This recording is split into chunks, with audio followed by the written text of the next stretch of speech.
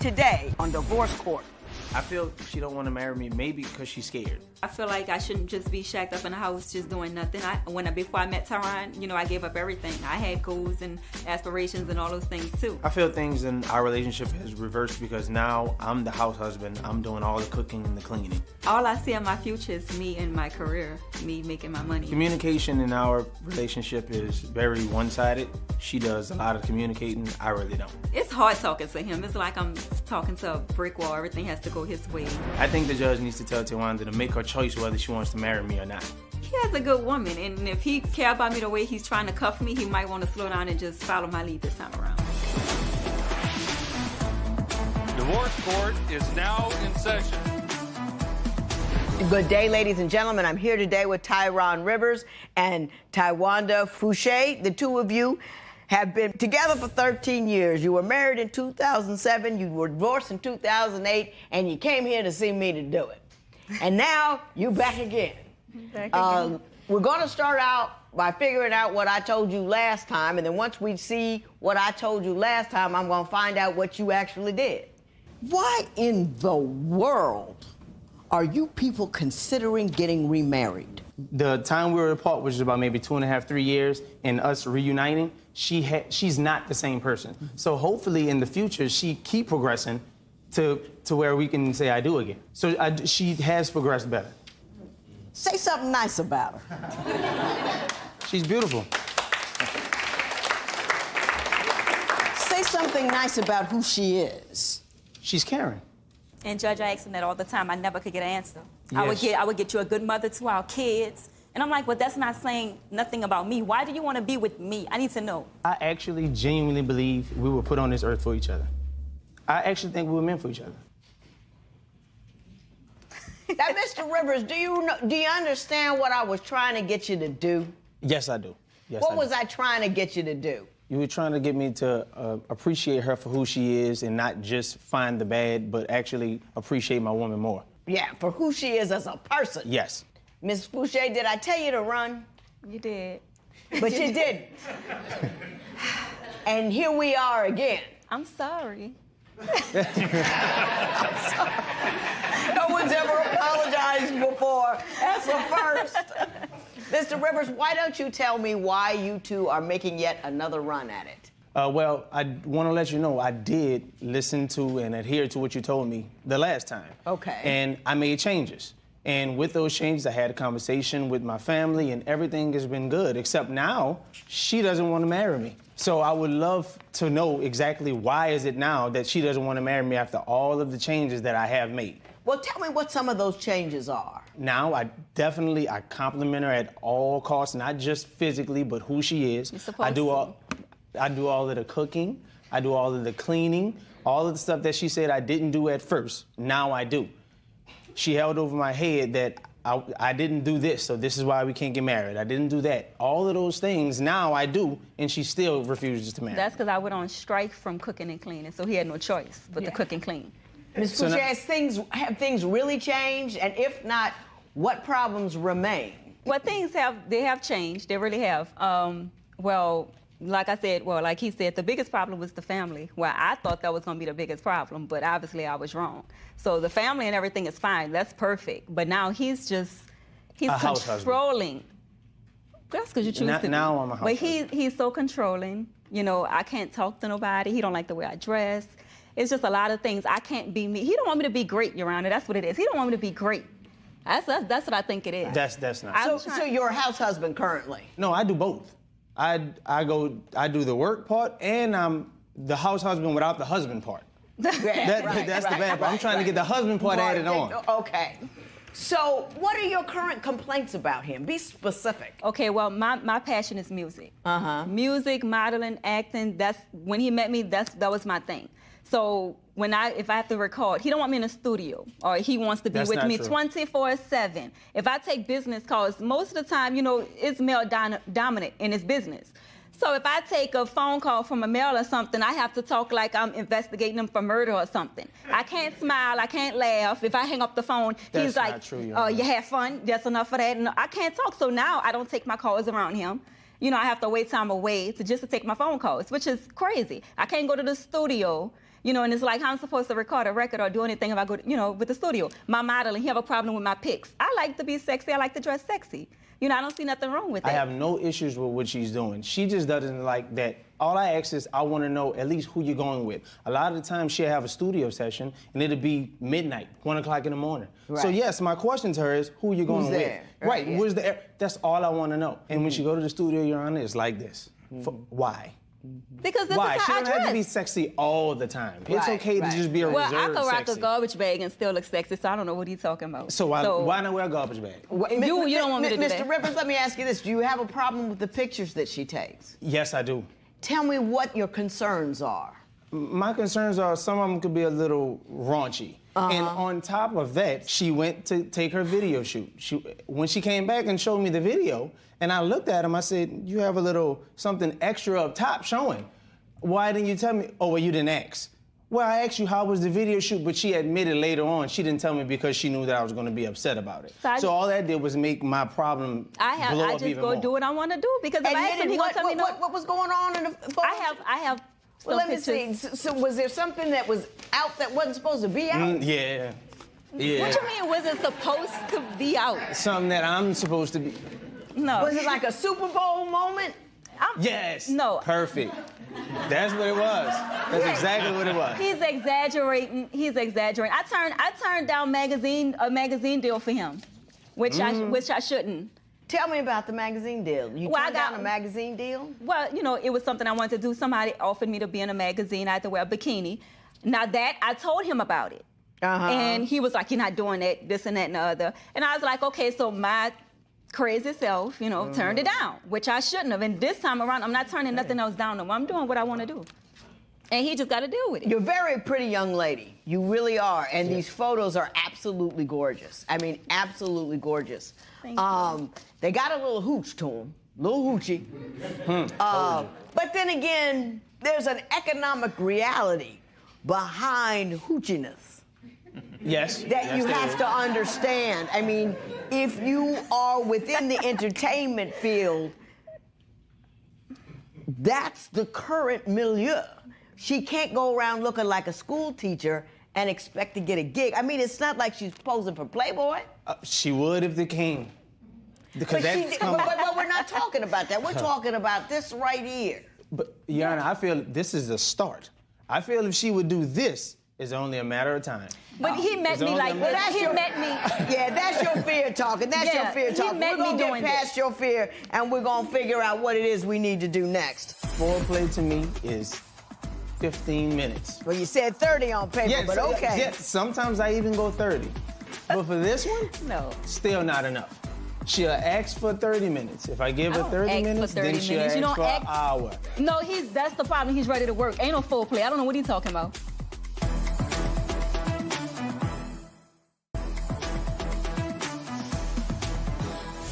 Mr. Rivers, you say that you're a romantic fella Yes. that provides plenty of foreplay, but it ain't never enough.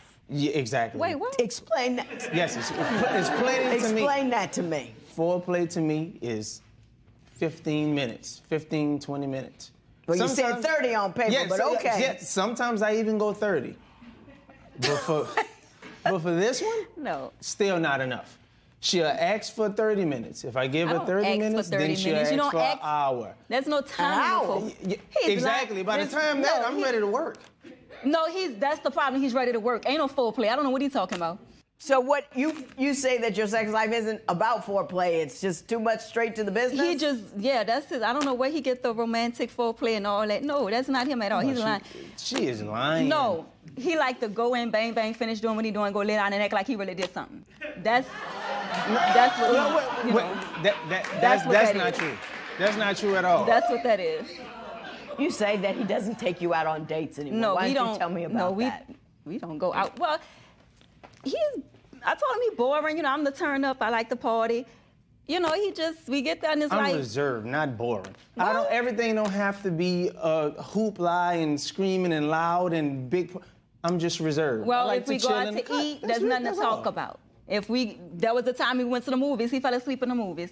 Like, I mean, and that was years ago. We don't go out. I mean, because he we haven't went took to the me out. movies after I got off 16 hours overnight that day. No, That's ain't no why- 16 hours. Oh, yes, it was. He don't take me out, so he's lying. That's just not his thing. He like to stay home and play video games all day. Ms. That's what he Fouché, does. you've been with this dude forever. You I keep know. dragging him in and out of divorce court, but you're still with him. What you trying to get done here? No, well, Really, what are you trying to get done here? well, I believe in second chances, so this was his second chance. I don't believe in that 3 times the charm type thing. This is it. If Well, he what need- is it you want him to do that he's not currently doing? I can't see. Listen, I love my husband to death, but if you said list 10 things that he does that it gets on your nerves, I got it right there. Boom, boom, boom. He can do the same with me. You guys are just talking past one another. Tell me what the problem is. I have a list of stuff. Well, pull a list out then. A list? I do. I didn't want to leave nothing out, really. I forgot. So. Oh, Let me see. So, all right, well, he's a procrastinator. So I need to stop procrastinating. He need to get down to business. We have a Christmas tree in the back of his truck from last year. A Christmas tree. Is the Christmas tree still in the back of the Lie truck? if you want. yes, it is. But, wait. But the battery on the truck is dead. That don't have That's nothing to why do with it's your there. hands getting the Christmas tree. And the battery wasn't dead last year when around Christmas time when you should have threw the Christmas tree out when the people was coming around picking the tree up. That's still there. It's little things like that. I'm like, just do what you're supposed to do, and I wouldn't have to get nobody else to do it. Okay. That's the second time. I'm going to take a moment, give you an opportunity to look at your list again, and you better Okay. come out with something better than the Christmas tree in the back of the truck. That's all I got to say. I think she kind of embarrassed of me. If you look at all her social media sites, if you go down all of the pictures, you'll see everybody on there but me. Everybody. You don't like that she's flashy. Are you insecure? Do you believe that she might go elsewhere if she flashes too much in the wrong direction? You say the family does not come first with her. Explain to me what you mean by that. I mean, her brand. Her brand is what comes first to her. Anything that goes on around her is okay long as her brand is getting enhanced. My brand from is the it. equivalent of you with your video games. We can't go, if we have plans to go somewhere, everybody have to wait. We all dressed up, sitting on the bed waiting, because he's still in the first quarter, second quarter. We gotta wait till he's done to do anything. That's not true. But sometimes, That is true. You're lying. I can be relaxing all day. We don't have nothing to do. All of a sudden, I get on the game. Soon as I get on the game, the first time I get on it, all of a sudden, I'm about to go run to the store. We all going. How do you guys make money? Who's working? I am. He's the You're breadwinner. working? Yes. What do you do? I work for probation and parole for the state. Oh, okay, so you're a probation officer. Yes. And what are you doing? Are you pulling in money, or are you just working on getting ready to pull in money? Which is legit, though. I mean, because you got to work up to it. Is that what you're doing? Well, I pull in money when I do my shows when he lets me, but not no more because I'm doing what I want to do. But yeah, so I'm in the entertainment industry and I'm also in school for teaching, which that's what he supports to the fullest. He want me to be a teacher. I support her to the fullest. No, you don't. Everything she does, including with the business, with school, I'm the one who does As it. long as he's there 24/7 to watch me. No, That's what he The thing wants. is, again, she doesn't ignore. I think she's kind of embarrassed of me. If you look at all her social media sites, if you go down all of the pictures, you'll see everybody on there but me. Everybody. Because my social media is for even my went brand, my ring shopping. business. We went ring shopping, and guess what? I bought a wedding ring for myself. When I asked her to get one for her, no. We went ring shopping, I said, hey, why don't we go to the store and get you a ring? She said, okay, I want a custom ring. I said, okay, no problem. We go to the store, and then I thought about it. I said, okay, so you also wanted a new car. So this is what I'll do. And it was kind of a test. He playing I said, the do you want a victim. car? I said, do you want a car first? Or do you want to get the ring first? I mean, because we're not going to get Can't both do of them. both. Right. She chose the car. And I didn't say anything. And I stayed true to my word and I bought the car. But subconsciously, I still think she chose the car over marrying me. Not the first time around. The first time. The first time around I married, you had your chance. You messed up. That's not my fault. That's So you're your still fault. holding me to 5 years ago. But you had me as a wife. Yeah. You had me. That's why you got to appreciate things when you have it. You don't like that she's flashy. That's what I'm coming up with. He's a hater. You don't like that she's flashy. Are you insecure? Do you believe that she might go elsewhere if she flashes too much in the wrong direction? No. Yes, No, I don't think that. I want her to be held to the same standard she holds me. I go out with my cousin for his party. He turned up with me for my birthday, so I said, okay, I'm gonna return the favor. Told her, I said, okay, I'm going out with my cousin to enjoy a party, have a party. That's not even so his we thing. go. She sends a text. Are you at a club? Let me tell. No, this what happened. Let him finish. I said, are you at a club? Yes. Why? Because you didn't tell me you was going to a club. You told me you was going here. So obviously one of her friends saw me in the club and so I immediately left. But yet she's going to Atlanta. When she's in Atlanta, I have a gig to do in Atlanta I'm in this club. So that's fine, but when I go somewhere, it's a problem. It's a problem. Right. Ms. Fouché, what do you have to say about that? Well, that incident right there, he told me he was going one place. So, of course, when I look on social media, he's somewhere else. So, yeah, I'm going to check him on it. So I asked him. I was like, I thought you said you were going here. He was like, oh, well, yeah, but now we're here. And I said, okay, cool. That's fine. I left that alone. My exact words, I'm going to turn up with my cousin. That was my exact, I didn't tell her no place I was going. No, his exact words was he was going to a certain place, taco place, where you get tacos and drinks. That's where they were going. That's what he said. And he ended up someplace else. At a club. At a club. Yeah, and that's what happened. So, yeah, I checked him on it. I'm going to take all this in, but at the end of the day, what you want me to do is get her to marry you. Or tell me why she don't want to marry me. Or tell you why she doesn't want to marry. Rather than chasing the stars all around. Well, let's find out about that together.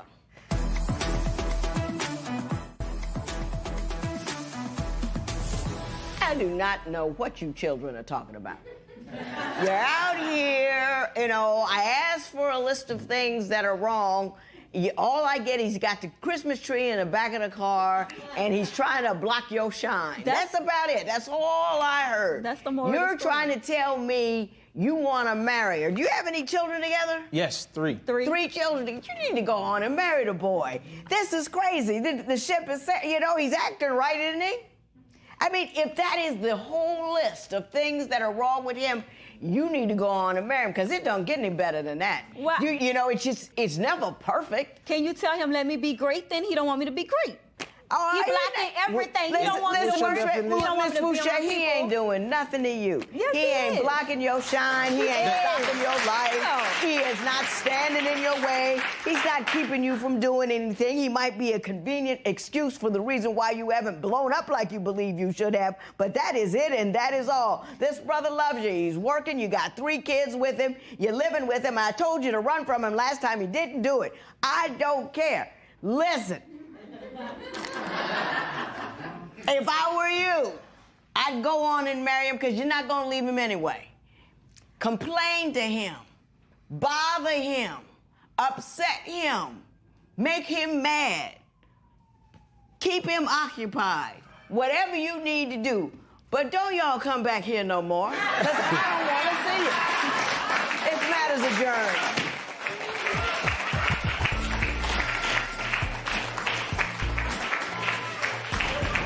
After all these years, I know it's been a long time, but really I'm just trying to put my career first. That's the only thing that's on my mind. Marriage is not on my mind at all right now.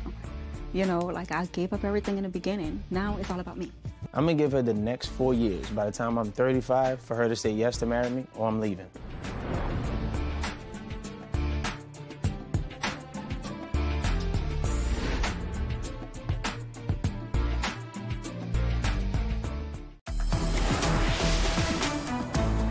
Divorce court is now in session. Good day, ladies and gentlemen. I'm here today with Dominique Parker and Ron Dixon. The 2 of you have been together, get this, 7 years. Wow. Still can't decide whether or not they should get married, so they've come to me for my advice. They gave me a copy of their marriage license with permission to tear it up should I find that their union is ill-advised. They've given me a compatibility test, which you took, which alarmed me. So I'm going to talk about that later, but before we get to that, Ms. Parker, I'm going to start with you.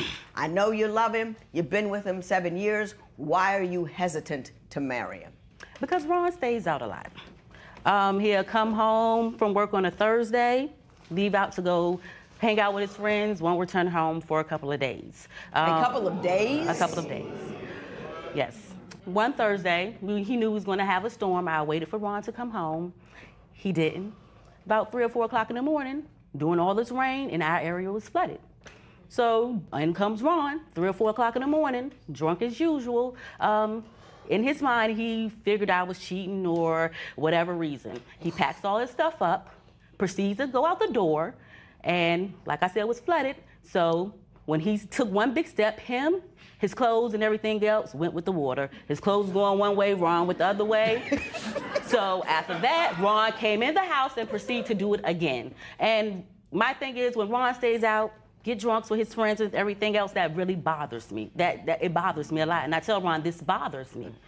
But still, Were Ron... you drunk rolling down the river with your clothes because you walked out in a storm? Judge, I wouldn't say I was drunk. I had been drinking. Yeah. And, you know, I did come home because of the storm. Being that the area was flooded, we have tunnels. Right. And through the tunnels, you know, it was a water advisory, so I couldn't make it there at the time. Right. However, what I did do was be ill-advised to the advisory and still made it home. Even though it was 3 o'clock in the morning, I still made it there so that I can be with her throughout the storm. But once you got there, did you leave again while it was still flooding? No, I couldn't leave because it was flooded. But she said you were outside riding the tide.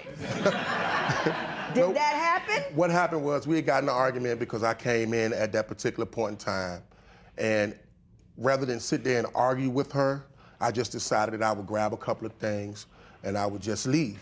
Now see, that's 9 pound of ridiculous. You've got a life-threatening situation outside the home. You've got a woman inside the home. You're going to risk your life and her safety by going out in a river because you don't want to argue.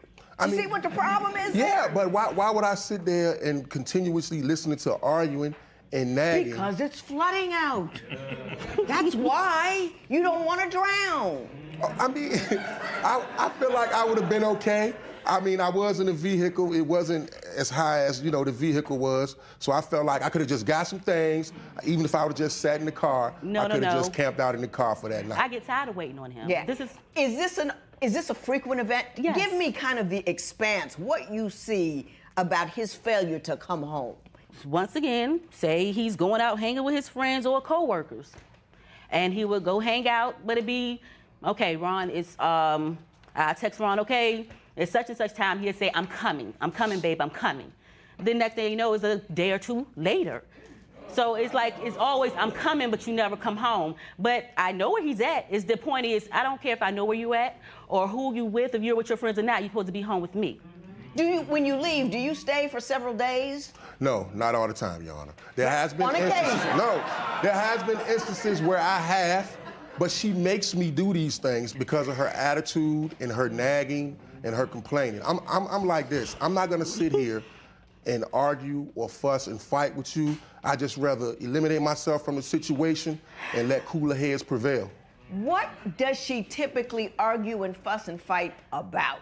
Well, it can be just with me being out with my friends. She know when she met me that I had a close knit circle of friends. We all get together at various times. We go out, we drink, we hang at each other's houses. And sometimes it can be late into the wee hours of the night. It can be late because, I mean, that's something that we do. Oh, I've invited her on several occasions. However, she don't indulge like that. She doesn't drink like that. And, you know, a lot of times when we're out late, that's not her thing. She's not wanting to stay out late a lot of times. So, you know, now, she knows where I'm at. Let me ask you a question. You get a woman, you know, first of all, you're single, you're running around, you're doing what you want to do. And you find a woman you like, and you bring her home, and you install her in your house. Do you alter your behavior at all as a function of the fact that your domestic situation has changed? Yes, I have. I've altered my behavior and tell me a great how deal of you've a lot. altered your behavior. What's different now that you have her? Well, a lot of things is different. Like I said, a lot of this is in the beginning where I don't stay out like I used to. I communicate with her more. And, you know, a lot of times I'd be willing to spend time with her. However, when I'm there, her thing is she's in the phone. That's my issue with her. Okay. She's either on social media or playing games. Now, Ms. Parker, now, wait a minute. Now, take a moment. Take a deep breath. Lean back. Yeah, I'm leaning way back. Are you, when he is home, is it a pleasant place for him to be? Or is there attitude or electronics and nothing else? It could be our attitude in the beginning. My phone, because I'm always with my phone. He's not home. That's her problem. She's with the phone. I'm with my phone. But when he does come he home, comes do home you and he put goes the to phone sleep. down? He said we cannot communicate. I get more communication out of him when he's drunk and sleep. I can ask him any kind of questions, and he will answer them. So therefore, he can't say when he's home, he don't want to be bothered. He's on the same phone I'm in, he's in his phone too. He's on social media talking to this person and that. He just left his friends and still talking to them on social media. So what do I supposed to do? Yeah, I see what the problem is, but beyond that, I understand that, Ms. Parker, you've got some attitude problems that has to be addressed. Out of the blue, here she comes, steaming, steps in between me and the female. I'm his lady, why are you in his face? And I'm sitting there trying to explain to her that this is, this is a mutual friend of ours, this and that, and we're talking about a ceremony. Now, did you do a frontal assault on a woman you didn't know because you were concerned about what was going on?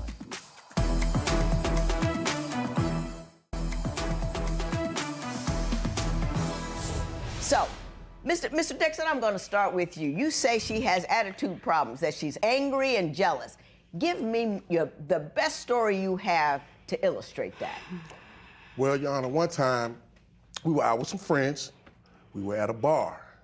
Now, this was a childhood friend that I've been knowing for a long time. She's also associates with a mutual friend of ours as well. So we're out and we're conversing. She comes to me, she said, "Hey, Ron, I haven't seen you in a long time. I'm letting you know that I'm having a graduation ceremony for my son. I want you to take my number and I'm gonna give you the number to get to the place where, you can come and help us celebrate." Out of the blue, here she comes, steaming, steps in between me and the female. And what'd she do? What are you taking his number for? Why are you in his face? Give me the I'm full his lady. gesture. Was there anything else going on physically? No, it was just her body language, neck rolling. She was in the way. Who are you? I'm his lady. Why are you in his face? Why are you giving him your number? And I'm sitting there trying to explain to her that this is, this is a mutual friend of ours, this and that, and we're talking about a ceremony. Now, did you do a frontal assault on a woman you didn't know because you were concerned about what was going on? Yes, because Ron he has a lot of female friends, grant that. He can have female friends, but I can't have guy friends. He's one-sided. He's so one-sided. But every time we're at this place, he has females jumping on him, hugging him. But if I would have did the same, like the same place, I have a mutual Facebook friend. How you know these people? So hey, Diamond, how you doing? Gave me a hug. And Ron watches from the front door, came in at me. If I see him hugging on you again, we're going to have problems. But it's okay. Is that accurate? No, the difference with her female friends is this. The female friends that I have, we grew up, it's nothing sexual, it's nothing more, So it's you no say. other type of attraction. Her guy friends, they're looking for something more.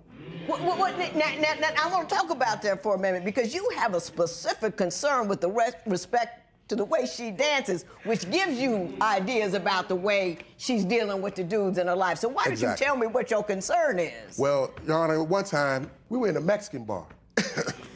And, the music is playing and things like that. So her uncle wanted to go, we need to go get some more cash.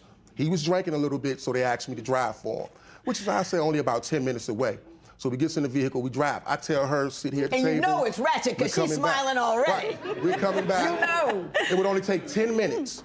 I tell her, watch my drink. We'll be right back. We're going to get the money and come back. So by the time we go get the money, come back to the bar, I goes to the table, I'm looking for her. She's nowhere to be found. So keep in mind, I'm looking around. Everyone is 5'2", 5'3". Here I am, 6'4". So I can see clearly across the dance floor. Right. I'm looking and I'm looking. And all of a sudden, I see a little crowd gathering. And I'm looking and I see her. She's dancing with the guy. Now keep in mind, it's Latino music playing. Right. But she's up there like she's Beyonce. Gyrating, shaking her butt, and all up on the guy. Was she dropping it? Dropping it like it's hot.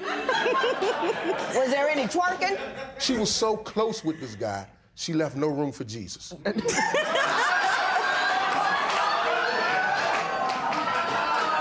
made the story worth it right there. No room for Jesus. Clearly what we have here is two people who simply don't trust each other. So I got to figure out, why is it you two have been together for 7 years but don't trust each other? For one, you were left alone, so I was hurt. It made me feel like I wanted to be there for you. Also, it hurt me and it put distrust in me because it made me feel like I couldn't trust you because you didn't let me know. So it was a mixed emotion there that it was hard for me to describe, you know, and it hurt me and it pained me. Let me tell you what jumped out at me. The one just red flag, alarm, 5-alarm fire thing I saw.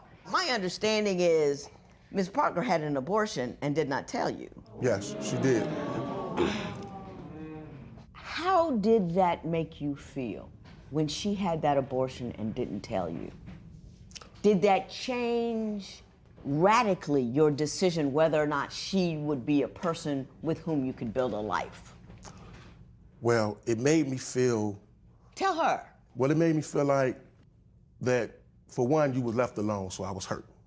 It made me feel like I wanted to be there for you, to go through what you went through, because I know that wasn't easy.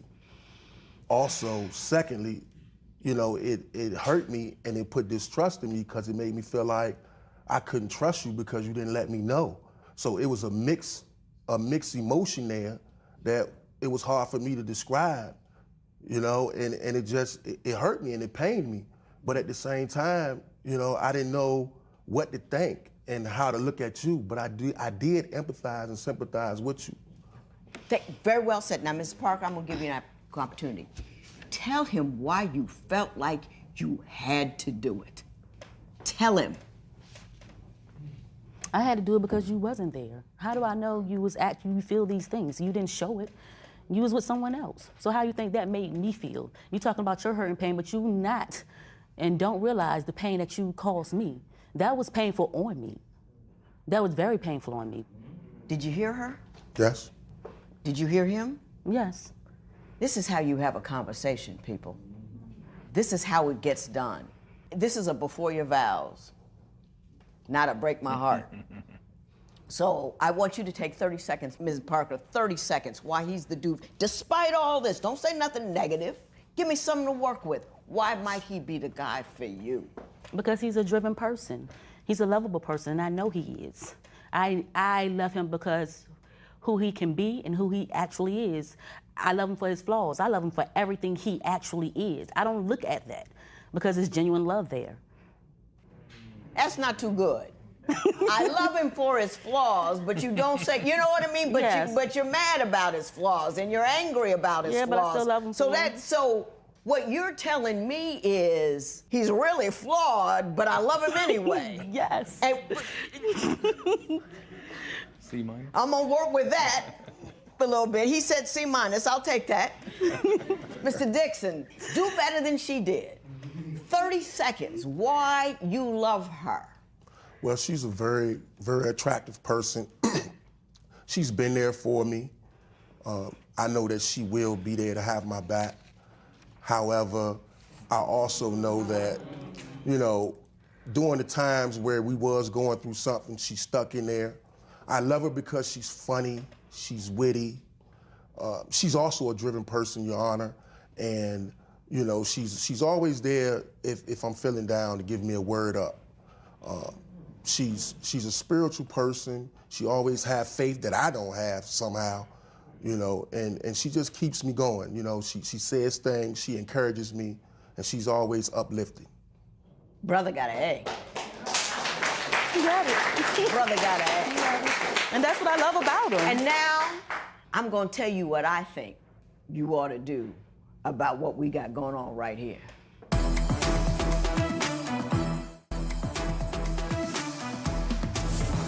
As raggedy as your situation appears to be, I'm a fan. And I'm gonna tell you why I'm a fan. You're two mature people. You're making young people mistakes, but I think that you have the capacity to go beyond that, especially because of what you said, Mr. Dixon. I think everything he said about you is absolutely 100% true, that you are down for him, that you're there for him, that you're witty, intelligent, and encourage him. I'm going to tell you what I wrote down when I saw your compatibility test. I said, neither one of them knows what it is to be in a relationship. You two are like LeBron James and Steph Curry. You're supposed to be like Steph and Durant and LeBron and Kyrie. I know they traded him, but that's the only name I know. You're conducting a single life while you're trying to pursue a committed life, and that's not going to work. It's going to be the team Parker-Dixon if it's ever going to work.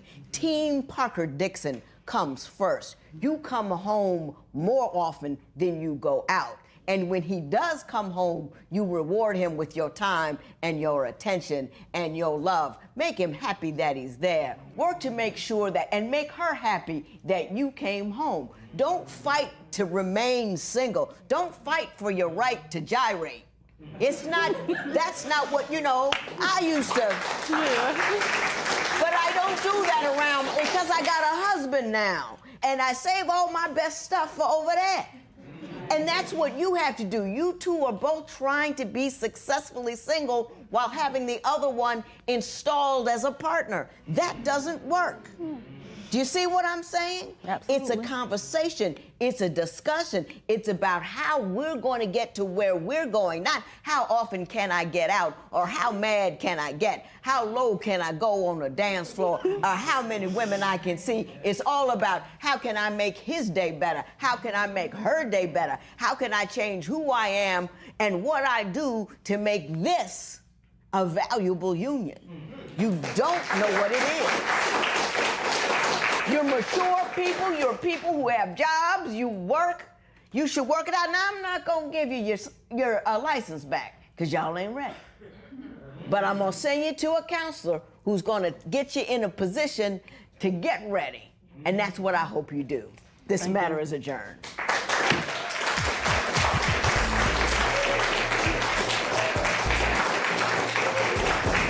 When I heard how Ron felt about me, I feel that we can make it. He can be husband material, that we really can go further in this.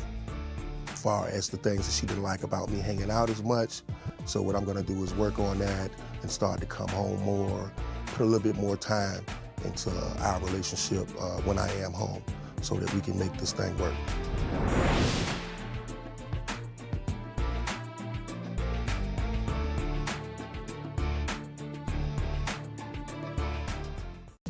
Today on Divorce Court.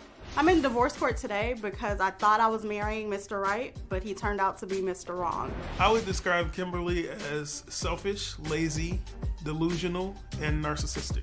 The money has stopped and the drama with his family has began. It's just become horrible. Kimberly's relationship with my family is so toxic that if it had a fume to it, then we would all have to clear the room right now. I didn't marry his family and he needs to stop them from interrupting our marriage. In order for me to stay in this marriage, Kimberly would basically have to turn back time. I feel that my relationship, it started as a love bomb, but now the affection and the attention has just completely disappeared.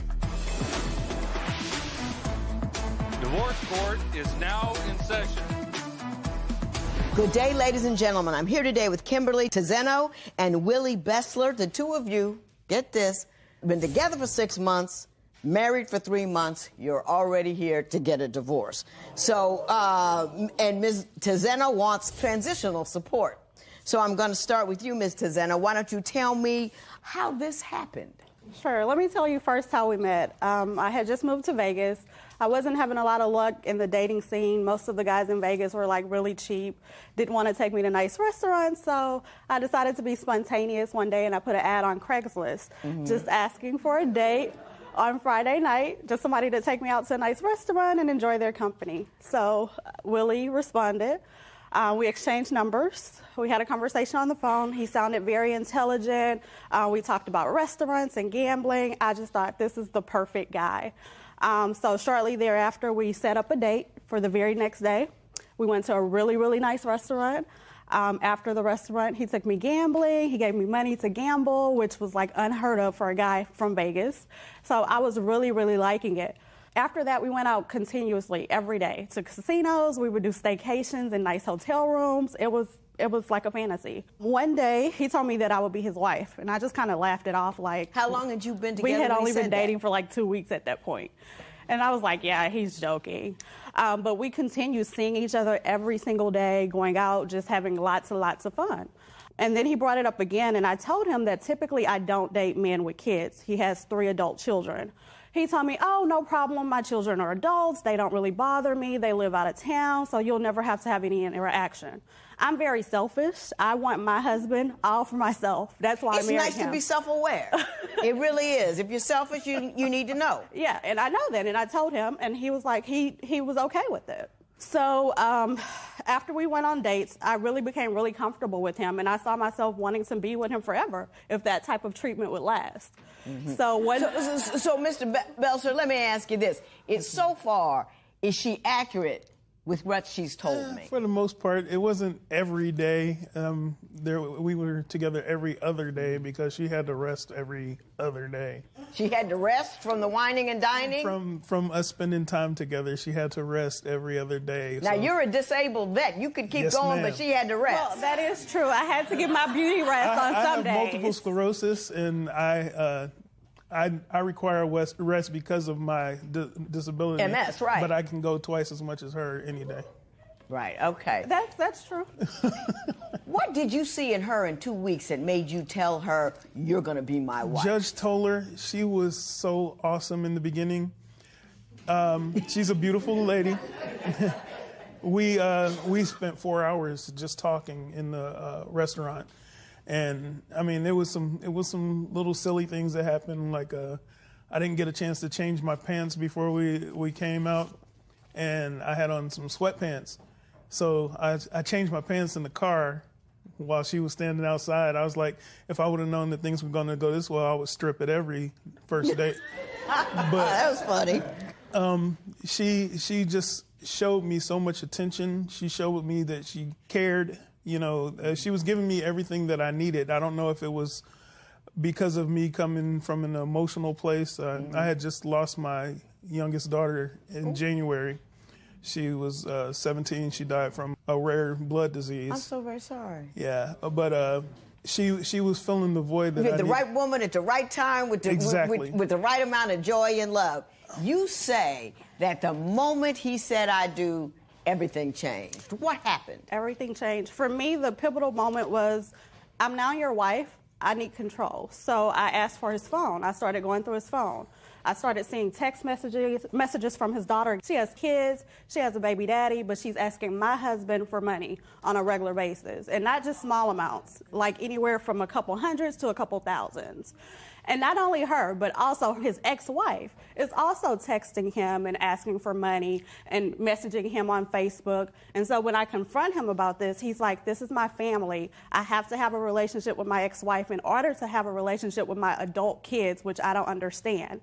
And he was just like, it's not going to change. Let me ask you a question. You said, I am now your wife, so I need control. Did you have any inkling that he was doing anything wrong before you decided to go through his phone? No, not really. I'm just a very you curious just felt person. That was your right. Yeah. As wife. Mr. Belser, what is your take on what happened after you said I do? I didn't really feel like, anything changed as far as what I was doing. The only difference was she saw texts of things that I was already doing before we got married. And you stopped spending money on me as much. Yeah, we stopped going out. Did that? Why don't you tell me? You say the whining and dining stopped, the gambling. What happened? So I put 2 and 2 together after reading those texts. I'm no longer getting as much because his daughter is asking for money. His ex-wife is asking for money, and that's taking money away from the household and me. Mr. Belser, once you got married, did you stop whining and dining her? No, ma'am. I have a totally different take on what happened. Tell me. Kimberly, after reading the text, like she said to you, she put 2 and 2 together. She has a tendency to jump to conclusions. Because I am disabled, because of all the things that I was doing, she would say stuff like, well, we need to put together a savings, and I don't want you doing this, and I don't want you doing that, because I feel like it may hurt you. And I said, you know what? Just be who you were when we met, and everything will be fine. You just stay the way you were.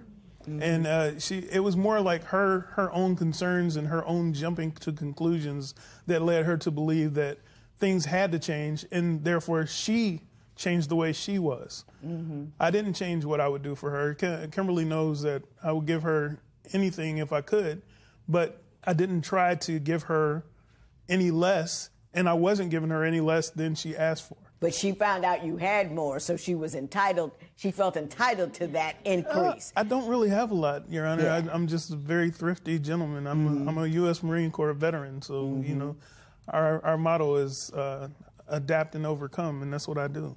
Right? He was a Marine. All right, Dodo. All right. I got a picture of the beginning and the whining and the dining and the perspectives of both parties with regard to that. But now I want to talk about the duties of husband and wife and how you feel that those things weren't being met. He suggested that one of his friends move in and do those things for us. And I was completely in agreement. I don't have to cook or clean and she'll do it, sure. So she moves in. But little do I know, this friend who's only supposed to be cleaning and cooking, she's also trying to take my husband.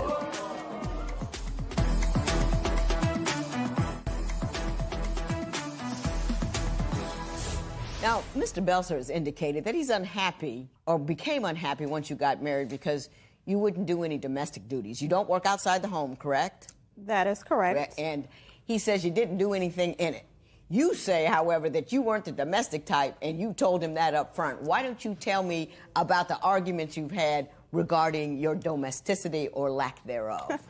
I told him from the beginning, first of all, there's a huge age difference. I am 33, he is 46. So he has the opportunity to marry a younger woman. I hope he didn't think that just came with no stipulations. I told him that I don't cook, I don't clean, and he was okay with that. He was like, that's fine. So I guess after we got married, he noticed that I really wasn't going to do it, and the house just got a little bad. So he suggested that one of his friends move in and do those things for us. And I was completely in agreement. I don't have to cook or clean, and she'll do it, sure. So she moves in.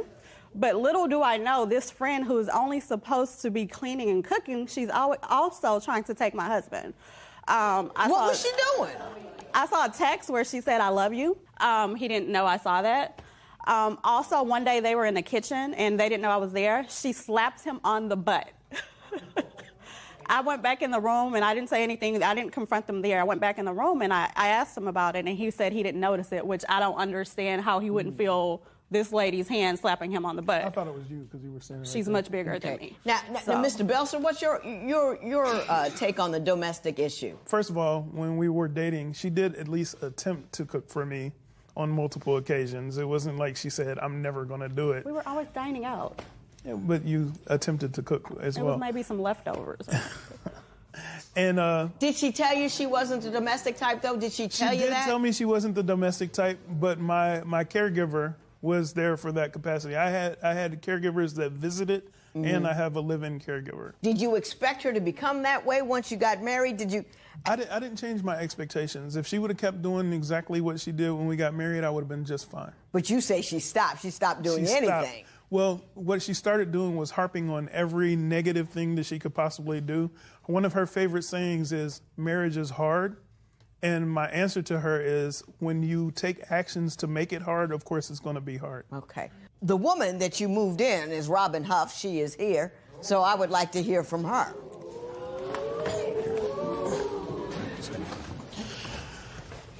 Ms. Huff, how are you?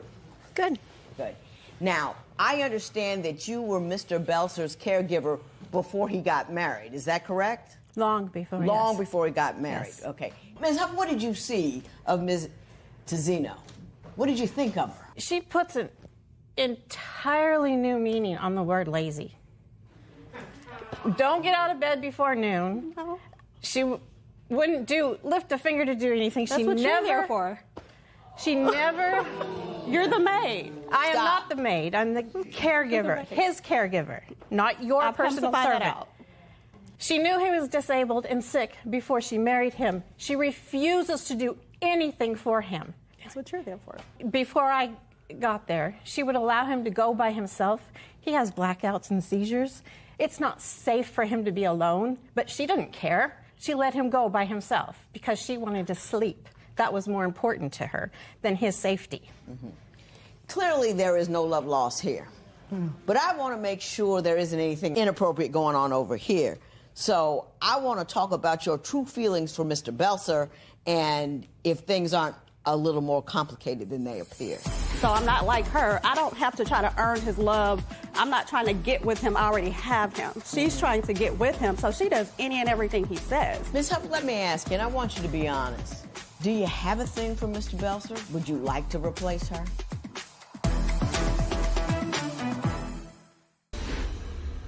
Do you have a response to Ms. Huff's comments that she made about your lack of, it's not just the cooking and cleaning. She says you didn't even look after his needs, his physical and health needs. What do you have to say to that? Well, with Willie, I always ask him before he goes or does anything if he's okay, if he needs my help. If he does not ask for it, then I assume that he does not need it. So I'm not like her. I don't have to try to earn his love. I'm not trying to get with him. I already have him. She's trying to get with him, so she does any and everything he says. I can recall one time I didn't want to drive to a casino just because it was so late at night, and it was like 2 o'clock in the morning. He calls her 5 minutes later, she's in the driveway waiting. Like, she hops out of bed. She just jumps at his every command, and I'm not going to do that. Ms. Huff, let me ask you, and I want you to be honest. Do you have a thing for Mr. Belser? Would you like to replace her? No. You never had a crush on him? No, he is like a little brother to me. So why'd you text him, I love you? Because I love him like a brother. Like a brother. Yeah. Oh, really. Mr. Belser, I understand things got very contentious between these two and remain so. Is that accurate? Yes, ma'am. No, Why not ask Ms. Huff to leave because she is your wife? that's funny. There was actually a large altercation between the two of them. They were using me as the middle guy when something bothered each one of them. And I basically told them in a car one day, you know, if you need to talk to her about something, you need to talk to her. If you need to talk to her, speaking to both of them, don't put me in the middle. But they continued to put me in the middle for certain things, and there was a large verbal altercation between Kimberly and Robin in the hallway of my home, and basically it was put out there. I told Robin straight up, Kimberly is my wife. If she wants you gone, you're going to have to leave. And she said, when do you want me to go? But her and Kimberly were talking. I did say, Kimberly, now you realize if she leaves, then some of the duties that she's doing, you're going to have to take up the slack. And then she said, well, you have a good point. There's no need for her to go. Yeah, if she can separate the two, cleaning, cooking, that is her duty, not trying to get with my husband. If she can distinguish between the two, we wouldn't have a problem. I got it. I know what's happening. I understand as you leave from this 3-month marriage, you would like $3,000 in transitional support, and we will discuss that.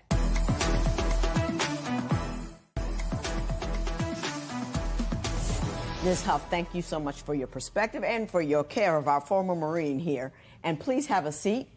And I want to talk to these two. Ms. Tazina, why do you believe you are entitled to transitional support? Well, Willie takes care of the finances. When I noticed that I wasn't able to do as much, I wasn't able to gamble as much because I just figured that we were having money issues, I told him I wanted to get a job. And he told me no. He wouldn't let me use the car to even attempt to go look for a job, so I'm left without any money. He canceled all my credit cards. He took me off of the bank account, so I'm pretty much destitute. So he needs to give me that money so that I can try to get a place, which in Vegas, a place is like $800 a month plus utilities. Were you working when you met him? Sometimes, yes. Mr. Belser, your response to that, did you actively preclude her from getting a job? No, ma'am. This is taken out of perspective. What she does is she will apply and go to interviews, and she started 4 jobs since we've been together, and none of them lasted past the second day at lunchtime. And why is that? Because every time I start a job, he says we have to go out of town somewhere. We've been to California, Cincinnati in like the last couple of weeks, so I couldn't work. No, the jobs, you quit the jobs before the traveling. No. Yeah. He would always tell me that we have... Mr. Belser, are you done? Judge Toler, I love Kimberly to death, and if she could be the woman that I met in the beginning, I would spend the rest of my life with her. But she has a level of delusion and dysfunction that is beyond tolerable. Right.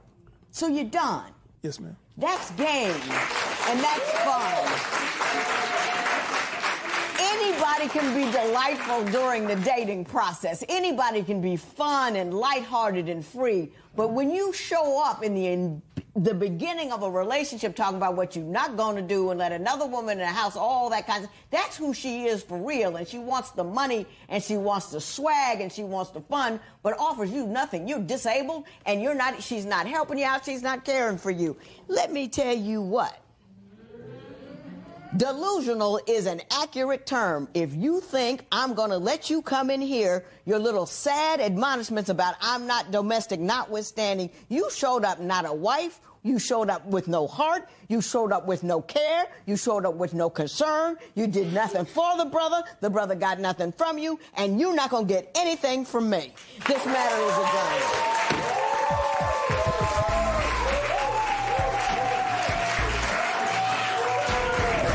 He made it clear that he really doesn't want to be with me any longer. Possibly we are going to go with a divorce.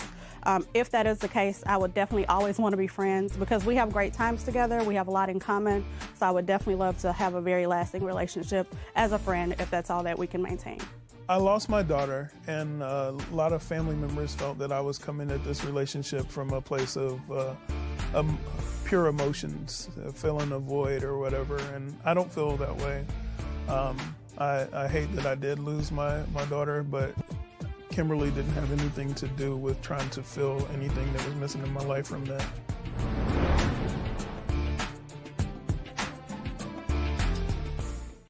Today on Divorce Court. I definitely would like for Tedrick to get a job and keep a job. I haven't found nothing that I really wanted to start a career with. He doesn't think about the consequences of that. Bills are still due. We're having intimacy issues because a man that can't provide for his family or doesn't take that seriously is a turnoff, and it just doesn't make me want to do anything. I want the judge to let her know that she needs to be a better wife towards her husband. I don't think he thinks that I would leave him, but I would. I'm getting to the point where I'm tired. I can't do it all. Divorce Court is now in session. Good day, ladies and gentlemen. I'm here with Ariel Daughtry and Tadrick Daughtry. The two of you have been together for 4 years, married for 9 months. You have one 9-month-old at home, and you are in trouble already, so you have come here to ask me my advice to get things back on track.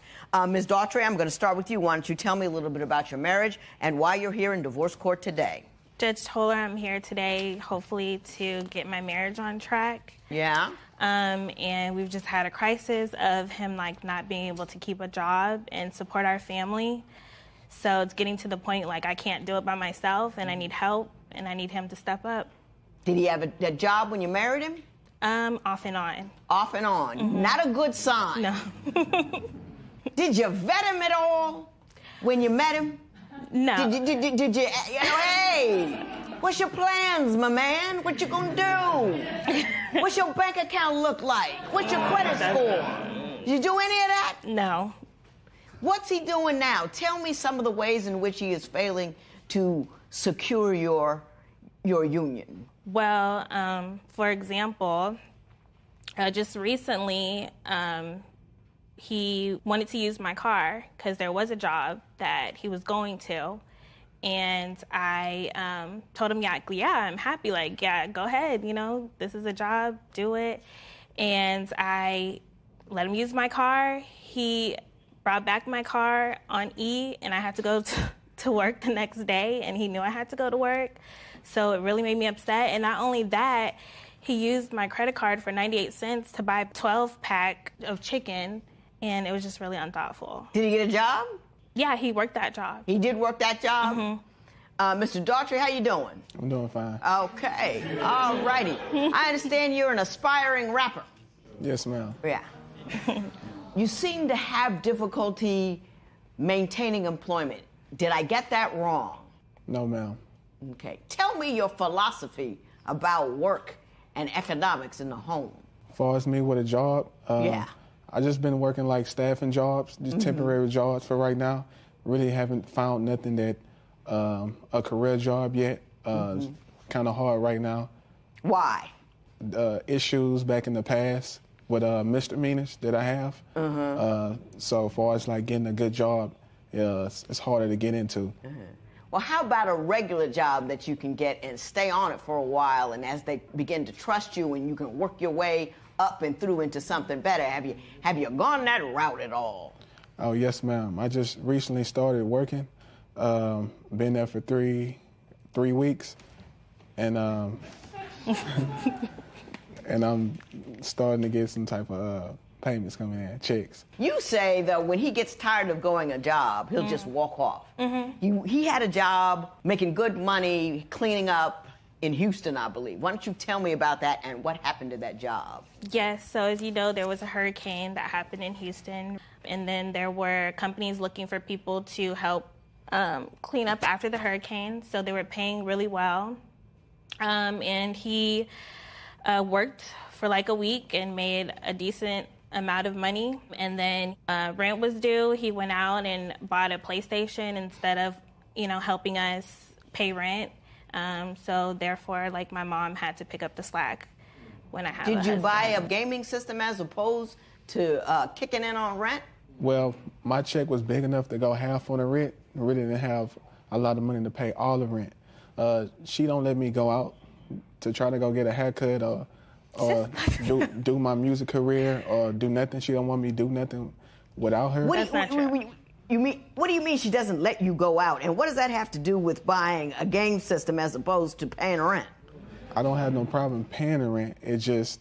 But you didn't. Is that right? Yeah, I bought the PlayStation for as me having something to do at home instead of being bored on my off days or the days I didn't work. I had something to do instead of sitting at home not doing nothing. And Why didn't you get another job?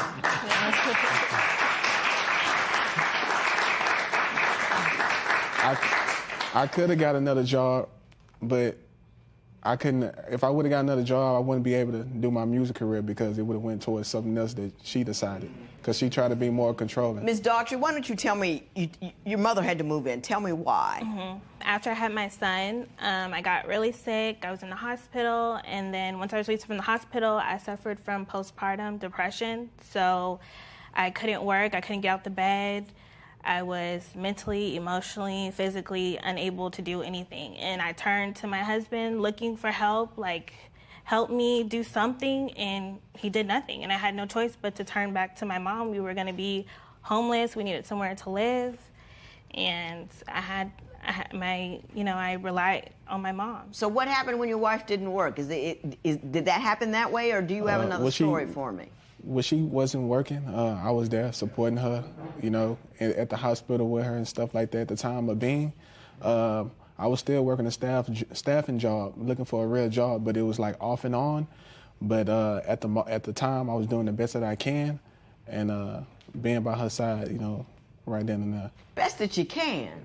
You can get 3, 4 fast food jobs. You know what I mean? Just go from one to another to another to another. Because nothing make a woman more depressed than not having something to, having stability. You came up light, don't you think? Yes. Yeah.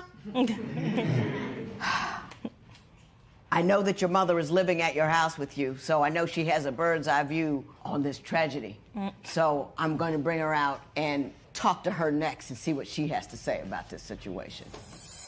I got to do everything her way or do it the way she want me to do it to make her happy. So I feel like I was forced into marriage, and I can also feel like, Of course. Well, you have to explain that. What do you mean? Why do you feel forced into marriage?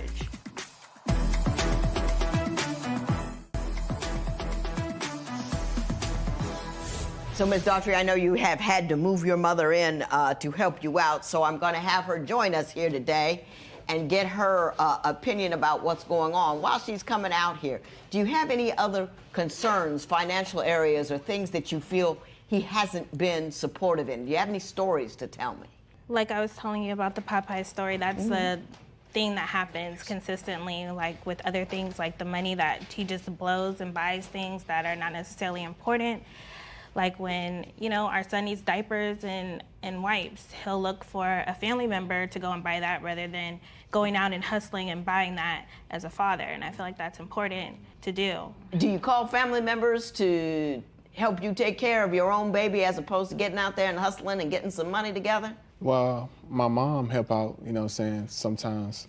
But as far as that, when I get paid, I will buy Pampers and support my son, whatever he need, I will pay for that. Don't you feel at all concerned, or don't you feel a little like, I'm looking a little light out here, I'm looking kind of trifling? You don't seem to have any sense of shame about you. Well, you know, it's like, I feel like I was like forced into marriage, and I also feel like, you know. Forced? Well, you have to explain that. What do you mean, why do you feel forced in your marriage? You know, I never proposed. You know, it was her idea, wanted to get married and stuff like that. And wow. On top of that, you know, when we got together, I got to do everything her way, or do it the way she want me to do it to make her happy. So it's new to me. Like what? What does she want to do her way that you can't do your way? Like far as like, you know, getting a job and doing other stuff, because I was into my music career, chasing my dreams, song on the radio and stuff like that. Were you supporting yourself when you met her? Yes, ma'am, I was supporting myself when I met her. But now you're letting her support you. At the time, you know, I was doing my music career. She didn't want me to do it no more, so it was just. So you stopped? I ain't had transportation at the time, so it was just her or my music. Yeah. Mrs. Gant, thank you so much for coming. I appreciate you coming to my courtroom. I want to get your opinion on their union. Well, I'm concerned that Tedrick works not consistently. He doesn't work very consistently. You know, he works. When I first moved in, he was working. I understand it was a pretty difficult job, you know, hot job, and it seems as soon as I moved in, something happened to that job. Yeah. And my understanding, my communication with my daughter and him was that I'll be there to help you all out with the baby as long as both of y'all out there working. You know, I'll help take care of the baby. I'll take care of the baby. Is he an engaged father? When he's home, does he deal with his son and is a primary parenting figure in his life? He does deal with him. You know, he does seems to be a father that cares about his son, but then at times he will give a lot of attention to his video games rather than that kind of concerns me. I'm also concerned that, you know, that he be a good parent, the best parent he can be. You know, it's all right to be with him sometimes, but you need to be the best parent you can be. I got you. And I tell them both that you have to make sacrifices for your children. Right. You know, and one of being a good parent is also supporting your child. Right, economically. Economically. Mrs. Daughtry, he said you forced him into marriage and you looked aghast. Why don't you tell me how you saw your union and why you were so surprised when he said that? Because that's not the truth. So he has asked me to marry him, and I actually didn't marry him until after we had our son because I wanted our family together. But he's asked me to marry him like 2 years ago when he bought me my ring. Did you sense any hesitation? Did you sense that he wasn't down for it? Did you, like, you know, was he dragging his feet? Was he hemming and hawing a little bit? Did you see any of this coming? No. Nothing? What do you mean? Well, I sense that Mama sees something else, so we're going to take a minute here and we're going to find out what Mama saw. He seems to be indicating in some off-the-wall way that you've got him imprisoned there and won't allow him to go out and make his music. Would you care to respond to that?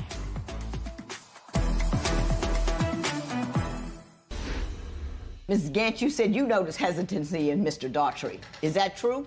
Or at least your face said that. I don't know if you were ready to speak it, but I'm going to ask you to. I hesitancy in both of them. You know, she wasn't in a big hurry to get married. I think she wanted to be with him, but she wasn't in a big hurry to marry him. I think she saw that he was pretty irresponsible. You know, they were together for a few years before they got married, and he didn't work consistently then. And they even lived off and on together, and he wasn't working consistently. So I think he pretty much... So it should be no surprise to her. No, that he wasn't going to do that, you know. And Ms. Daughtry, I want to ask you something. My understanding is you have decided to meet this problem in an interesting way. You've said no job, no sex. And the more you work, the more you get. Is that true? I just feel like he doesn't deserve it. Like, why should I have to work, clean, cook, take care of the baby, and then have sex with him? That's like he's having the life. Yeah. What do I get? You know? Like, did you hear that, Mr. Daughtry? Yes. Yeah. Like, she's doing everything and you're doing nothing. Do you at all feel like that? Well, you know, she doesn't cook. Do you? Well, I cook. She try to cook sometimes, but mostly, you know, it would be me cooking. You know. Since you're not working, don't you think that's something you should be doing? But I be working, but it be like off and on. But I help out the best I can. Whatever my check is, I give it to her, and she use that to pay bills, whatever she want to do with it. You know what I'm saying? So I help out and support the best that I can. Can your baby eat the best that you can? No, I support myself. Is that digestible? The best that I can? Something happens and somebody needs something, and you're going to look over and say, did the best I could. Y'all on your own.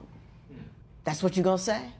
Nah, well, it depends. If I'm not with her, then I can do what I need to do. But if I'm doing it her way, then it's just I got to do what I can. He seems to be indicating in some off-the-wall way that you've got him imprisoned there and won't allow him to go out and make his music. Would you care to respond to that, the nature of his freedom?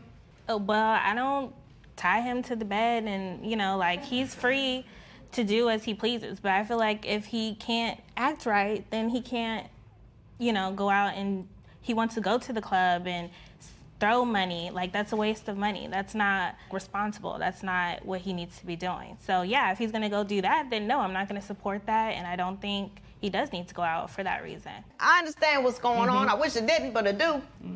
I have something to say to everybody.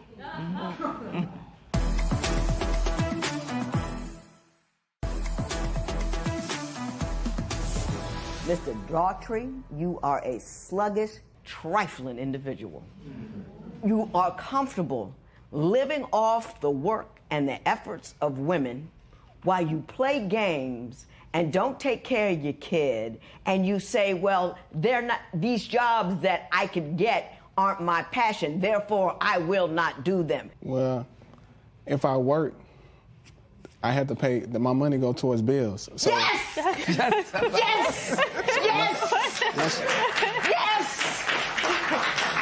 Your money goes to, no, you're not entitled to anything, son. You're not entitled to do as you please or what you want or how you'd like to be. You are required to take care of your obligations. You don't want to be a man, don't make a baby. You don't want to be a man, don't get married.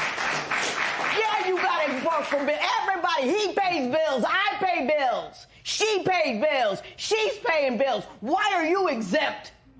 You pay your bills with the money that you make. You need to kick this brother to the curb.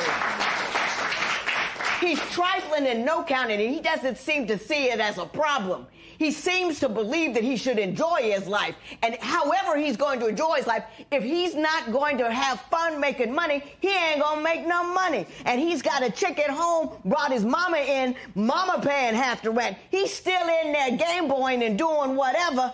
And you got you are parenting that child where our whole community is on its knees because of dudes like you.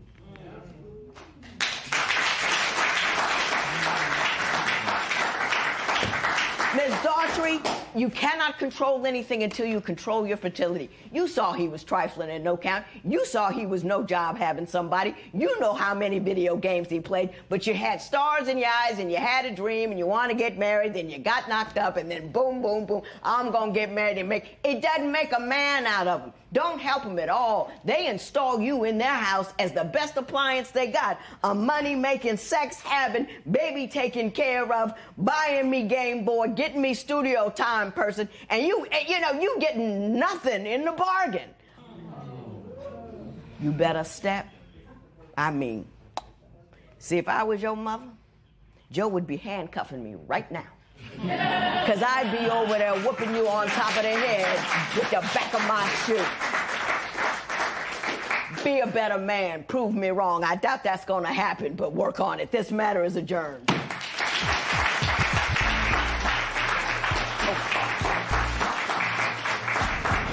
I feel shocked, abandoned, disappointed. Like, I'm hurt, and I mean, I wanted our family to be together, but if he just is not gonna fix, you know, the issues that we have, we can't. Oh yes, the judge really let me have it. She was wrong. I really couldn't explain more on my side. She just seen her side, but I would prove them wrong. Watching my daughter go through this is painful for me also. You know, I want her to be happy. I want my grandson to be happy. He's a sweet baby. I want him to be happy.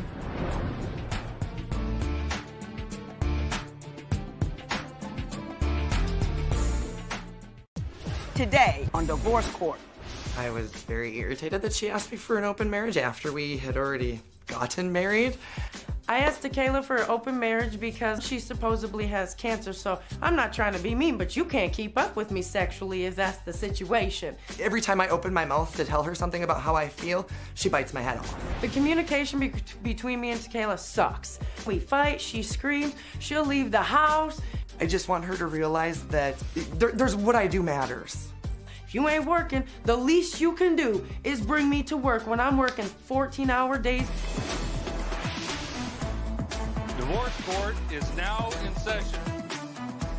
Good day, ladies and gentlemen. I'm here with Takayla Stewart and Tanessa Stewart. The two of you have been together for 5 years, married for 1, but you don't want to be together anymore. You do have a financial matter you would like me to resolve, but before we do, I'm going to start with Tanessa. Why don't you tell me a little bit about your marriage and why it's ended up in divorce court here today? I think we're here today because I feel like our marriage and our relationship has been one lie after another.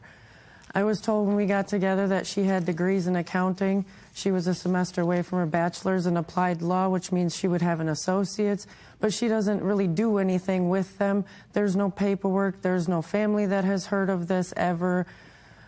There's no books. There's no degrees. There's nothing on the wall. No paperwork, nothing on the wall, nothing's been framed. There's nothing. And for having some pride. Yeah, let's ask her. What do you have degrees in? I have an associate's in accounting, and I also have an associate's in criminal justice, and I'm a semester away from my bachelor's in applied law. Not lying. I have no reason to lie to her. Why do you think she doesn't believe you? Well, the proof isn't there because I had a garage fire before I met her, so all my textbooks were gone. I had quit school before we even ever met because I was diagnosed with some health issues, and I couldn't continue working 2 jobs, raising my 3 kids, and continuing going to college. What area of applied law are we talking about? I wanted to be a lawyer. I was going to school to be a lawyer. I wanted to continue into law school. But what area you said you had a bachelor's in applied law that's applied to an area, you know, that's for non-lawyers who want to study law in a particular niche. What was the niche? Family law. You sure? Yeah. Absolutely sure. Yes, and I was going to specialize in gay and lesbian rights and adoption rights and things like that. Okay. Well, so far. Are you going to get your JD? Eventually, yes, I hope to. Once we get financially to a point where I can, because at this point I have to pay off student loans to be able to even go back to school. So. Have you seen the student loan payments? No, ma'am. It's on my credit report. Why do you think she doesn't believe you? Because that's a huge thing not to believe. I have no idea, but I don't question whether I believe her. She went to school for pilot's stuff, and to me, I just let it go. To me, there's no reason to call her a liar. She doesn't work in the field either, but I don't sit and call her a liar because of it. I have no reason to. It's part of her past. It's part of her life. Okay. Why don't you tell me what other lies you believe she's told? Well, she stopped doing this with the degrees because she has cervical cancer. She doesn't go to a doctor. She opted out of ever having surgery to fix cancer. She doesn't do anything. For being with her for 6 years, she looks the same as she did it from day one. You still look healthy. Nothing has gone down the drain. Nothing has changed. No doctor's really. Appointment? Never. No. Takayla, what's up with the... Do you have cervical cancer? Absolutely. Okay. And when were you diagnosed with cervical cancer? They tried to diagnose me when I was pregnant with my youngest daughter, and I said no because I had just lost a baby before that, and I wasn't going to lose another child.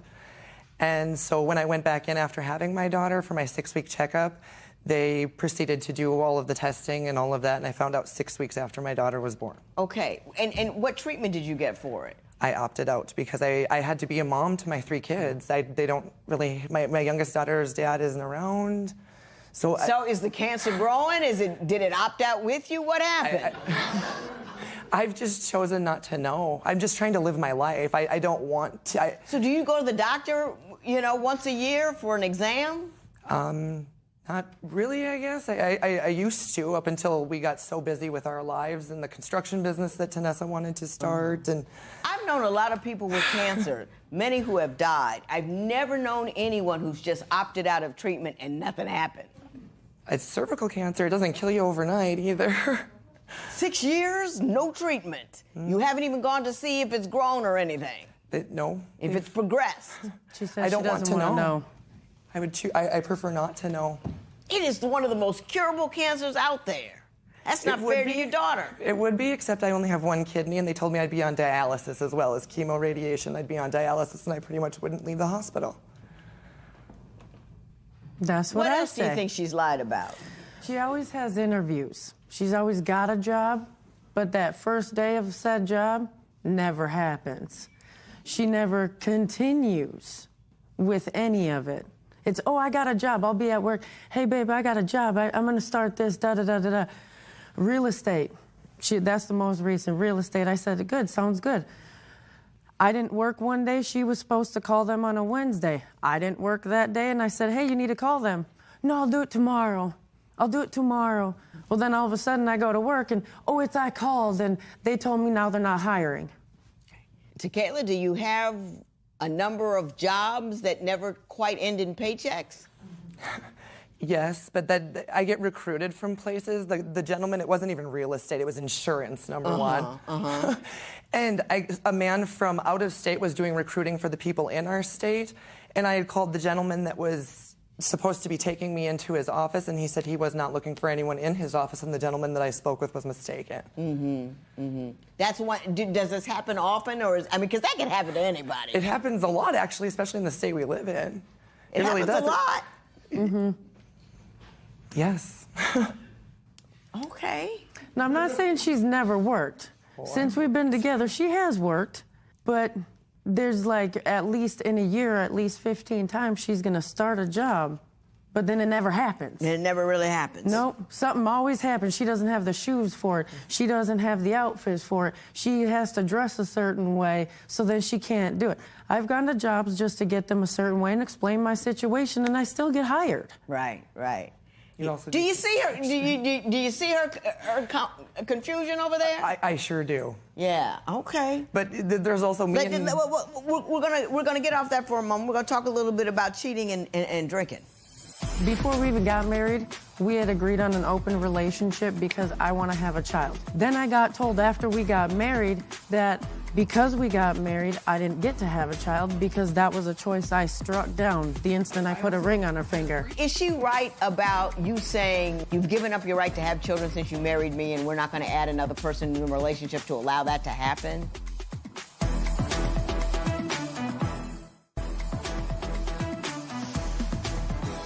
Takayla, you say that you think your wife is cheating on you. Why do you believe that? Because it's happened every 6 months throughout our relationship for the entirety of our relationship. How did you first find out she was doing that? Well, she pretty much just tells me she doesn't want to be with me anymore, and she's done. And then she moves in with someone else immediately, and it's over with, and she says she's never getting back with me, so then she thinks she can just go sleep with whoever she wants because she's convinced we're never getting back together again. Right. Every single time.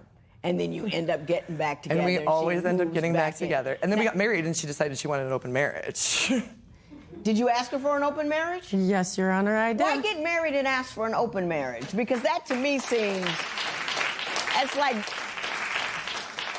that's like you're my main chick dating, and I got other chicks, so why marry? Because it was something she pushed for. It's always, if we do this, I'll do this for you. Her youngest daughter's dad isn't in our lives. Right. We get married, I'll be able to give you rights. Still hasn't happened. But I'm the only one who takes care of that child. Financially, emotionally. She helps her emotionally. I've explained to her that that's a legal process that I can't make happen overnight. It completely is a legal process. Yeah, no, it is a legal process, but you got that applied law degree. Have you started the process? Family court in my state, I have. But I have to take his rights first. Yeah, no, I understand. I understand. Have you started that process? Yes, there's paperwork associated that. Have she seen the paperwork associated with that process? They would not. When I went to court the last time, it was closed court, and they would not allow her in the courtroom with me. A whole lot of stuff doesn't work out for you for a whole lot of reasons. I'm not quite sure, you know what I mean? I'm not quite sure what's going on over there. But let me ask you this.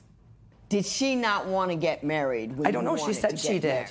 She did. She proposed to me. She gave me a ring. She did all of those things. I didn't do them for myself. She said to me that she got married. She wasn't through dating around. And that she wanted an open marriage. And I asked her why she got married, and she said, because you wanted it and promised certain things, and that's why she did it. Was she wrong about that? Yes. Before we even got married, we had agreed on an open relationship because I want to have a child. She has 3 children. I have none of my own. That's what I wanted. Then I got told after we got married that because we got married, I didn't get to have a child because that was a choice I struck down the instant I put a ring on her finger. I also had a threesome with her and another man. And I do want to talk about that because that's a whole conversation in and of itself. So let's move on to how you were trying to add another party into the relationship. I don't know, to have a baby, or did y'all just having fun? She'll go to every person we know and start saying, Tanessa cheated on me, Tanessa did this, Tanessa did that. But she don't ever throw in, she's cheated. She didn't ever throw in, she's asked for a divorce. She never throw any of that in there. So you did decide to have a threesome? Yes, Your Honor. With a guy? And with a female. And with the, well, so you can't pinpoint it was just the one. I didn't have all the information. Yes. Is she right about you saying, well, you've given up your right to have children since you married me, and we're not going to add another person into a relationship to allow that to happen? No. I just feel like there's other ways she can go about it, that we don't have to have another person in our relationship. We can't handle our relationship. You just go to a sperm bank or something like that. Exactly. Yes, Your Honor. Is that true, that she just wants to limit the method and not necessarily the right? No, because originally I told her that that's what I wanted to do, and she told me the best way to do it was to sleep with a man. I don't want to sleep with no man. Nothing against men. Just it's don't not want a preference. One. Yeah, just don't want one. Yeah. And I was told that's the easiest way, so do it this way. So then when that happened, then she got mad at me, and she's like, well, I want to have fun too. And I said, so you want to go and sleep with men? No. But if you're going to, then I want to be allowed to. Well, either you consider it something disgusting and you don't want to do it, or you think it's fun and you want to do it. Which one is it? Neither. I just want to, I want to be able to have fun the same way she is. If she's going to go sleep around, I'm going to go sleep around too. So why did you pick a guy, though? I didn't pick a guy. She picked a man. She picked a man. I have not been with a man since my youngest daughter was conceived, other than what we've done together. Were you not? I choose not. Was it something you did not want to do but felt compelled to do it? Yes. To save our relationship, yes, because it's something she wants, and it's always thrown in my face how I have kids and she doesn't, that she feels I took that away from her, which I don't feel that I so took that was with the intent to get her pregnant? Always, yes. Yeah. Always. I can't have any more children. You say that Tanessa has threatened divorce over 30 times. Is that true? Has. Every time we get in an argument, that is her threat to me, is she wants a divorce. Just divorce me then. What's the smallest argument you had that led to her threatening divorce? She told, well, I didn't move out even. She told me that my daughter's father, his new wife, that I had told a lie about her. And she kicked me out the house and made me and my youngest daughter move out of the house because I supposedly told a lie about my ex's new wife, which I guess I don't know what pertinence that even holds, but I guess it means that I'm just this huge liar. So I got lost a few exes and wives ago. I don't know really what she said. Do you know what she's talking about? Yep, sure do. You explain it to me. Supposedly I had said a lie to this woman about her, and that was the argument. No, it was that I had said a lie, that I had told you a lie, which I didn't even say. And you went off on this person and kicked me out of the house with our daughter. Because when we argue, do you know what she does? She destroys me. That is her intent. What do you mean destroys you? How does she go She'll about go to every person we know and start saying, Tanessa cheated on me, Tanessa did this, Tanessa did that. But she don't ever throw in, she's cheated. She didn't ever throw in, she's asked for a divorce. She never throw any of that in there. I have not ever cheated on her. Have you ever threatened divorce? I have threatened divorce because I was so fed up that I said, just do it. You've threatened me so many times with it already. I can't handle the back and forth. Either you want me and you want this relationship or you don't, and I'm just going to walk away. Okay. So now as this marriage ends, you want $800 for a damaged laptop, and we're going to talk about that, and then I'm going to have a little bit of wisdom, I hope, for the two of you.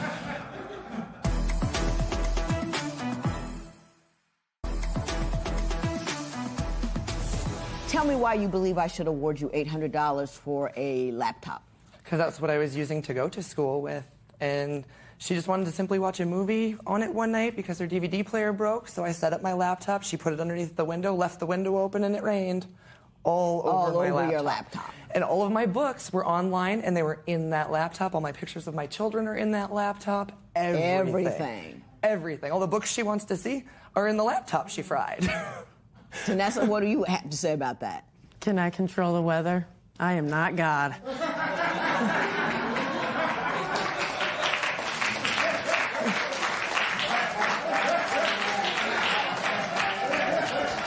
That's two. I like you. Yeah, that's two. Listen, I think you're two very nice women. I think you're two very nice women that don't belong together. You don't want to be married. You want to be, you know what I mean? You want to maybe have a steady girl and then enjoy yourself. And you have that absolute right. Absolutely. But don't ever give up the specific something that's important and central to your existence to compromise on something on the other end. It never works out. You're always resentful. You're always angry. I don't know what's happening over here. You're circuitous. It's always around and about. Now, if someone asks me, what about your degree? And mine burned up in a fire, although I have multiple copies. Go online in my little school, pull it up, class of 1981.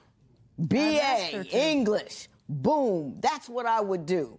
I don't think you can do that. I find it hard to believe that you have cervical cancer with no symptoms, signs, or problems for 6 years and no treatment.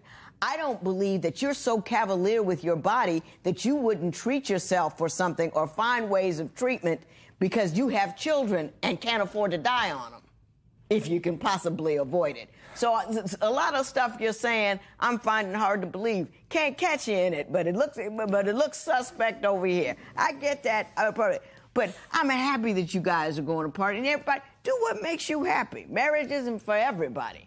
And if you're marrying somebody who doesn't really want to be married, getting married to them doesn't make them marriage material. Do you know what I'm saying? $800, you two, wife and wife, right? Yep. Whatever happens to wife and wife, whatever dumb stuff you do while you're married and some damage occurs, that's what happens. It's called marriage, and you don't get paid in return. There will be no recovery in this matter. It is so ordered.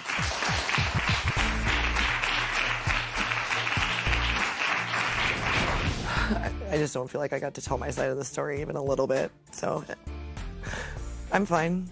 Life goes on. It is what it is. I truly believe at this point that she's a pathological liar.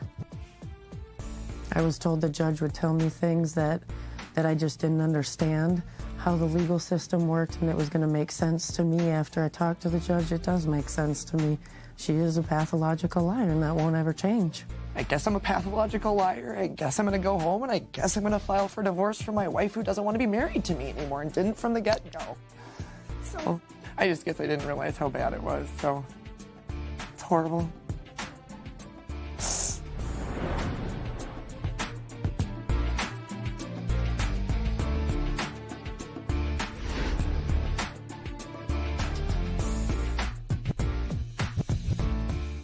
Today on Divorce Court. The first time I had mistrust for Nana is when I noticed that he was still having conversations with an ex. Karen is jealous, but I know she loved me. That carried on to me finding out that there was another woman he was having conversations with. I don't have to tell her all my problems or my issue. That's why I didn't tell her. I would love to marry him. I would make him a great wife. He would make a great husband. He has good attributes and good physical things about him. Karen is the only woman in my life now. Nana, I want you to decide if I'm what you want. If I am not what you want, let's just walk away like adults and let's just go our separate way. Divorce court is now in session. The Honorable Judge Lynn Toler presiding. Good day, ladies and gentlemen. I'm here today with Karen Carey and Nana Beffy. You two have been together for 2 years. You have no children together. You both have children from previous relationships. I believe, Ms. Carey, you want him to put a ring on it already. Mr. Beffy, there's some problems on your end. So, Ms. Carey, I'm going to start with you. Why don't you tell me a little bit about your relationship and why we're here today? Well, Judge, I met Nana 2 years ago. We were in a gas station. I was on the way to work, and he was standing behind me. And I looked back, you know, the little casual look back. He was looking, I looked at him. He looked like he was having problems pumping his gas, or maybe so I thought. So I walked over to him. Maybe that was his ploy, like, okay, well, you know, let me stall. I don't know, he pumped gas before, good grief. Right. So, you know, so we went over, and I said, are you having problems with your pump? He said no. Nana's quiet, you know, he's kind of reserved. So he finally came over to the car, and he said, hey, beautiful. He said, what's your name? And I said, Karen. I said, finally, you know, okay, you spoke. So we exchanged numbers. Before we exchanged numbers, I asked him 2 things. Are you married? His reply was, why? So my little antenna went up. But the other antenna was like, he kind of cute, and I just got something. So I was like, well, you know, I'm like, okay, he was a little bit, you know, a little dingy looking, had on his little work clothes. I'm like, okay, you know, he's a hardworking man, that's what's up. And then I asked him, he said no. He came on in and said, no, I'm not married. And I said, well, do you have a girlfriend? He stated no. So I'm thinking like, okay, fine. So from there, we started seeing each other. We went out like maybe, I met him, I think it was April 15th, 2016. And we had went out that Friday. That was our first date. And from then, we were inseparable. Mr. Beffy, so far, has she got it right? Yes, it's to my honor. Okay. Got anything to add? No. Okay. Ms. Carey, when did you first realize something was amiss? Well, I'll say that next Thursday. I'm kind of good with, you know, days. He stays, oh, it's not true, it's not true. Women can be kind of nosy, which I can be. You know, I went into his phone was open. He was doing something. Something prompted me to go into the phone. And you only knew him a week and you already in his phone? Yeah, because I got to find out what's going on, Judge. I don't want to be dealing with somebody, you know, I'd rather know in the beginning so I can walk away. You know, I don't have time to waste. I'm getting old out here. Okay. So, you know, so I seen the picture of a woman, and she stated she loved him, and he wrote back he loved her in the text message. So I was like, okay, you know, you love her. So I asked him about it, and he was like, oh, it's my ex. And I'm like, okay, well, why are you and your ex telling each other you love each other? The story he told me was like, oh, I couldn't wait to get away from her. You know, this and this went on. I'm like, okay, you know, and I met you. So if you met me, and I know it was only a week, but I'm thinking like, what's going on here? So with that, a couple incidents happened. We got into Give them to me briefly. I don't need Thursday, Friday, all that. He and I had got Give into me the broad strokes. He and I had got into an argument, and I decided, you know, that woman's instinct, because she stayed. I found out she stayed like literally around the corner from me, and I waited a few minutes because I had already scoped the scene before, but the way her apartments are set up, you go in one way and you come out one way. So I can actually sit in my driveway maybe 2 or 3 minutes, let him get around the corner, get up into the parking lot, and then I can go, because like I said, it's one way in and one way out. Well, I caught him coming out, and I blew the horn. I'm like, beep, beep, beep, beep, you know, flagging, and he's looking straight ahead like... Like he didn't hear you. I'm like, I know he seen me, so I followed him. I followed him for about a good 2 miles before I actually got him to pull over. And I got out, and I was like, what are you doing? I was like, why are you coming out of, you know, your ex's apartment complex? He looked me dead in my face. I didn't come out her apartment complex. Sometimes Nana can lie so good that the color shirt he has on is blue. He'll tell me it's red, and I'll second guess my own self. Right. So when I knew that I seen this man with my own 2 eyes coming out of this woman's apartment complex, and I followed his car, which was his, and him in it, he had me really second guessing myself. I was like, well, really, Did was I that really him? see him? Exactly. So I was snapped out of that, and I was like, wait a minute, that was you. So, so I warned him. Did he finally admit it? He finally admitted it. He even swore to God, I swear to God. And I was like, oh, Lord, he swore to God. So. Hang on. Yes. Mr. Buffy, do you have a different version of that event? Yes, my honor. Why don't you tell me what you say happened? We get an argument with her. Right. And then finally, like, I'm going home. And then she already know about that woman. Because she go through my phones.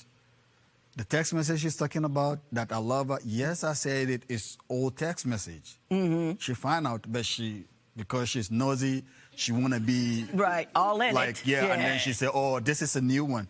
And then I said, okay, if you say it's that, that's it is. Because I've already told you this woman wouldn't have nothing to do.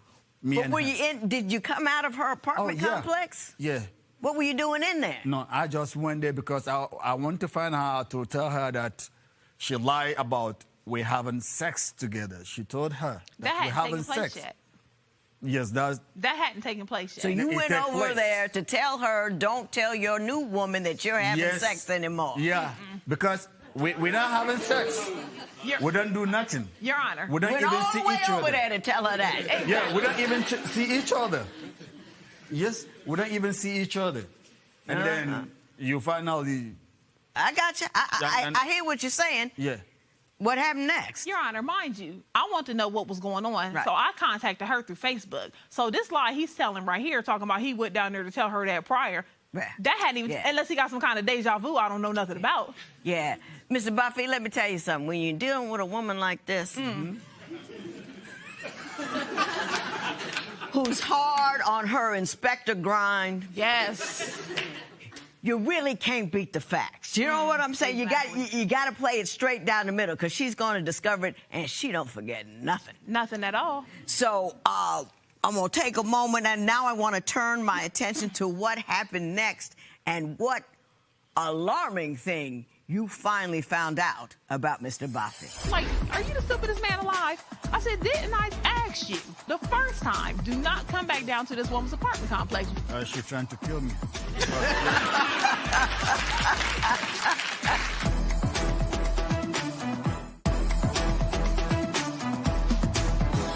Within the first couple of weeks, it's been very suspect. Yes, ma'am. Yet you stayed. Yes, ma'am. Tell me what happened next. Well, after that incident, you know, after he finally admitted it, and this is new news to me why he went down there, but after he finally admitted it, I asked him, I said, please, I said, if we were to make something of us, don't go down to her apartment anymore. You know, let's just keep, you know, if you're done with her, be done with her. Exactly, just be done with her. And he promised that he wouldn't do it again. What happened next? There was a second time. He came to my apartment. We were not speaking. He came to my apartment. And I peeked out the window. He had his little friends with him. He's knocking on the door, and I was like, okay, you know, I'm tired. I don't feel like dealing with this. And I wasn't dressed. I was about to get in the shower. And I was like, well, I'll just basically catch him later. So the second time, I was like, okay. Went upstairs. I took my shower. Something didn't sit right. Something didn't sit right because he was still knocking on the door. He was knocking on the door so long, gave me time to take a shower, lotion up, comb my hair, brush my teeth, you know what I'm saying, pet the cat that I don't have, all that, all that. And I'm like, okay, you know, he finally left. So when he left, now, Your Honor, I got to say, I just threw on something. I didn't put on anything under it. I had a little nightgown, went outside. I'm like, I'm about to drive around this apartment complex again. Sure enough. Him and his crew, they coming out. So this time, I pulled, like, beside him. Kind of, like, not blocking, but blocking him a little bit. And I jumped out the car. Bare assets hanging out. I'm about to go off. His friend jumps out the car. Ma'am, calm down, calm down. I was like, nope. I was like, she's not, he's just around here to get something that belongs to him. I said, I belong to him, and there's nothing that he needs with this woman because he's been away from her for a while. Get your butt back in the car. Don't say nothing to me. He hops back in the car. I had a problem with him ever since.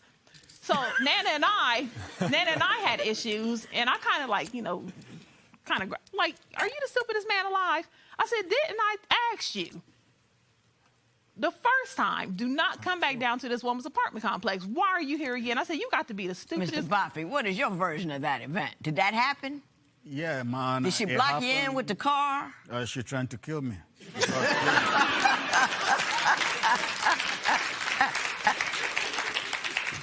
Because she crossed me with the car, and then this is my family members. They're looking where they just came from New York, and then I said, okay, I've been staying here before. This apartment to me is good. Let me go and show you guys around. It's not that I go to my ex, and then we're coming out. I'm just showing the family the spot. Yeah, and then we're coming out, and then you come, or you go to her again, you took your family members to show that you have two wives or girlfriends or something. I said, what the hell are you talking about? This is... Yeah, Mr. Buffy, let me ask you a question. Yes, my honor. She's growing through your stuff, chasing you with cars, you know, calling you out in front of your friends within the first few weeks of the relationship. Why did you not run then? Yes, my honor. I ran, but we are in love with each other. We came back again. I ran away. Yes. But you came back? Yeah, she came back because she followed me again from that to my house. She came to in the middle of the night, I saw a car, like, who is this? And then I was like, I see, she's the one. Well, she's the one? Yeah, she's the one again. You say she's the one. But what I know, I mean, I just could not believe who the other woman in this situation actually is. I mean, it blew my mind. You're married now. No. Yes, you are. No. You got a divorce? Yes. Hang on. I want to tell you what you told me in the Shanti tribe. How would you feel about your partner remaining friendly with an ex? Tell us what you think at facebook.com/divorce court. Today's question sponsored by Divorce Court. Will be right back. If you would like your case to be heard on Divorce Court, call us toll-free at 1-877-311-2222 or log on to our website at divorcecourt.com. Miss the show? Watch full episodes on our streaming platforms, and for exclusive content, go to Apple TV. Mr. Buffy, are you married? No. Yes, you are. No. You got a divorce? Yes. So what you told me about not being able to get a divorce from a woman in Ghana under the circumstances and the religious and the Ashanti tribe. Hang on. I want to tell you what you told me in the Ashanti tribe. And the difficulties going before the elders and all of that did not occur. Consequently, you cannot get a divorce is untrue. Oh, that one is in Ghana. I thought you talking about the woman she's talking about here. That wife is in Ghana. Yeah. The woman you're talking about here, you're not married to, but you are married to a woman in Ghana. That one, yeah, I was That married. one, yeah, you're married to. Yeah. That one. Yeah. That's the wife you got. Yes. When did you find out about the wife in Ghana? Well, she sent me a whole slew of wedding pictures. Now, when did you find out that he was actually married to a woman in Ghana? About 4 or 5 months ago. 4 months ago. Yes, ma'am. 4 months ago. Beautiful wedding. Yes, Mom. Oh, my goodness. Don't rub it in, Your Honor. Look. Oh, I'm sorry. That was cold. Not my fault. My bad. It ain't that beautiful. That was because just you've been here wrong. with me for 2 years and ain't been home since. And that's the same thing I said. Beautiful because I'm not a hater. Mr. Buffy, what you doing over there? I mean, what's your end game? What's your outcome? What you looking to get done? You looking to marry her? You looking to get a divorce? Yeah. What are you trying to get done? The family have to be together because they join us together. They have to be together to see it before we can get divorced. You've been with her 2 years. You haven't gotten that done yet? My Honor, I was scared to tell her that I was married by that time because Karen, so many times you tell her your problems, she use against you. Yeah, that's a wonderful excuse, but that has nothing to do with the fact that you didn't go back and take care of your business and get a divorce. Having said that, I'm going to say this. I'm about to go back, write down exactly what I said from your mouth, and skewer you with your own words. Today's question is sponsored by... How would you react after discovering your partner was married? Share your opinion on Twitter and Instagram at Divorce Court. Divorce Court will be right back. Mr. Buffett, you, me, Nick, and everybody watching know you wrong. You trifling, you got a woman over here and a woman over there, and then you got this woman here, and you're trying to rotate in a manner not to get caught. And what happened to you was you ended up with a little junior league detective over here, and then your life got messy. You know you're wrong, you know you messed up, you feel you're fine with it, but that's trifling wrong and tacky, and you shouldn't have done it. And you need to honor that woman that you already married. Those vows meant something. Shame. You said in the first week of knowing him, why you went through his phone was because I'd rather know in the beginning so I can walk away. You found out there was a problem in the beginning, yet you did not walk away. Then the next time you found out there was a problem and you did your little race with the car, you said, "Are you the stupidest man alive?" Yet you stayed with him. Are you asking the wrong person who's stupid? Then, after you did it again, and then you found further information that he was sleeping with this other woman, you said, and I asked you why you keep looking like that. You said, "I just want to know, so if he's really involved, I just walk away." Yet again, you did not walk away. You believe that you're looking in order to determine whether or not you should stay, but that ain't the case. You decided once you met him at the gas station, this is going to be my dude. And you let him do you wrong and do you wrong and do you wrong. You search and you catch him and you do all this because that's your nature, that's your instinct. You know he ain't a right guy. Yes, ma'am. Then when you found out he was actually married, you still stayed. So don't tell that lie to yourself no more. You decided that you wanted to unhook this man from all the other chicks he's with and keep him. And you've allowed him to continue to misuse you, misuse his wife, and misuse that other woman. I think he was wrong, tacky, and foul, because I told him he was wrong, tacky, and foul. In case you didn't hear me, let me do it again. You were wrong, tacky, and foul. But you just being ridiculous over there. Absolutely and positively ridiculous. If you're going to look for evidence of a crime, once you find it, you got to convict the person. But why are you going to look for evidence of the crime if you're going to let him continue to commit it? And you're Don't make no sense. And you're right. So, this was a before your vows. I couldn't even pretend like I was going to do something like that. You were wrong, you were married, and you crazy. Your Honor, Don't be one of these women who catches a piece of a man, and no matter what she sees that tells her it is not going to end the way she wants it, continues to pursue that man, get angry with that man, give herself heartache and jealousy, and run around all over the place, knowing full well it'll never turn out. Yes, ma'am. I would rather be alone and happy than with one-third of a dude and angry all the time. Yes, the ma'am. decision is yours. This matter is adjourned. Judge Lynn said you may have a fear of being alone. Is there any truth to that? I guess I'm older now, and she made me see things, kind of different. Do you think this could work moving forward? I'm not sure now. If you want to make this work, what are you willing to do? I'll just be honest.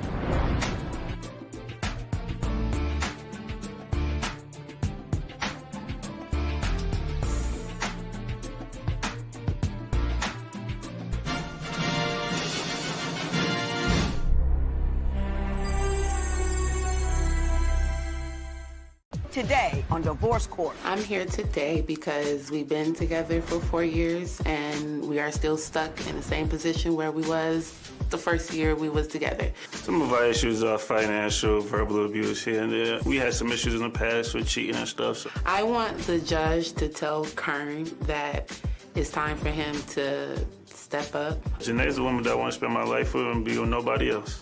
If Kern got down on one knee today, I would definitely say yes. Divorce court is now in session. The Honorable Judge Lynn Toler presiding. Good day, ladies and gentlemen. I'm here today with Janaya Kendrick and Kern Thorne. The two of you have been together for 4 years. You have one child together, correct? This is a before your vows. You want to get married, but there are some significant difficulties, including significant difficulties with her family. Ms. Kendrick, I'm going to start with you. Why don't you tell me a little bit about your relationship and why you're here asking me whether or not you should get married? Okay, well, I've been with him for 4 years. Right. We've been living together for 4 years, but we still seem to be stuck when we first met each other. We're the little things. Tell me about a few of those little things. Things like who does what for the household, who cleans what more, and those little things become an argument a lot with me and him. Finances becomes an argument every other day. When he's out of money or he's broke or something, or he doesn't have anything left, he'll get mad because he's the only one working and bringing in the money consistently. And he'll start to get mad and argue about, well, you don't do this and you're not working and you're not helping with the bills. But it's 50-50, I believe, because I pay majority of the rent. He just turns and pays the other things, the other half, of, like the little small portion of the rent, and then we have maybe like 2 to 3 bills that he'll pay. Mr. Thorne, is that an accurate representation of what's going on in your household, or do you have a different point of view on it? She's somewhat accurate of it. What she does helps a lot because she takes care of the house, and that allows me to work freely and to do what I need to do. Right. When it comes to the finances side, I would say it's an issue because I am the only one working. And, you know, if I got to do everything on my own, what I have is what I have. If I don't, then that's it. You know, she is right. Say that to me again. If I have to do everything on my own, what I have is what I have. I mean, in terms of meaning, if we have it to do it, we can do it. But if we don't have it to do it, I got you. You know, we can't do it. We'll have to see and say, okay, we have to wait till next time I get paid again, or it just onto the wayside. Now, from what I'm seeing right here, that's normal couple stuff that we can work on. But Ms. Kendrick, I understand that there's some underlying issues from the beginning of the relationship that I think you're still upset about. Why don't you tell me what was going on in the beginning that you still have resentment about today? In the beginning of our relationship, everything was fine, and then I got pregnant. And when I got pregnant, he left me because I was pregnant. 5 months and a half later, he comes back and says that he wants to do things right and he wants to be a father. At this time, I was living in a hotel, lost my job, and then he opened up his door to me. So that's where I've been ever since. But because of the simple fact that we wasn't together when I moved in with him, it was a lot of things going on. Example, there was a time where I wasn't too comfortable walking around his household yet because I still felt like a guest. He still had other people. He had roommates at the time. I still felt like a guest. But at this particular day, he just kept bringing me stuff up and down the stairs, making sure I was okay, like to stay in the room. And I'm just like, I'm kind of fishy, like, why? So 5-10 minutes later, he comes upstairs and tells me he's going to go to the store. But when I look out the window, he leaves with another woman. And she gets in her car, and he gets in his car, and then they drive off, and then I didn't see him until the next morning.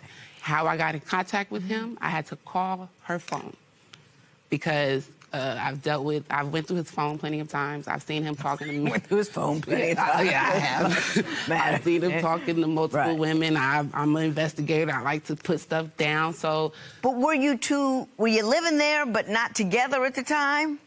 But he was feeding me to, like, you know, we're going to be together. I want to be with you. And he was feeding me lies, making me seem like it was going to work out. It was going towards that. Okay. And then to turn around and do a whole nother thing. Mr. Thorne, what is your take on that circumstance? I admit what I did was wrong. I should have talked to her try to express to her how I feel about it instead of just saying I'm breaking up with you and then going. But even if you wanted to, even if you told her about it, breaking camp isn't the thing to do. You may not want to be with her as a girlfriend, but you got to stay there as a father. I think if I would have, not do the breakup part, but try to find a way where we could deal with each other and handle it. And okay, yeah, you are pregnant, so how can we go about it? Then it would have been a better. Instead of me saying, you know what, I don't want to be with you, and then just disappearing for some months. It makes it look bad on my end. Like I just was just dead ready to be a dead. Well, my understanding is her mama can't stand you. Yeah, that's another issue too with this. Yeah, she wrote us a letter. I don't like how he treats my daughter. He's a deadbeat. He's a bum. He's abusive. He stinks. I mean, he literally smells. She's unhappy, depressed, and has low self-esteem. She doesn't love herself. I know that for sure. He broke her down. And that's just the first paragraph. And it's like, how can, how you don't even know me as a person to really, you never sat down with me and tried to talk to me, and then you just thought I'm a bum, I'm a deadbeat. But before that, I was, I've always been a worker. I've always been hard working on the things that I do. And did you know your mother felt that deeply with respect to Mr. Thorne? Yeah. She despises of him. She just doesn't like him. I think because of the simple fact when we first started out, I confided in her a lot, which when he was doing that messy stuff. Yeah, which I don't do anymore because they're just going to judge him off of what he done in the past, not looking at what he's progressed to. You think she's overreacting? Yeah, she's overreacting. He hurt her baby, and she's just not gonna like it no matter my mom's what just very protective of her kids. So okay. I'm going to get past what happened in the beginning because it appears you've gotten past it. Yeah. And what I want to talk to you about now is the manner in which you speak to each other, because some of the names that you guys call each other is horrifying. You said in your papers he's called you stupid in front of your friends. Is that accurate? Yes. He has called me stupid. You say he's called you a B, but you've also called him a B. Yeah. Okay.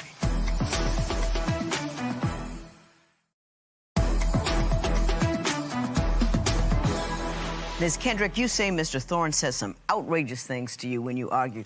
Can you give me some examples of the things he says or the things he calls you? When we get into arguments, most of the time it's always about finances. But when we do get into arguments, we'll start to nitpick on who does what for the household, who pays who, and then we'll get nasty with each other. He'll tell me that's why nobody loves you, your family doesn't even like you, and then most of the time me and my family aren't speaking, it's because of him. You said in your papers he's called you stupid in front of your friends. Is that accurate? Yes.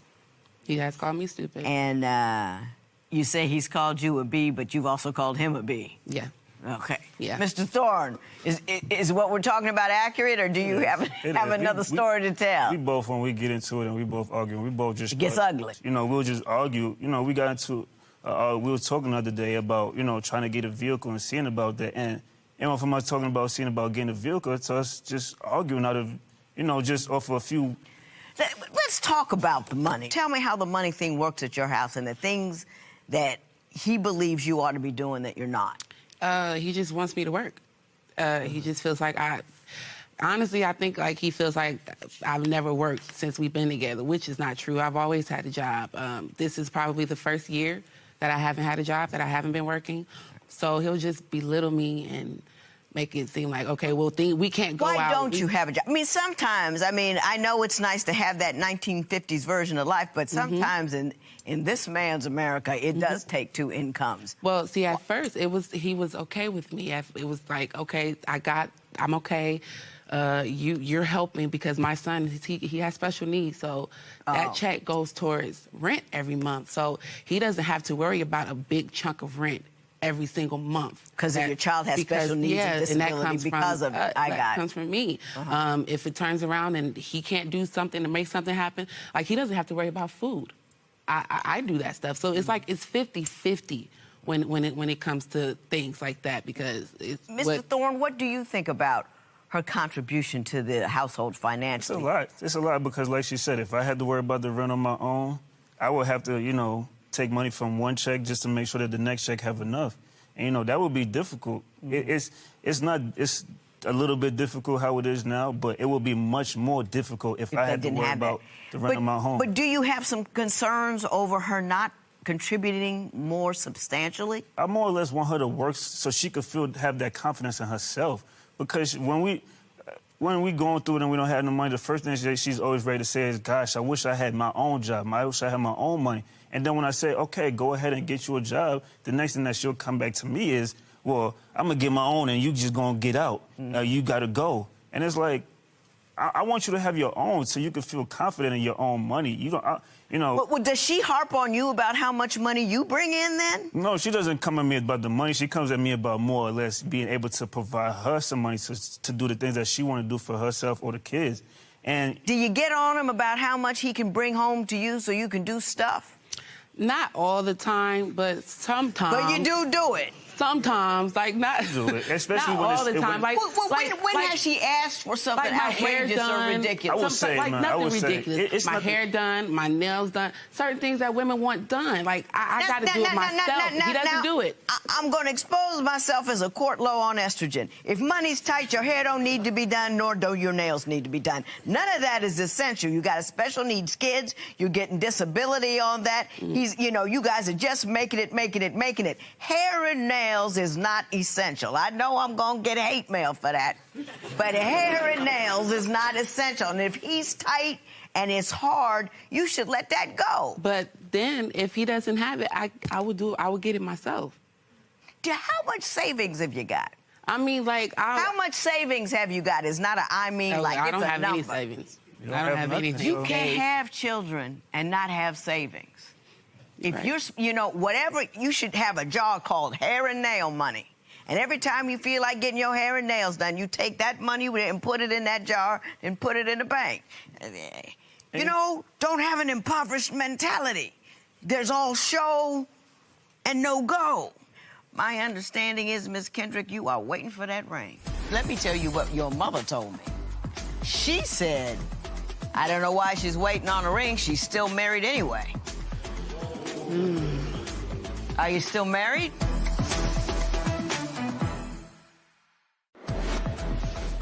Can you have a good relationship with your partner if your mother hates them? Tell us what you think at Divorce Court. Today's question sponsored by Divorce Court will be right back.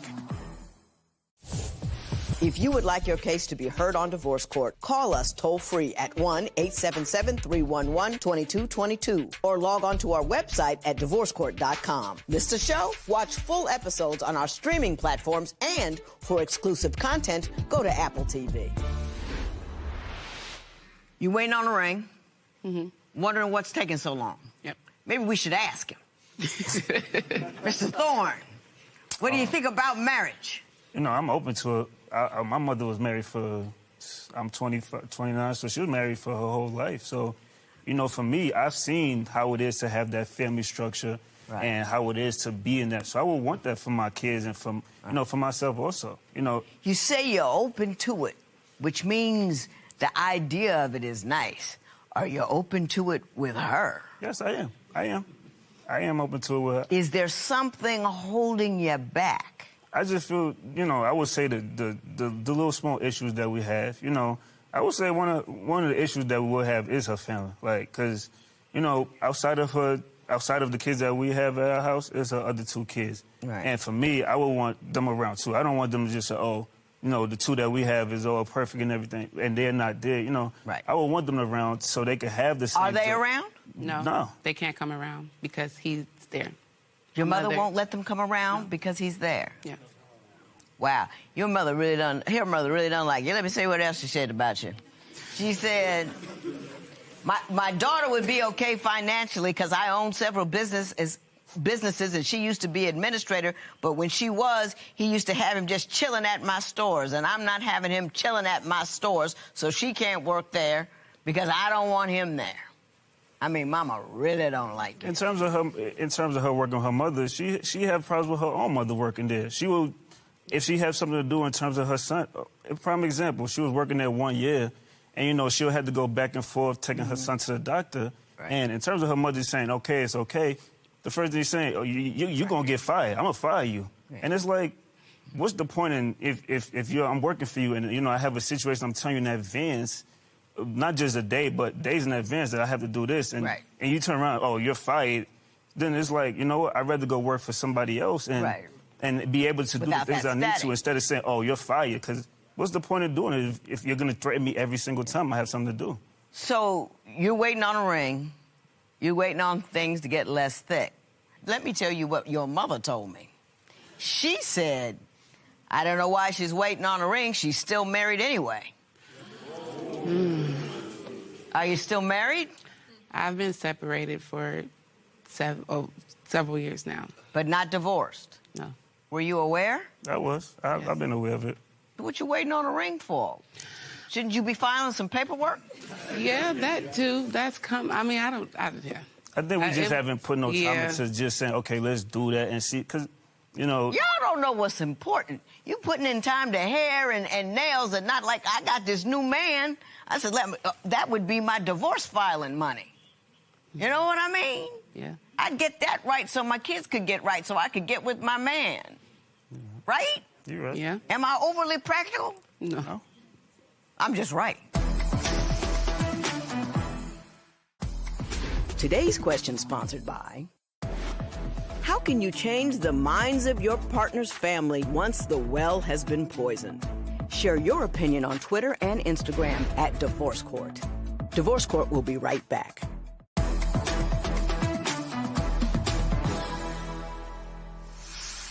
There's such a thing called a married state of mind.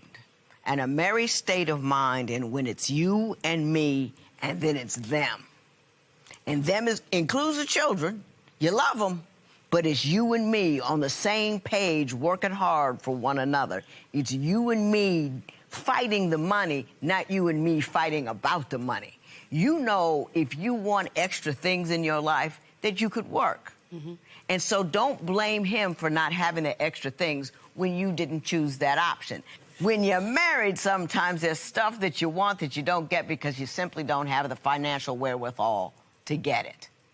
And I think you need to be at home with that and comfortable with that and secure with that. And I know you've stopped telling your mother about him, so I think that is an intelligent decision on your part. Mr. Thorne, I think you're a decent guy, but you have to, when you're the man of the house, you got to be slow to go. And that, when I say go, I mean to call names, to get undignified, to disrespect. Even if she comes out the side of her neck about something, you the man of the house. You supposed to show up Superman and say, hey, I'm not gonna go down there with you. When you can talk to me like the man that I am, reasonably, come on back. But don't go there with her. And when he doesn't go there, you say, oop, he's leveling up. I better level up too, or he ain't gonna wanna deal with it. You're two good people. I mean, the other marriage is an impediment, no doubt. But the other stuff you can work out, and I think you can, and I think you'll be a great couple. So I can't go ahead and bless a marriage that you can't make, but once you get rid of him, attach yourself to him. This matter is adjourned. So you want a ring, but you can't get married yet anyway. Yeah. What are we going to do about this divorce? We're going to finalize that? Yeah, I'm going to finalize that. Yeah, how? What's your plan? Quickly? Very soon. I don't have nothing negative to say. You know, all the things that were said are not true. I'm a hard worker. I'm far from a deadbeat, you know. I'm not none of the people that she said, so.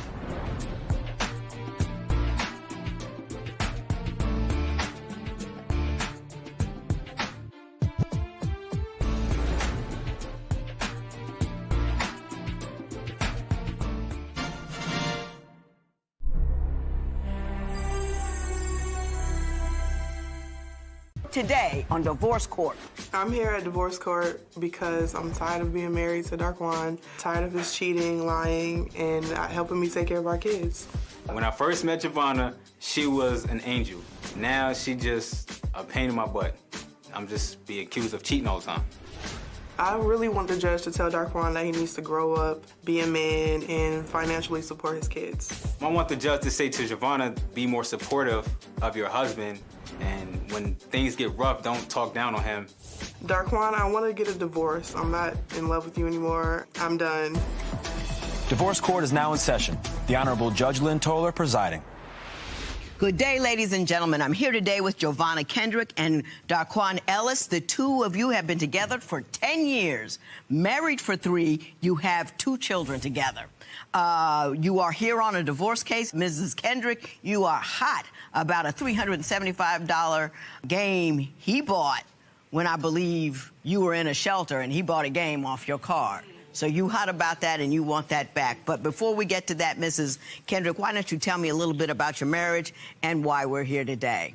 Well, like you said, we've been together for 10 years, and we met at an early age. Throughout the marriage, Darquan has not been faithful. He has not helped provide for our children. And I'm just done. I'm ready for a divorce. Well, give me the first time or so, or early on, when you found out that he was cheating on you. Well, about a week after giving birth to our son, I went through Darquan's phone and I found out he was texting some girl that he met at his job, like the night I gave birth to our son. And he told her that he was a single father of 2 and that he lived alone and he just financially supported me and our kids. What about the website? Once I was helping him do an application and I was on his email address and his email account, and I seen a link to a website and I went on it and I seen an account with Darquan's picture on it and pictures of himself soliciting sex from other women. Pictures of himself? All of himself. Mr. Ellis, do you care to tell me what happened? I would like to say that first and foremost, before all the cheating and stuff happened, right? I was a faithful guy. How long had you been faithful before the cheating stuff started? Since we got together. I've been faithful. But I don't know. You got to give me some dates here. You know, for a year, for 2 years. September 27, 2016, we got married. Like I said, like a little after that, like a year later. And a year after you got married, you started cheating. After, yeah. So you were faithful to your wife for a whole 12 months, is what you're trying to tell me. Yeah, because she would always accuse me of cheating when I wasn't. So you thought you might as well make it true. I mean, yeah. He said that before. Were you married when she was pregnant and you were typing another girl when she was pregnant? Yes. How long had you been married? That was like a couple of months. Like a couple of months after we got married. And you were cheating on her? Yeah, somebody else a couple of months she would married. accuse me of cheating when I wasn't, though. Like that pushed me to cheat. That pushed me to cheat. It's her fault. It's mostly my fault because I did it, but she pushed me to do it. You sticking with that story? Yeah. Okay. You said in your papers that the problem was you were only having sex 1 to 2 times a week and that you wanted to have sex every day. Hence the cheating. Well, that was one of the reasons why I cheated, because like I wasn't getting sex at home. So like, not enough sex, and she was accusing she was you. accusing me of cheating, and then we would argue, and then like we would argue a lot. I wasn't getting sex. That caused me to cheat. I got you. Tell me what happened when you called his job. One morning, I woke up, got our child ready for school, and Darquan wasn't home yet. He worked overnight. And so I called him to see where he was because he had my car, and he didn't answer the phone. I called several times. So I decided to call his job, and I spoke with his manager. His manager said that Darquan left around 12 that night because our son had an emergency. Did that happen, Mr. Ellis? Yes, it did. Do you have anything you want to say about that? I would say that I'm sorry that happened, and I'm gonna be a man about it. That did happen, but that was because again that I wasn't getting what you want. Yeah, getting what I wanted. You say that Mr. Ellis is terrible with money. Why do you say that? When he did have a job and he got paid, he would just spend mainly all his money on himself and not like help with bills or household necessities or our children. Is Mr. Ellis your response to that? Make him buy things. Like I literally had to make him. Well, I would say that she didn't have to make me do anything because I'm a grown man. I would say that like when she gets her money, like she would do things that she want to do. She would buy like wigs. Like pay the rent, pay the light bill, when I get my check, pay child care. when I get my check, I would like help out in the house too. because it was sometimes when she wasn't working and I was helping out in the house. But when I get my money and I do whatever I want to do with it, like, it's a problem. But when she do it, it's okay with it. Well, who's the primary breadwinner? Who was, like, when the rent is due, who pulls out there? She was. Okay, about the utilities and all that. Who was doing all that? Her. The food, who's doing that? Well, like, both of us at that time. Like, because it was a time where she wasn't working and I was. So, like, but majority of the time she was. And when you got a check, though, did you bring it all home and say, here, baby, I'm easing the pressure? No. What would you do? I would go, like, buy chains and hats and stuff like that, like earrings. But I would still, like, help out in the house, though. Like the you can't extra just say, money. baby, I got the rent this month. No, you gonna buy a chains and hat and give her $20 and say, here you go? Nah. You're looking kind of weak over there, Mr. Ellis. You see that? You see the strain coming, don't you? I understand he quit his job 2 weeks after your son was born? Yes. What reason did he give you? Because it was too far from where we were living at the time. Mr. Ellis, is that accurate? No, it's not. Like, the reason why I had lost that job, I didn't get fired from the job. I was on parole at the time. Uh-huh. And I caught a violation. That's why I couldn't work, because I had caught a violation. You're the subject of that sentence, not the object. But anyway, I'm going to go on from here and ask you what your extended family situation looks like, because we already know what the nuclear family looks like, and it's not looking good. Mr. Ellis would have his family over, and my things and my children's things would end up missing. And I would tell him about that, and he would continue to let them do that. Have you known your family to pilfer from your house? No, not my house, but, like, in general, yeah. In general?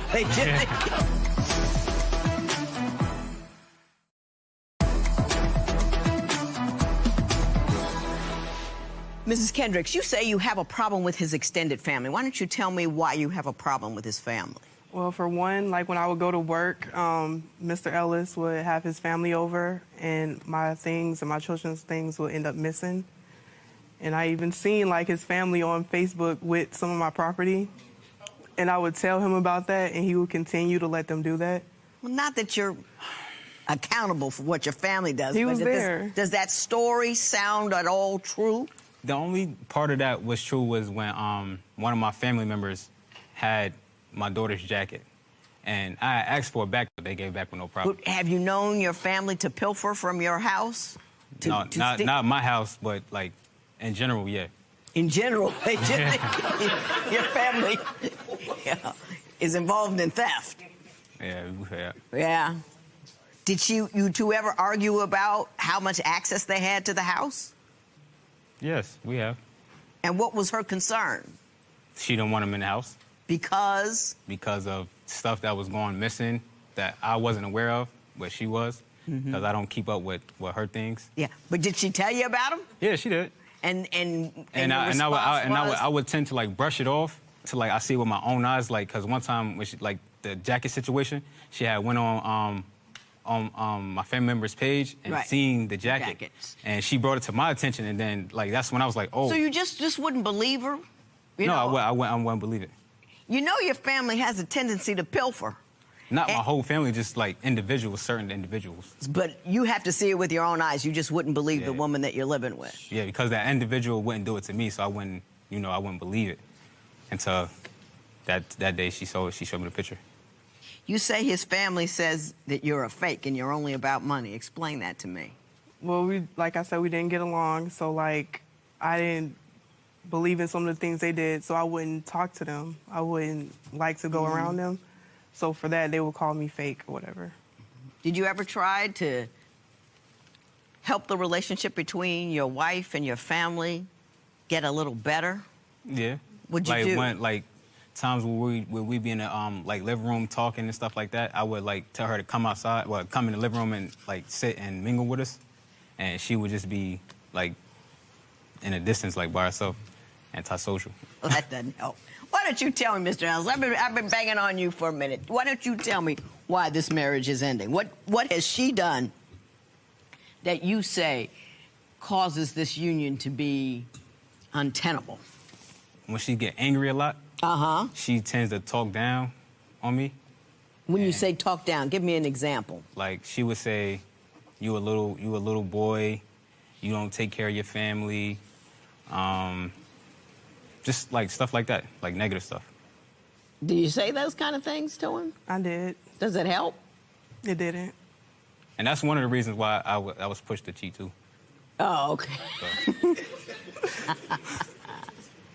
Okay, Mr. Ellis, I hear you. I hear you. We're going to get off that topic now and get off onto a topic that I think is extraordinarily important, is your parenting. I understand your family feels a certain type of way about the way she parents, and that you two don't see eye to eye on how you're going to parent the kids, and I want to talk about that next. Why did you kick him out of the house? Because he was cheating. I called his job, and I found out that he was with another woman. Mr. Ellis, is that accurate?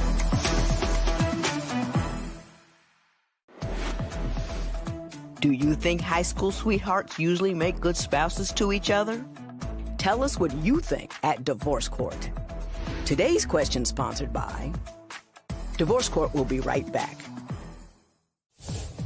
If you would like your case to be heard on Divorce Court, call us toll-free at 1-877-311-2222 or log on to our website at divorcecourt.com. Missed a show? Watch full episodes on our streaming platforms, and for exclusive content, go to Apple TV.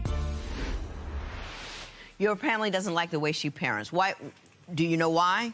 I wouldn't say that my family doesn't like the way she parents. It's like we grew up around like two different environments. I grew up around, like, at a certain age, you tend to take care of yourself. Mm-hmm. And I think she grew up around, like, you have to, like, build up a child or whatever the case may be. Right. Like that's... How about child care? There was an issue about the age of the children that cared for your children? Yes, like sometimes Darquan will let some of his family member who's underage keep our kids. While How old? What age range? I mean, were they 16 or 17? 13 or something like that. They was way older than that. Way older than that? Yes. Okay. Why did you kick him out of the house? Because he was cheating. The time I called his job and I found out that he was not at work, he later on told me that he was with another woman. Mr. Ellis, is that accurate? Yes. What did you see in the text the next day? Like, I forgave Mr. Ellis after that. We made up. We said we were going to make our marriage work. And the next morning, I got a text from Darquan saying that he was in love with the other person and that he didn't want to be with me. I didn't text her that personally. It still got sent to me, and with his permission. He told me. So you cheated on your wife. She caught you. You make up with her, and then immediately text the woman you cheated on her with that you loved her and not your wife. Is that accurate? And he was at her house that morning. Is that accurate? Most part, yes. But I didn't text the other female and tell her that I loved her and then was with her. I didn't do that. You were with her first and then texted the other woman that you were in love with her. Yes. I stabbed her first before I shot her. I didn't shoot her before I stabbed her. Get it right. You understand what I meant with that metaphor, right? Yeah. Why did you leave the state with the kids? I was tired of the back and forth. I felt like we were on the same page and we were going to try to work our marriage out. And I wasn't going to, stick around for Darquan to decide if he want to be with me one day and want to be with the other person the next day. Mm-hmm. Why, if you felt that she drove you to cheat, for all the variety of reasons that you've given, why didn't you, instead of doing all that, just leave her? Because you were in love with somebody else. Yeah, you were leading her to believe that you were going to work out her marriage. I would say at the time I was confused because like me and her was arguing a lot, and the other female that I was dealing with at the time, like she was showing me more of affection. And the other woman like always shows more affection. Good God, don't you read? Yeah, baby, when you're trying to get somebody, you're always nicer. It's always easier. You don't have any kids with her. She's excited to see you. You haven't hurt her before. So, yeah, she's delightful. The other woman's always delightful. Good God. Where are you living now? I stay in Albany, New York. Do you have your own home? No, I don't. I stay with a roommate. A woman? No. I don't believe you. I'm just saying, I don't believe you. I'm going to talk about that $357, and I'm going to say what I have to say to everybody, and then I'm going to go. Today's question sponsored by, what would you do if your spouse blamed you for pushing them to cheat? Share your opinion on Twitter and Instagram at Divorce Court. Divorce Court will be right back.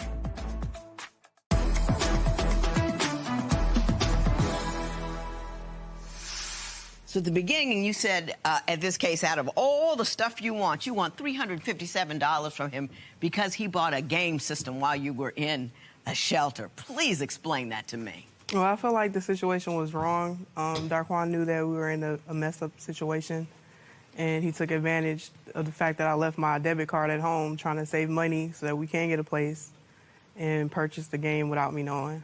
Were you married at the time? Yes. Was that your card alone Yes. attached to your bank? Yes. I see you don't have any documents with you. No, I ended up closing that account. Let's see if we can get a stipulation from Mr. Ellis over here. Reach down deep in your heart. Did you use her debit card without her permission to buy a game system while your children were... Stipulation! Hallelujah! And let me say this. That's the only decent thing you've ever done. You're tacky and you're no count. You do the wrong things and then you blame it on the woman you do it to so you can feel good about yourself. I'm sure you've told her she's the reason that you cheat on her, which probably made her feel horrible about herself.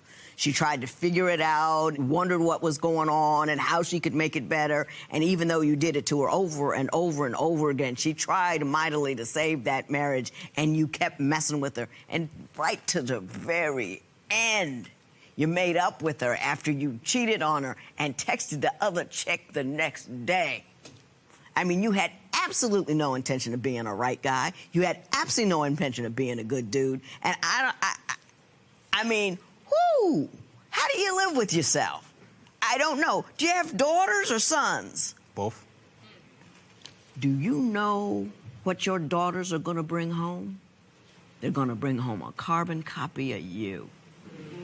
Because that's what they think a dude does. And it's going to break your heart. Teach her that there are better men out there. You know, be strong and capable and centered. Don't go from dude to dude. If they ain't good, leave them alone. There's a saying, I can do bad all by myself, but I don't believe that. I think some people just do better by themselves. I do. You know what I mean? Better to have nothing at all than having that piece of negativity in your life. You don't want that. Should be embarrassed. Every time you look at your daughter, you ought to think about what you do. But the joy that I get today is I'm going to give $357 to Ms. Kendricks for that debit card. It is so ordered. What could you have done differently, thinking back? I could have just asked my wife, like, for the money that I spent instead of me taking it. So what has this whole experience taught you about yourself? That I can do better by myself. The next time I call myself getting involved with someone, I'll just take the time to actually get to know them better.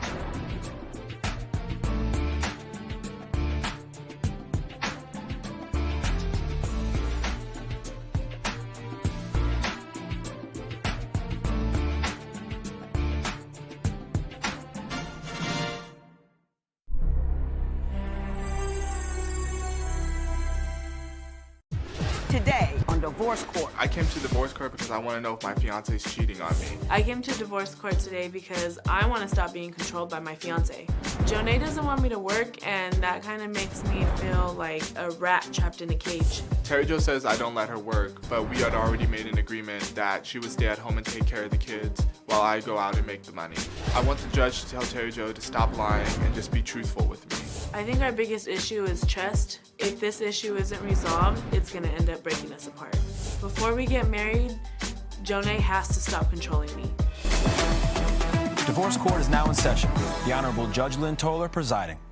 Good day, ladies and gentlemen. I'm here today with Jonay Moon and Terry Jo Olvera. The two of you have been together for 4 years, engaged for 1 year. You love each other, but you're not quite sure this is the thing to do.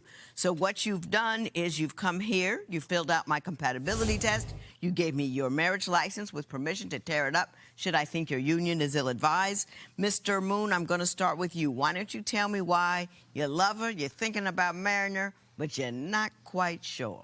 I'm not quite sure because this woman right here, she's very untrustworthy and she lies. She lies about texting her exes, and she's very secretive with her phone. She's always like hiding it. Hang on.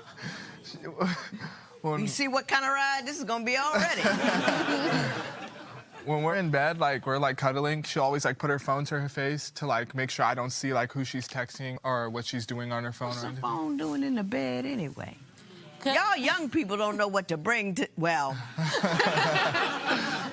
Why is the phone in the bed with you? Well, usually we will be on our phones when we're laying down, and then when it's time to put them on the charger, we'll just go put them on the charger. But she's on her phone. But you carry it all the way with you to the bed. It's like my baby. Yeah, she takes it more than I do. I try to get her away from her phone all the time. Do you have any tangible proof that she's doing anything scandalous?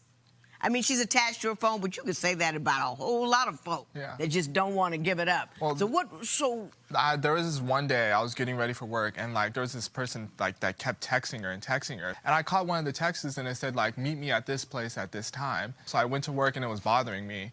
So I had asked my manager, can I get off like 20, 30 minutes early to go see what was up? So when I went there, I saw this woman with another man. Ms. Olvera, what happened? Let me explain. It was my best friend's boyfriend, and she had just passed away. We were meeting up to see how each other were doing, see how he was doing after losing her, seeing how I was doing. Now, if he would have actually asked me and asked what was going on instead of assuming, then... Did you tell him? No. I didn't tell him anything. I can't tell him anything. Because he's crazy and all he controls, you know what? My Did life. she know that your friend had passed away? Yeah, he knew my friend passed away. Hey, Jennifer, I'm just naming her Jennifer. Jennifer's boyfriend is upset. I want to talk to him, see how he is. That's what I'm saying. Because I can't talk to any male figure without him going like on this crazy rampage that I'm cheating on him, that I want to be with this person. If Do I you walk lose out, your mind if she talks to a guy? Somewhat, but I'm jealous, but she's the same way. She's jealous just as much as I am. Let's not. I'm talking about your jealousy. See, you can't ask her to be honest and tell you what's going on all the time. If she tells you something innocent, you still go off. Oh, no, I don't go off if she's just honest with me and just truthful. If she lies and I have to go find it out, then that's when I go off. I'm like, you couldn't have just told me? One of my exes had made a pass at me, and I kind of just, like, brushed it off, but I told him about it. And he still, like, went crazy on me. He's like, I don't believe you. You probably went and slept with him. And Did that occur? She didn't tell me. I found it on her phone, and then I confronted her about it. No, I told him. Now, she did mention me that she had seen her ex and stuff, but she never told me. And I told him that he made a pass at me, and I just completely ignored it. But I told him because I felt that was something that was an appropriate thing to do, or just in conversation. He's still so you say into he changes himself. his passwords every day. Yes. What's up with that? It's mostly on his iPad because his iPad's connected to his phone. He'll get messages coming onto his iPad. And there was this older woman, and she's calling him baby, and he's telling her she's fine. I call work because I have to have permission to go anywhere. So I call him. Hold up. No. You have to have permission to go someplace? Yes. That's false, sure. To leave the house? Yes. No. If I go... No. If my I will sister get call to me. you. My sister will call me and ask me if I can go to the store with her because she has my nieces and sometimes she wants me to sit in the car with them. It doesn't matter. You want to go out just because you want to go out. Yeah. Do you have to call him and ask permission? Call him. If he's not home, I have to call him and ask him for permission. Now, Mr. Moon, is that in any way, shape, or form anywhere near any kind of truth that we could see? No, because she told me to control her, and I have evidence of this. He did. I have evidence. Well, first of all, bring that for me. I would like to see that, but you didn't answer my question. Are you saying that you don't control her or that you do control her, but she requested it? I'm doing what Which she asked one for. is it? I do control her. I'm doing So what she asked you do require her to call you and ask for permission to leave the house? It's more like a check-in to me. Like, just like, hey, I'm Just leaving. let me know where you're headed. Yeah. So I'm not confused or anything, or, you know. But when I get the response of a no, you can't go, that's So not you just say to check in. this text, I'm not hiding anything. Trap me. Lock me up in the house. Control my life. Do what you need to do. You know I'm not lying to you. What can I do for you? Did you text that to him? I texted that, but it wasn't in the form of literally controlling me, because before that we were sexually talking, and it was more of a sexual reference. No. You were doing a little less than them there, bed. you know, just, it was sex talk. Yeah. No. You can so see in the instead of messages. literally tying me to a chair and bowing to his every command, I was more meaning like tie me in the bed, you know? No, you can see in the text she had just got done lying about something. She's obviously trying to make it up. That's what she does. Now, Nick, I want you to keep in mind that this is a before you vows. These two people are really considering getting married. I would. And don't think trust about each that. other. Woo! Wow. You say he won't allow you to go to work. I have to stay at home, and I am not allowed to do anything. So I took it upon myself one day. I wasn't actually looking for a job. Well, before we go on to that, but the general rule is, as you understand it, you're not allowed to work. Yes, I'm not Is allowed that to work. accurate? It's not black and white like that. We made an agreement. I would go out and work, and she would stay at home and take care of the kids in the house. If she wanted to work, would you have a problem with that? No, if she's just honest with me and just be like, hey, I want to work, we can work something out. No, because My understanding that isn't the case, that she did get a job behind your back and you lost your mind. That's what I want to talk about next. Yes. I ended up having the job for about a month until he found out. How did you get that past him? You got 3 kids, you got a job for a month, and he didn't notice?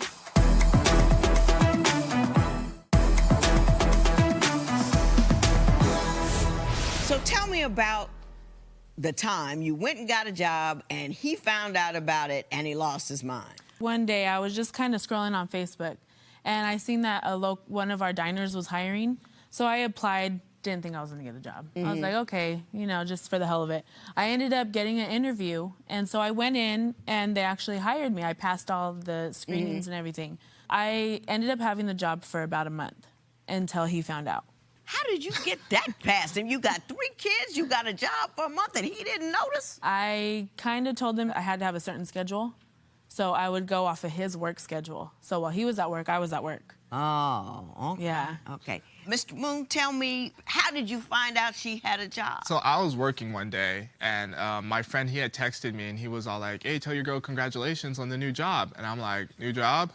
What are you talking about? He was all like, no, man, she's here giving us drinks. She's the host. I'm like, no, she's not. Show me some evidence. And he sent me this photo of her working. So your friend texted you a picture of her in her hostess uniform. Yes. And that's how you found out she was working. Yes, and then when we went home, I confronted her about it, and she just had the biggest attitude and everything. At first, she even denied that she was working. I was like, what about this picture then? Right. She was So like, Because of how bad he controls me. She asked me to I can't walk outside and then they say hi to me without you keep him saying she freaking out. asked me to control her. She asked me to control her. Let that go. And if he doesn't let that go, you should go. I mean, that's just ridiculous. That is absolutely ridiculous. And you don't want to be married to someone you are controlling. It makes you unhappy. No matter how much control you get, you can't predict everything they're going to do, and you end up mad. So cut it out. Yeah. And the only reason I went and got the job is because I was doing something for me instead of for him all the time. Let me tell you something. I don't know what's going on over here. I don't know why you're considering getting married. I've taken a look at your compatibility test, which alarmed me. What I'm going to do is I'm going to take time to go through the compatibility test, and then I'm going to ask you to give me a professional love. I want to know why it's even rational that you two would be considering trying to spend your life together. And your compatibility test alarmed me. You think she's a slob and can't keep house, and you think he's so nasty you won't have sex with him. How's that working?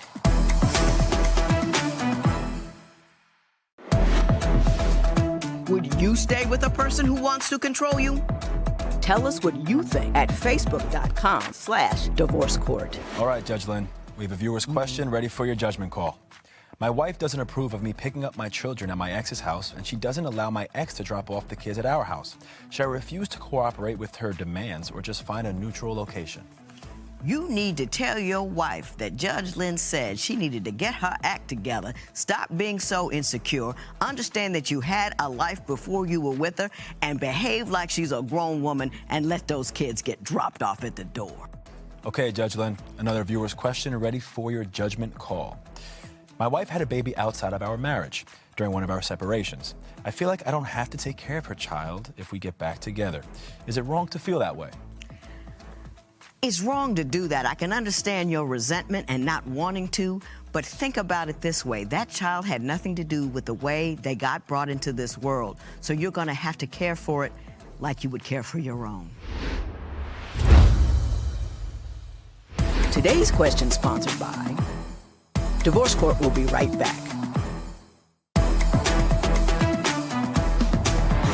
As I said, your compatibility test alarmed me. One of the more minor things in the compatibility test, which said something to me about the viability of this union, is you think she's a slob and can't keep house, and you think he's so nasty you won't have sex with him. Now, to me, two huge red flags. Why don't you first tell me about the manner in which she keeps house and why you're unhappy about it? She doesn't keep house. Every day when I come in from work, I always step in like food or something. The floor is always sticky. He's a liar. She literally does nothing. He's lying. Well, turn around and look. Is that how your house look? That is his mess. That isn't my mess. That's none from of him. That's from him? Yes. There's no way I could have done it. There's a day where I asked him, can you please just pick up? There was a day I was like super sick, and I was like, can you please pick up the living room? And then these are the pictures from that day. So that's a picture from one particular day. You yes, asked from one day. And he went around and taking pictures of his own mess when I was and sick. claimed you did it. Right. All righty then. You claim that he's too funky to have sex with. How's that working? He will go like 5 days without even taking a shower. And then expect me to get in bed with him. And then I don't even know if this lady that he has been talking to. What, the older lady? Yes. No. If he's been doing anything with her. I don't want to catch anything. Y'all got to, right now, because right now I just think this is absurd. Just clearly absurd. Two people who don't like each other talking to each other. That's what I see right now. I'm gonna give you 30 seconds. All I want is 30 seconds of pure positive. What you love about her, why she's the woman for you, why you want to spend your life with her. I don't want no criticism, no negativity, simply positive. Are you ready? I'm ready. Go. I love her hair. I love that she's open about like whatever I want to do. Anything I want her to do, she'll support, like whether it's the most outrageous thing. We always have like a family day, and any game I want her to play, she'll do. I mean, even if it's the most ridiculous game. If we want to watch TV, she usually lets me choose the show. She always lets me, you know, choose what we're going to eat. If we're going out to eat, she lets me choose the restaurant, you know. So you've said one thing to me. No, you've said two things to me. You like her hair, and she does exactly as you tell her. That's it. That's all. She's obedient, and her hair's pretty. That's what you said to me. Do you hear that that's what you said to me? Yes. I didn't hear anything about her sense of humor, her character, her smile, anything positive about her. But anybody who obeys you, you down for the cause. Basically, that's what you just told me. That's an F. Let's see if you can do better than F. Okay. Give me 30 seconds. What's wonderful? Go. The one thing that I loved about him was every time he would see me, it was like a huge smile, and his smile's gorgeous. But he would always have flowers. And he kind of made me feel like I was loved. And I hadn't felt that in a long time. I love his energy. I love the way that he handles certain things. He's so outgoing, and his personality is like an A+ because, I mean, he can make a joke out of anything. I gotcha. That was an A. See how it's done? Now I'm gonna say what I got to say. Okay. And you ain't gonna like it. Today's question sponsored by What would you do if your partner stayed home all day but didn't do housework? Share your opinion on Twitter and Instagram at Divorce Court. Divorce Court will be right back.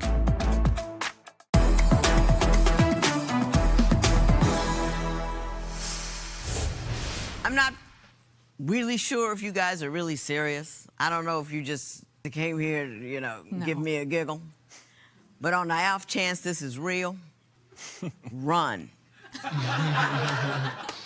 When you're in a relationship with someone who believes that the relationship revolve around him and only around him, that is a dangerous, unhealthy thing. It never gets any better. It only gets worse. And the more that you comply, the more that you do, the more he's going to ask from you. You said in your compatibility test more than 5 times, if he would just stop controlling me. He even said in his compatibility test, I'm too controlling.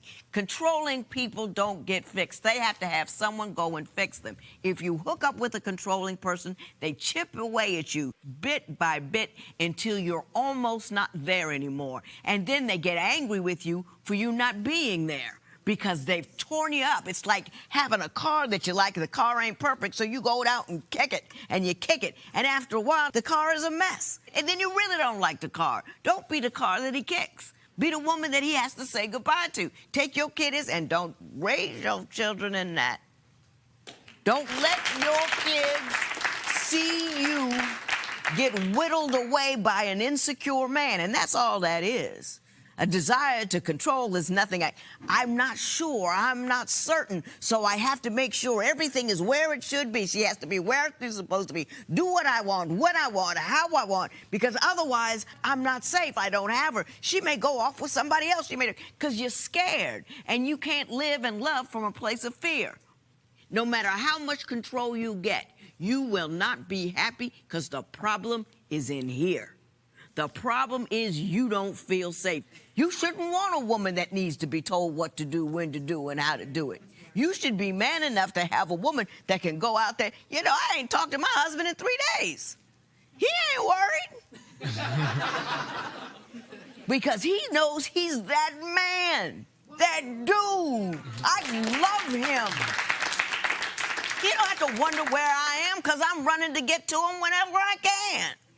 When you that dude, you get a woman who will love you for you, you won't need to follow anybody. Where is your marriage certificate? See this thing? See it is? See? Tear it up. And get right, just tear it up. You don't need it. And I so want you to hear me. I work with an organization called Bloom 365. And all we do, not all we do, but part of what we do is just extract women from situations when their partner have controlled them. And it starts like this. Don't let it happen to you.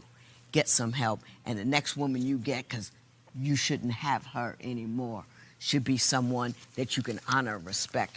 And she could run the remote herself, and you won't lose her mind. This matter is adjourned. Judge Lynn told her to run. How does that make you feel? It makes me feel like I've done something wrong. I want to fix it.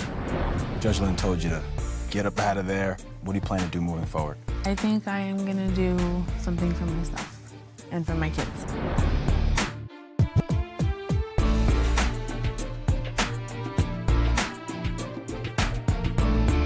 We're pregnant. And engaged, so... Yeah, we're going to get married in 2020.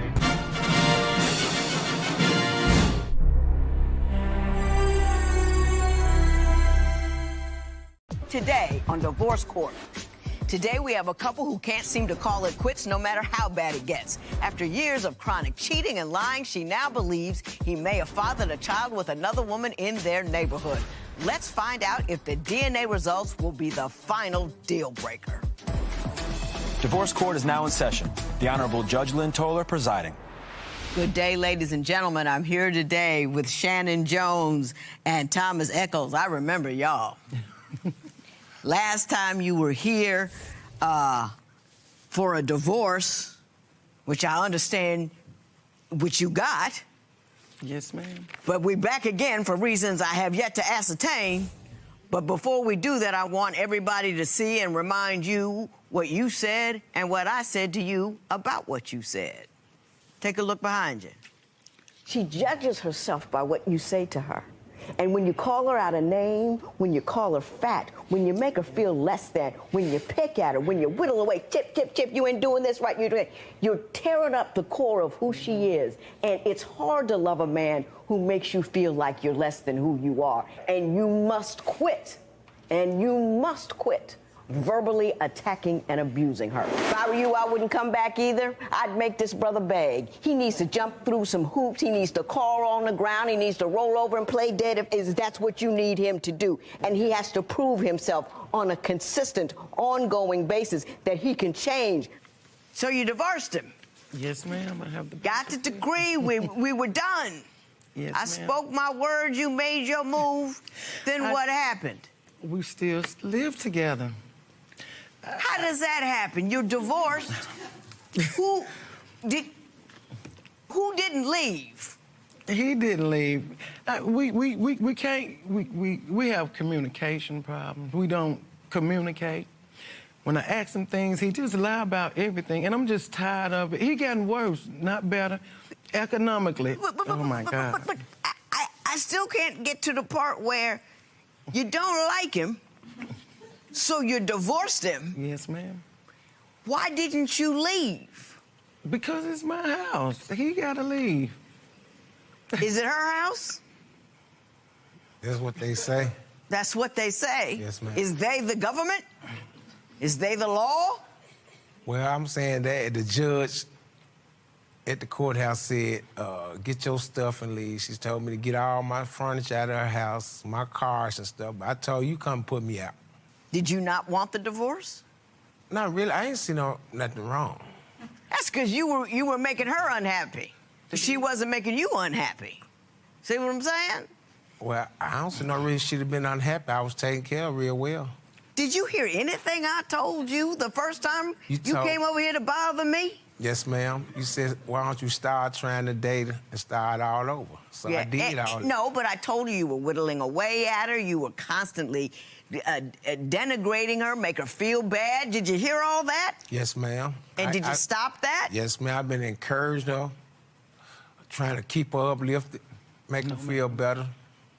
So, Ms. Jones, he says he's a better man and he ain't leaving. What do you say? Well, I want him to leave back, but he's not a better man. He tries to prove himself to me by getting the number changed, saying that the women that call, he never know who anybody is. Right. You know, I'm just tired of the foolishness. Right. It's well, just foolish. It's just like, it seems that he's lying to you all the time about everything. I can't ask him nothing without him. It's always an excuse, and whatever I catch him doing, like being somewhere, it's always somebody else's fault. Why he's not where he's supposed to be. And why he does what he do. It's my fault because he cheats. But he tells me he's not cheating. But I don't give enough sex, I don't do this. So he gonna do this or that. And I mean, you know, to me, it's not fair to me. If you're not gonna do nothing, I divorced you, I allowed you to stay. Because in my heart, I still love you, you know, but I can't continue you to keep betraying me and belittling me and, you know, making me feel unhappy and miserable while you making he makes me miserable by making himself happy. That's what he do. He enjoys that. Mr. Eccles, your response to that, are you cheating on her? No, ma'am. I'm a businessman, self-employed. So right. I do auto mechanic and all other kind of trades. So folks be calling and I did change my number a few times. But this new number I got, folks been calling the phone. Cause whoever had the phone, they were calling. And that's probably what happened. She always saying women's calling, I'm cheating. I don't know, she ain't never called me. She ain't never found my hat laying beside no woman's bed or nothing. So I don't think I'm cheating. You said she never caught you. You didn't really say you didn't cheat. Do you see what I'm saying there, Mr. Eccles? And you're smiling over there. So we know you're doing the wrong thing. I'm not cheating. I got diabetes. It don't work too much no more, so it's over with. Well, I stopped grabbing it, you know, like I was the last time, you know, making a stop grabbing it. But the diabetes, he used that as no more. Yeah, I don't have to do that no more. So you're saying that physically, you cannot function as you once did. Yes, ma'am. Hence, you are not cheating. Right. Because it's not working anyway. Yes, right. It's You working said fine. Ain't nothing wrong with that. He used that excuse. He have used it so much that it turned me off. Well, I'm going to talk to you, Mr. Eccles. You seem to have a couple of problems with this relationship as it continues, since you won't leave the house. One, it's about money. Oh, my God. And another is, you say you try to be more compassionate and satisfying, but it isn't easy because she's not easy to please. So I'm going to figure out what you're talking about and why she's so hard to please. There's a lot of guys who, when you're almost out the door, they act right. And then you turn around and you come back. Now, the first time, that's on him. 2, 3, 4, 5, 6, that's on you. The only thing I get upset about is when he say he's gonna give me some money and he don't do it. He'll brag about it, what he got, spread money on the bed and everything. Tell me what he got. Yeah, you broke, you ain't got this. I'm like, how supposed we married? If what you got is supposed to be mine too. In your paperwork, Mr. Eccles, that's what you were talking about last time. Your money is your money and her money is to take care of the house. This is what you said in your paperwork. I try not to make everything about money, but it's not easy. I let her borrow money, but she doesn't pay me back. We go to the casino and I give her money, but she's always complaining and never gives me any money back. Do you contribute to the household? Yes, ma'am. In what way? I really be taking care like I'm the head of the house, which I am. I take care of everything. When you say I take care of everything, do you pay the rent or the mortgage? I pay the rent, the mortgage, whatever you want to name. Lights, gas, all of that. Well, I let her pay the light bill. I pay the mortgage. Is that true? Yes, ma'am. He does pay the mortgage? He does. Why are you complaining about her not paying you back? She be wanting substantial amount of money. For what? Give me an example. One time she went and pawned our ring. She got it on her finger. She never tried to go, and I found out that she had pawned the ring, so I went and got them. I didn't want the ring no more, so I went and pawned. That was the time when you were divorced. Then the next... Do y'all know what divorce means? Maybe that's my problem here. You guys are complaining about you don't like one another, but that's the reason why you got divorced. And now you're back here complaining about the same problems. Yeah. You don't believe you should have ever gotten the divorce. Correct. I love my wife. Tell me about Big Bird. You told me about her before. This woman, he just saw her a couple of weeks ago. He told me he think that that's who it was. Okay, you dated this woman before. You know her front and back, side to side. So why you gonna say, I think that was her? Which I'm getting to the point, I just don't really care about what he do. I'm just ready to be free. Tell me about the karaoke bar. A place called Marlowe's he goes to. He started buying salads from there. And I asked him, when you started going there? We never went there. And I know I'm pretty sure he took somebody there or somebody that goes there wanted something and he went. When he go to new places, it's only because somebody else introduced him to it, because I know about him, but I don't go. Because him being cheap, he's not going to want to pay for nothing. Very cheap. Are you cheap, Mr. Eccles? And no, ma'am. Yes, ma'am. Do you ever spend any money on her? We know you spend it on yourself. Do you spend it on her? All the time. And when When's the last time you bought her something that you didn't expect her to pay you back for?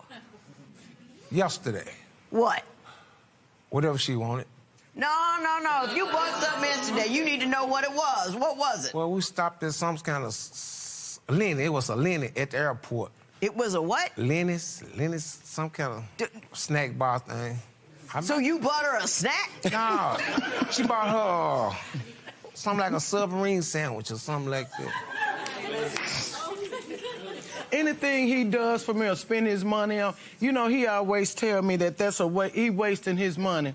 And I'm tired of it. I really just don't know what to do, Jan. I don't know what to do. You know. And well, okay, I just did another favor. She had went upon her car title. I went and paid it off for her. It was a substandard amount of money. Yeah. And I took care of that for her. I didn't ask for that money back. Yeah, let me ask you, you do talk about on here about paying, you just pay $100 back, and you said, I bought her something yesterday, I bought her something to eat. Don't you buy, like, really nice cars for yourself to impress people? How many cars you got? How much money have you spent on that? A little nothing. A little or nothing? Yes, ma'am. Don't you spend a lot of money on your family? Don't you? And friends? Do you big time in it? You know, passing money around, but I be helping folks. You know, I thank God allowed me to help them folks. That's when He don't allow me to work. So I work for myself on my terms so I can help folks. Are you helping everybody but her? I'm helping her too.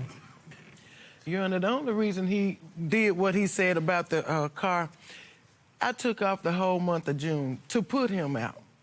So he was getting some money from an accident.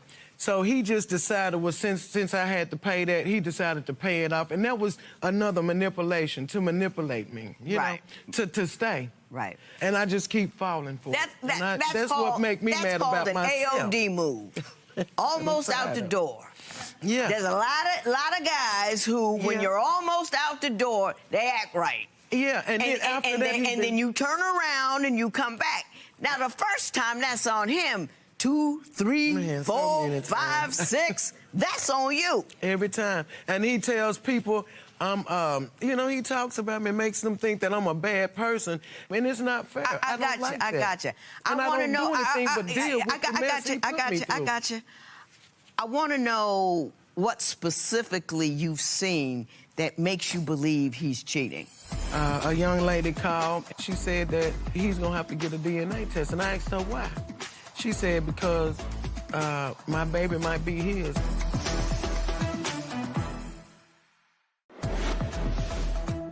Would you pay your spouse back if they asked you for money you borrowed? Tell us what you think at Divorce Court. Today's question sponsored by Divorce Court. Will be right back. If you would like your case to be heard on Divorce Court, call us toll-free at 1-877-311-2222 or log on to our website at divorcecourt.com. Miss the show? Watch full episodes on our streaming platforms, and for exclusive content, go to Apple TV. So he'll keep pushing himself home, and I grab him by the... Oh, y'all just like that, y'all! I have your hand full. You handle his situation? I sure do. She'll get my situation. Squeal, I go around. I have to walk around like that. I do. I won't lie to you, young. She walked me around out for a minute. It used to be 2. It feel like it's 4. Is there one specific other woman about whom you have concerns? He's supposed to have made a baby since the show. A young lady called, and, you know, he denied that, too. He denies everything, and just finish the story about the lady who called with the baby. She was a associate of mine, and she would call me, you know, and I would help her out, and she was a friend of his, too. But she told me that nothing was going on because I assumed that, and but she said no. So one particular day she called me and she said that he's gonna have to get a DNA test, and I asked her why. She said because my baby might be his, and I'm like, you know, my heart just fell to my feet. I got nervous and cried. I just didn't know how to feel, you know, because they both lied and betrayed me. And they supposedly have a baby out there, and she probably is about 4 now. And I really would like to know if it's his child. Mr. Eccles, there's the baby. He denies. Mr. Eccles, do you believe that you're the father of that child? No, ma'am.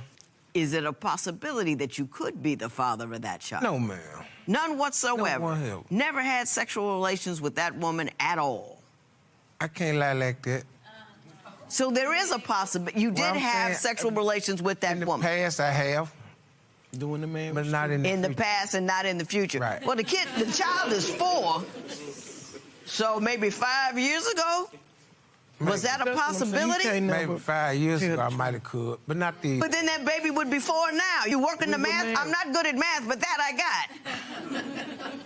Well, no, Your Honor, I went to the doctor some years ago, and they said something I had got to something that kind of messed my blood cell counts up, so I couldn't make... So you believe you're not physically capable of having a baby with somebody, as opposed to you didn't actually have sex with somebody else? Yes, ma'am.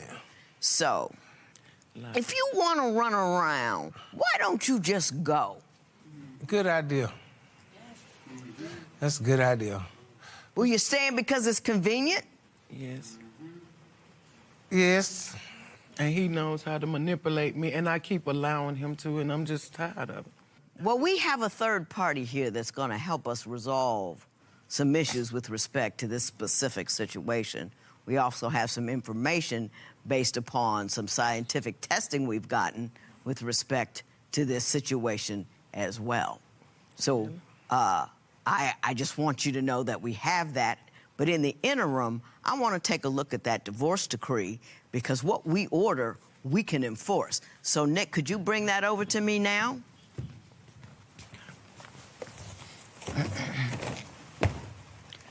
I'm going to take a look at this, remind myself what it says.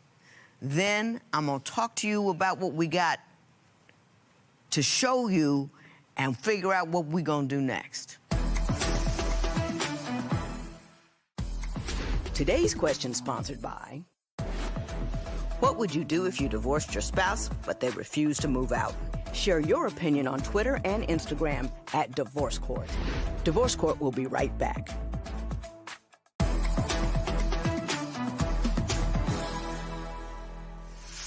Ms. Jones, Mr. Eccles, I'm mad at you because I think you take advantage of Ms. Jones' better nature. I think you're comfortable at her house, and you do what you want to, when you want to, how you want to, and you don't care what it does to her. You know, in the previous time when she was here and we saw that, she was angry. Now she's just plain hurt. She can't even raise her voice about it now because she's so busy crying. And I don't know how you can, as a man, look over to the woman that's living in the house with you, see her this hurt, and continue to behave the way you do. Having said that, I will say this. The order was that he was divested of all interest in that property. When we order stuff, it's enforceable. He don't want to go, call back. We send somebody over there to get him. Make him go. There's a process and procedure for that. But since it seems you're not going to take the logical way out, and there's this one particular individual that is stuck in the middle of the situation, let's bring out the person in question. Ms. Lester?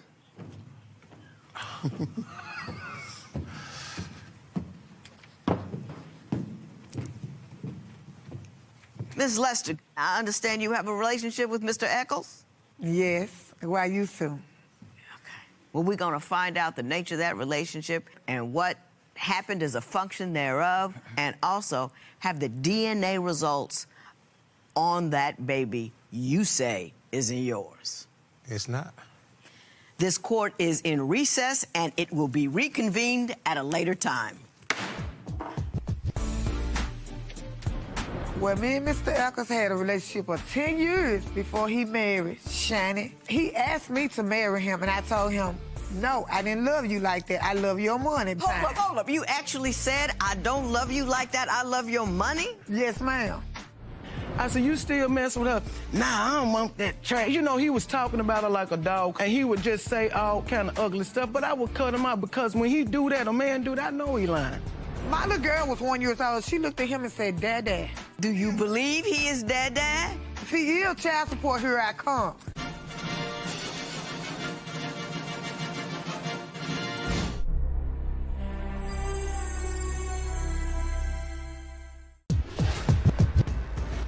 Judge, today's case is out of gas. It appears this relationship has run out of gas. Let's see if we can do anything to replenish the tank. Court is now in session. The Honorable Judge Lynn Toler presiding. Good day, ladies and gentlemen. I'm here today with Chassie Goodson and Lawan Agee. The two of you have been together for 13 years, married for 2 years, and you have 2 children together. Mrs. Goodson, you are suing Mr. Agee for $6,000 for money he used for a car that you say should have been saved for something else. We're going to talk about that momentarily. But before we do, Mrs. Goodson, I'm going to start with you. Why don't you tell me a little bit about your marriage and why we're here today? Judge Toler, my husband tries to control my every move, but he is not the boss of me, okay? For example, at night, He went and took my phone and connected it to my car Bluetooth to see my recent calls and text messages while I was sleeping. I had to. And then he turns around and went through my purse while I was sleeping. He do all this dirt while you sleep. Mm-hmm. Went through my purse, found a receipt, and said, why was I at the place on the receipt? And he thought I was somewhere else. Now, Mr. Agee, do you do all of those things? Yeah, she don't tell me anything. Do you I think have to she's find out cheating? some way. Yes. Do you think she's cheating on you? Why do you think she's cheating on you? She continues to lie. She tells me different stories. One time she told me she was supposed to be going to working all night long. But I found out on Facebook she was at a casino. Well, her car was there. She said she wasn't there. Not true. Now, Ms. Goodson, did you say you were working and you were at the casino?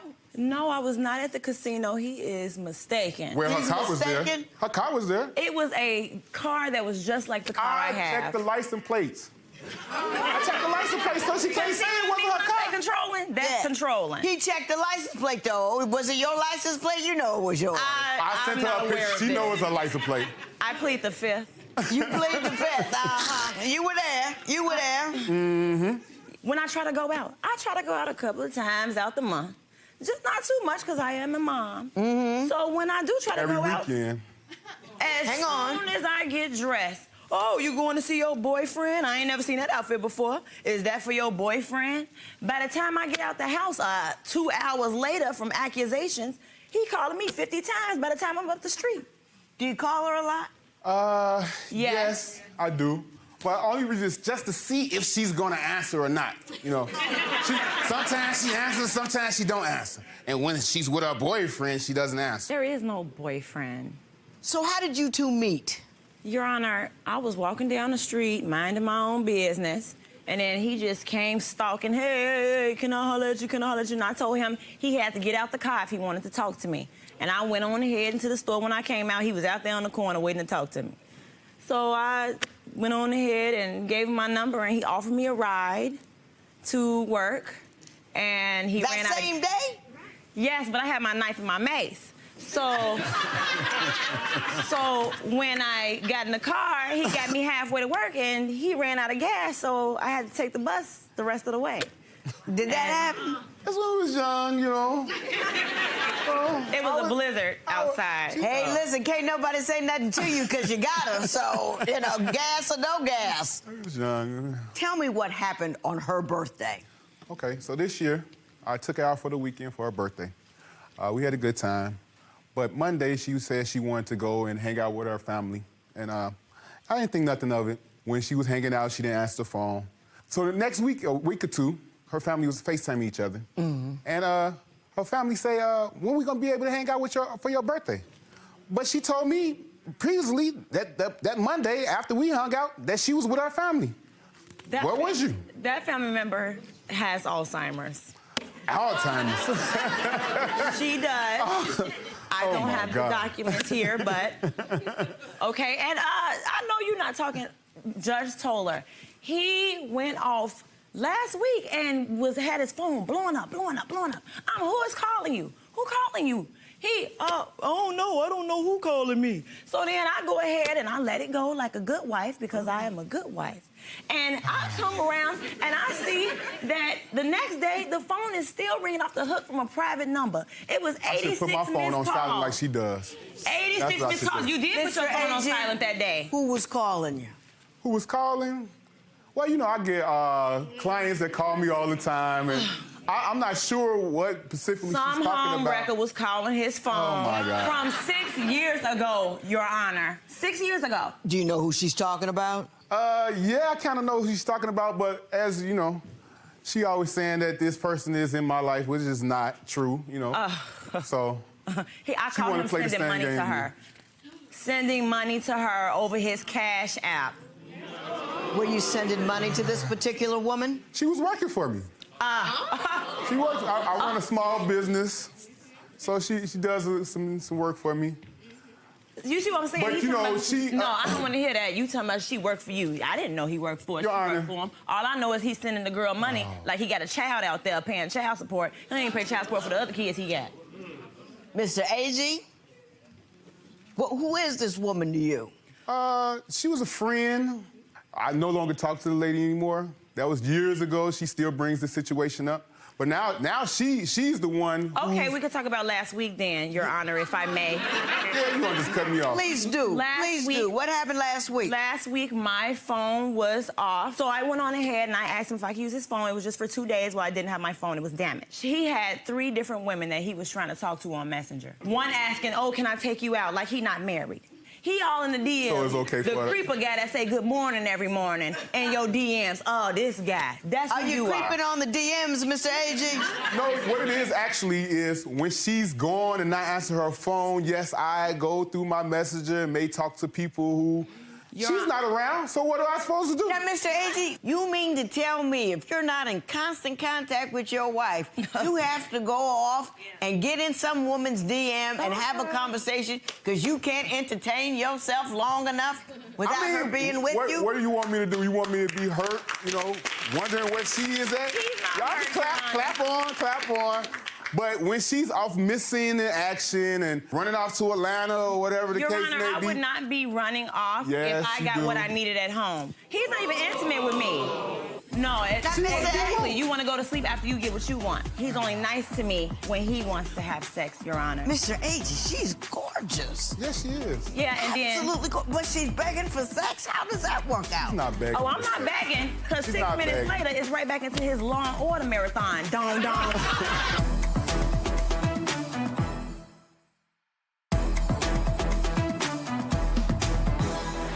There's no affection. I'll try to do something sweet for him, put on something nice, put the radio on. He want to turn the radio off, and he only shows me affection when he feels like it. Well, she's at home all the time, and I work. Oh, now I'm at home all the time. Which one is it? When you want to show affection, I want to go to sleep. No, exactly. You want to go to sleep after you get what you want. He's only nice to me when he wants to have sex, Your Honor. Mr. A.G., she's gorgeous. Yes, she is. Yeah, and then... Absolutely gorgeous. But she's begging for sex? How does that work out? She's not begging Oh, I'm for not sex. begging, because 6 not minutes begging. later, it's right back into his Law and Order marathon. Dong, dong. Just all night. That Law and Order gets people, though. That Law and Order. You get Charlie Law and Order, Your Honor. It's not SVU, it's the old Law and Order, Your Honor. I can't do it anymore. I can't do it. That's like crack, though. That Law and Order, you get started on that, I understand. Your Honor, she does things, and she uses the things that she's saying to cover up her facts and her cheating, I'm her not lies. covering up anything. Mr. A.G., you say that she has bad spending habits. Tell me about those spending habits. She makes sure that I cover all the bills and take care of all the things. One incident is her phone bill. Every time it's her phone bill. Every month it's $200, $100. Like, I'll pay her phone bill, give her $250, then the next week her phone is off, saying she needs another $80 is on a payment plan. That's not true. I don't understand. That is not true, Your I don't know Honor. what she's doing with her money. You're on a payment arrangement too, okay? So But it's don't even try okay to be on a come to payment me. arrangement. But if I'm paying the bill, pay the bill. Don't sit there and try to take the money and do other things and then come back to me and expect me to keep on forking Like over when more you money. were sending money to somebody else. Here Taking you go, care of her using and the her excuse family. to do what she wants to do. My phone bill would be paid if he wasn't taking care of somebody else Do and their what she family wants to do. while she was working. How much is your phone bill? My phone bill is $160, and it's the extra. But I got 3 lines, and her phone bill seems to be more than mine. Okay, what about the car that I bought? $6,000 car What about that the he tax refund coerced she ran me off with? He coerced me to buy a car. He nagged me and nagged me and nagged me when all along we were supposed to be buying furniture. He sat there and he looked for furniture with me. He told me, we're gonna get this furniture. upgraded We the was car in for her. Bob's Furniture. He turned around and said, oh, we gotta get a car. Why do we have to get a car? We both have cars. Why do we have to Did you get get a a third car? No, we didn't get a third car, Your Honor. We It was just a third upgraded car. her car. She had a car that has a little, mechanical issue. So I say, let's take the car and get rid of this car and get a new car. Oh, she's all with it because she's in a nice car now, but now I owe her $6,000. Come on. Now, is your husband telling me the truth that, in fact, he didn't get a third car, he upgraded your car? My car did not need upgrading. I had a nice car. But you took it. I went on ahead and bought the car because he made me feel like the car wasn't going to be working within a year. That's a brother doing his husbandly duty, making sure that his wife's got a nice ride. Thank you. Because the last thing he wants to happen is have that beautiful woman of his stuck in some hood somewhere because the car don't work. Way to go, brother. Way to go. You gotta tell me something. Who's in Maywood? I don't know who's in Maywood. Tell me who's in Maywood. You tell me. There's nobody in Maywood. I went to go have a picnic with my female Who is in Maywood? You investigate enough. He is paranoid from all that Law and Order watching. You say he lies to you about where he's going. What does he lie to you about?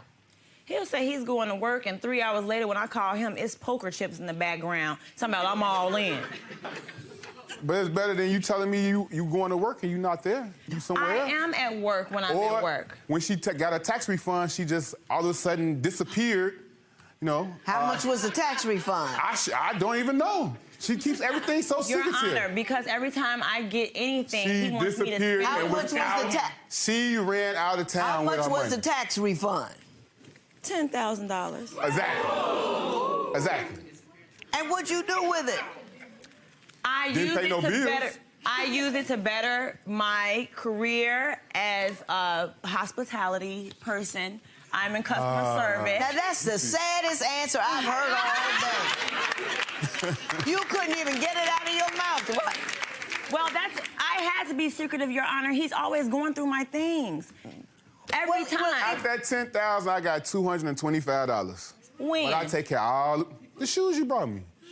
$220 out of $10,000. I didn't even know it was $10,000. I want to know where the other $9,000 went. It went towards another car. Another car? Yes, that he coerced me into buying. He's manipulative. Is it the same car we were already talking about? No, it's a different car. How many cars do you people got? He's obsessed with cars. Get a new car, get a new car. He'll tell me over and over until I do it. It's all about necessity. He manipulates me into spending money how he wants me to spend it. I have no freedom. Spending it on you. Definitely.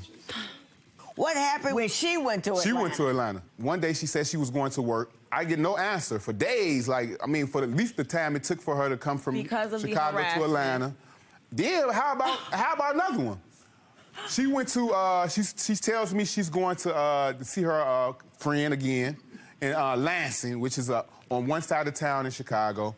I found a receipt in her car. She was way out in the west side. Wait, how did you find the receipt, though? Because I looked. I'm going to have to figure out something. I'm not going to let you keep on just running over me and just doing whatever you want to do. That's not going to happen. It's not going to go. Do you forget the 10 years before? It doesn't matter. We're talking about the 2 years that we in our marriage. She said she's in Lansing.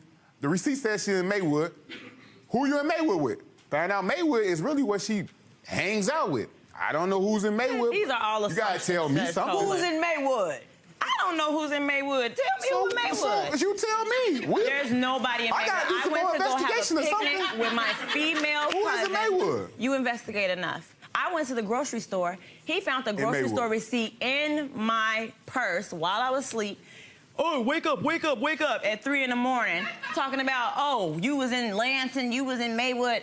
Okay, we had to get groceries for the picnic. What was supposed to eat? Groceries for a picnic. Bark off the tree and it's grass? like at least an hour away from each other. And in traffic, you're at least an hour away. So you went from Lansing to Maywood to get some I know groceries. he keeps time. He keeps timing me getting in the shower, too. Oh, you was in the shower for 42 minutes. What, you did all that for your boyfriend? Every day I have to deal with it. Do you ask her why she spent so long in the shower? You just did 2 days ago. No.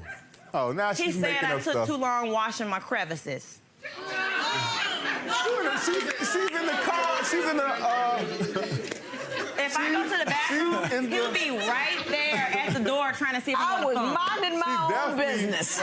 She's definitely on the phone in the I am not on the phone in the bathroom. It's his own guilty She's hiding conscience. her phone, turning it upside down, not showing, trying to hide every fact. She's so secretive about this situation. No, you're somebody. guilty. She's hiding somebody. No, she's definitely hiding. He is paranoid from all that not Law and Order watching.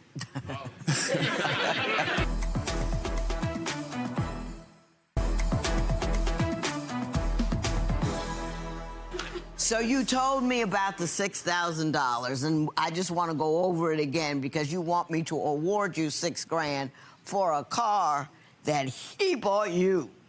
Have I got that right? Your Honor, I bought the vehicle, but I was supposed to buy furniture. So we have a car now, but no couch. At that time, in our first year of marriage. He said we were buying In our furniture. first year of marriage? Yes. That was the first year. This is the second, and it's gotten even worse. Especially the lies. My money up. That's not Want to true. spend all she want to save hers and spend mine. I get him things all the time. I bring I'm not him asking dinner. for all that, but I have his clothes clean. He does nothing when it comes to the house. He's I do always everything. I'm the mother. I have to Always get the gone. kids. Who's always gone? You always gone. That is not true. He is Not answering always the phone. gone. You're never there to know if I'm gone. I work in the morning from 9 to 5. 9 and to I'll be 5? at home, and at 5 is 5 in the morning, you're gone. That's not true. That is not true. Now, Ms. Goodson, you and I both know you're not getting that $6,000. Right? We both know that. You're an intelligent woman. You know I'm not going to give you that $6,000. That $6,000 went underneath you so you could ride it around Chicago. And that's exactly what you're doing. And you were riding around Chicago, took his tax refund, left it somewhere. We don't know where that $10,000 went. You ought to be glad that he didn't ask for any money from you. Because if anybody's been larcenous here, it's you. Mr. A.G., if I were you, I wouldn't care what she did with the money. I would keep her, because she's gorgeous. What? Gorgeous is okay. There's no upgrade on that. But you got to come That's just wonderful and lovely over there. more And this than that. brother is buying you car after car after car. He loves you. You love him. Stay together. Keep Chicago safe. There will be no recovery in this matter. It is so I mean, you two seem just a lovely couple. Oh, thank you. You know, Judge Lynn likes you guys. She's rooting for you. But you guys, I feel like is it trust? What? The trust has been damaged a lot, but hearing Judge Toler today, I really want to work on our marriage. I feel like it's worth it when it all is all said and done. It's not really as bad as it seems. Tell me how you feel after speaking with Judge Lynn today. It's all right. I feel like we can try to keep moving forward, you know. Got to give her a little bit more trust. Yeah, you're snooping a lot, you know, like private eye here. Can you ease back a little bit? I don't know. She might take over. But that's hard to get back, you know. We can work on it. That's all we could do.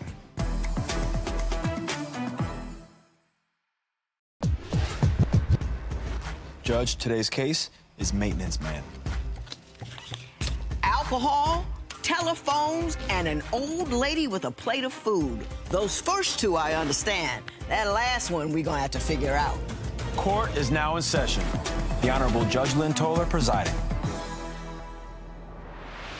Good day, ladies and gentlemen. I'm here today with Monique Johnson and Joseph Ferris. The two of you have been together for 5 years. You have one child together, and each of you have children from previous relationships. Ms. Johnson, you want $1,000 for a car payment, and he wants $500 to replace a broken cell phone. We will talk about that momentarily. Before we do, Mr. Ferris, I'm going to start with you. Why don't you tell me a little bit about your relationship and why we're here in divorce court today? Well, we're here today because my fiance is crazily jealous. I mean, ecstatically jealous. Like, she went out, she called me one day and she said, "Where are you at?" I said, I'm at the plasma center. She said, "Nuh-uh, you riding around in the car with your coworker. I see you. And y'all just riding past me like you don't see me, you ducking down and all this and that." But it wasn't even me. It took for her to go to somebody else's house, knock on their door, for her to find out it wasn't me. It was another dude altogether. It was a whole nother dude altogether. Now, Ms. Johnson, did you accuse him of being in a car with... First of all, don't know what your own man looks like, which is sad. But did you really follow another dude to another place trying to catch him with another woman? Yes. And you were wrong? Yes. How'd you blow that call? Well, I felt like he put me in a certain situation for me to feel jealous. How did you do that? Because he's always acting as if he's the perfect person, but he does the phone, Your Honor. He does the phone. What does he do with the phone? He's on it constantly. He sleeps. Who sleeps with their phone? Who goes to the bathroom with their phone? Who showers with their phone? Like, everything with his phone. Like, he'll come home from work. He'll speak to us and the kids. He'll speak to me and the kids, and then go in the bathroom and get on the phone. And be in there for hours. So I'm like, what? And I'm the type of person I like to look. Well, there's a couple of reasons that could be happening. Judge. Your Honor. She's like, you need to spend more time with me Your than the Honor, phone. he will you be spend on too the much couch. time with the phone, you know what I'm saying? He'll But be on it's the not couch. like He'll that. be laying on the couch. If he fall asleep, he'll slide the phone up under the couch, like, so it can't be visible. Do you do that? You do it, because you're smiling like you do it. Now, why are you doing that? Because that, to me, is suspect. Yeah. All right, look, let me tell you this, Judge. We were going through some financial issues recently, and an old lady gave me some food. And she said, I want you to take this home to your family, feed How your family. old was she? 7, 8 years old.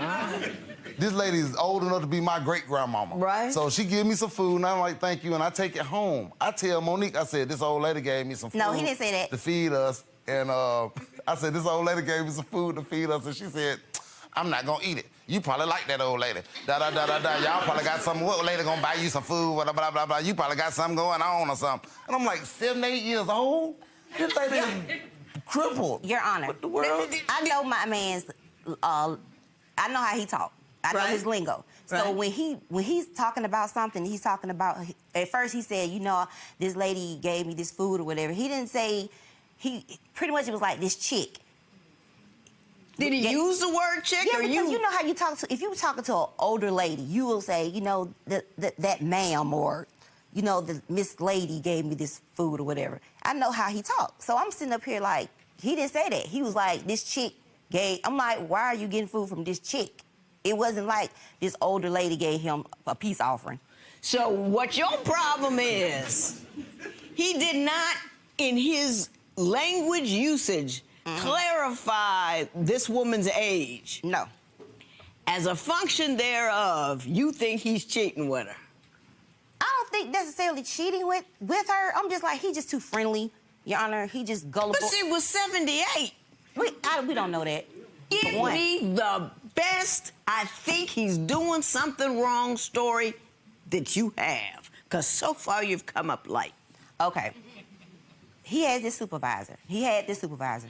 And I feel like when she would call, he was like sneak out, he'll go out the back door or he'll whisper and when I come in the room, he tries to hang up the phone. I think the reason why I would not answer I want to answer the phone away from her or go outside because she's so crazily jealous. If I answer the phone, she knows it's a woman, it could be my grandmama.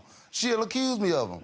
She deleted women off my Facebook page that are my cousins. Don't even know them, she just delete them. You know what I'm saying? She's called, like I got, Are you deleting women off his Facebook page? Look, when you log into Facebook, you have to have like a number on your phone number on there. I had an old phone number from like 4 years ago still on my Facebook.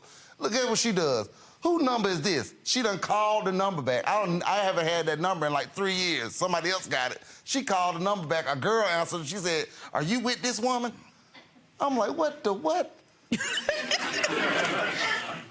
Miss Johnson. And hold up, when that happened, it was 4 o'clock in the morning. She's up drunk. When I wake up, her face is this close to mine. And I'm like, what the world? And I don't know how long she had been standing there. Yeah. So she's like, whose number is this? My number, I'm like, well, I'm trying to wake up. I'm like, what are you, what are you doing? Yeah. Mr. Ferris, you mentioned her drinking, and in your paperwork, you mentioned her drinking quite a bit. Why don't you tell me why you're so concerned about her alcohol? Because it's two different people. I'm engaged to 2 women. One of them is the cool woman. The other one is this psycho.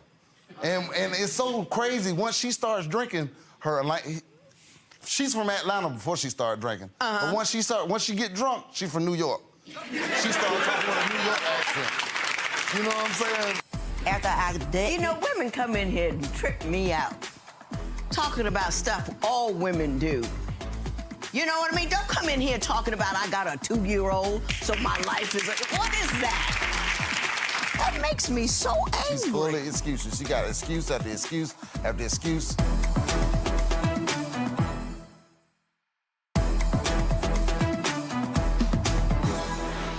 Tell me the most spectacular story you have about her drinking and what that makes her do.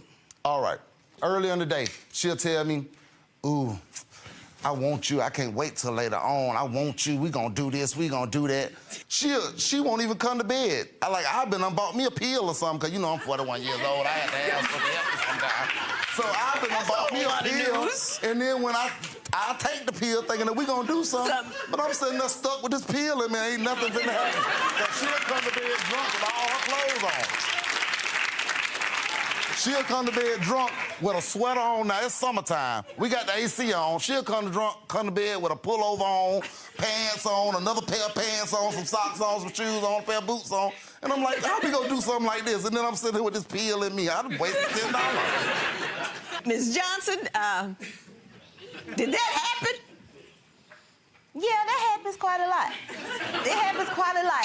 And tell me why. So after a certain time of night, after I've dealt with everybody, so I feel like I deserve to turn up sometimes. So I turn up, and when I turn up, I turn a little bit too up. When she turn up, I turn down. I'm not excusing it. I always tell her, I said, you don't need to drink this much because I don't see why you drink because you're never happy. You always find reason to be angry when you're drunk. You're always sad when you're drunk. And I said, it's a depressant.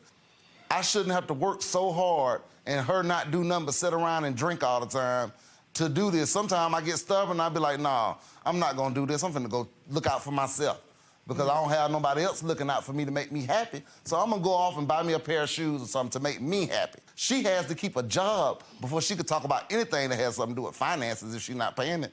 Okay. Ms. Johnson, are you unable to keep a job because of your alcohol use? I think I'm just drained. I'm drained. Drained from what? From emotional drain. And I have, like I said, I have 3 kids. And my baby is 2. Mm-hmm. And I've been with her 24/7, every day, all day. And I'm an online student. After I did... You know, women come in here and trip me out. Talking about stuff all women do, like it's something fantastic. Listen, I have 4 stepkids, a job at a law firm, did a judicial campaign, and had an 8-month-old. Everybody got fed, everybody got where they were going. I didn't have to get drunk. You know what I mean? Don't come in here talking about I got a 2-year-old, so my life is... What is that? What is that? I don't understand. Cooked, cleaned. She makes more excuses. She makes more excuses than progress, Judge. She full of excuses. That makes me so angry. She's full of excuses. She got excuse after excuse after excuse. And I've never, ever cheated on her. But guess what? She's cheated on me. But I've never, ever, ever cheated on her. She's never caught me in a situation. Tell me what she did. Well, I was looking on a Facebook page, and a guy was telling her how much he enjoyed their sexual experience. And tell me some of what you're going through because I think I'm missing it. And I don't want to be critical if there's some facts I don't have. When he first got here, I was in a bad place.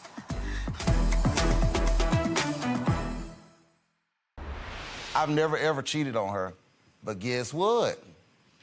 She's cheated on me. What the what? Now, Come on, man. Ms. Johnson, did you cheat on him? When he first got here, I did. And tell me some of what you're going through because I think I'm missing it.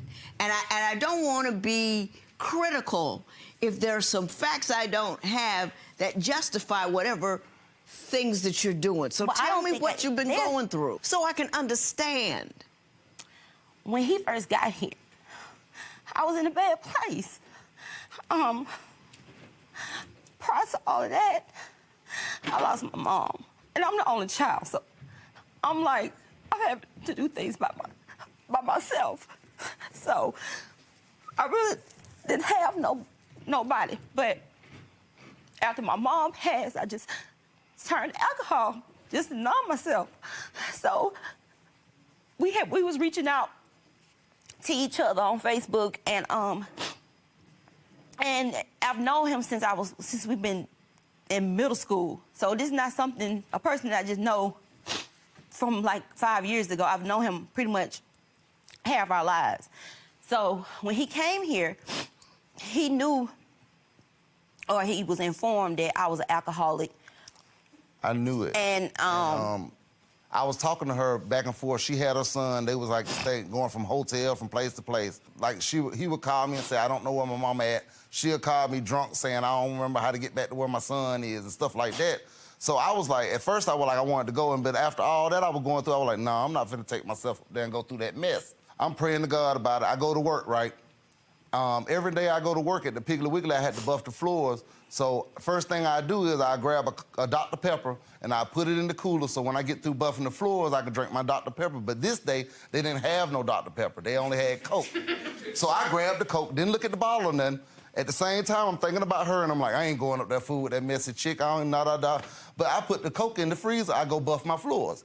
I'm praying the whole time. I'm like, I'm not going. I shouldn't go.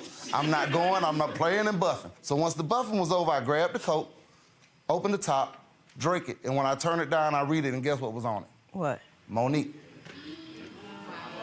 So I took a picture of the bottle, and I showed it to her, and I said, God wants me to come, so I'm coming. Wow.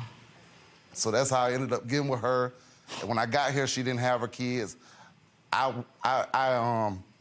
stressed to her that we had to get them, so we got them back. Because why? Why? Because she was very, very worried every day. She cried every day about her daughter. So, and at the time when we went to get them, she had a hangover and she didn't want to go. But I dragged her and I made her go. She didn't want to go not because she didn't want her kids, but she was scared. Right. So I put Buff into her and said, we're going to get them. And we've had them ever since.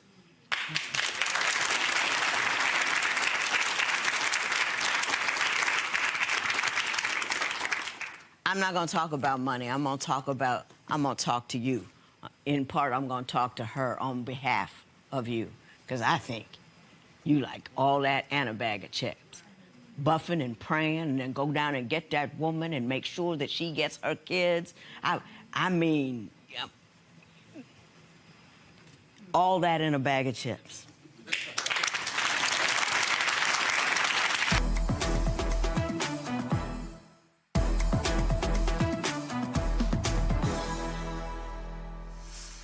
I'm not mad, Ms. Johnson. I'm worried. I'm worried about your frame of mind. I'm worried about your fears. I'm worried about your drinking. And I'm worried about your children. I think that you're very, very hurt. Life is like fire. It burns. You put alcohol on a fire, it burns out of control. You need to cope with the death of your mother.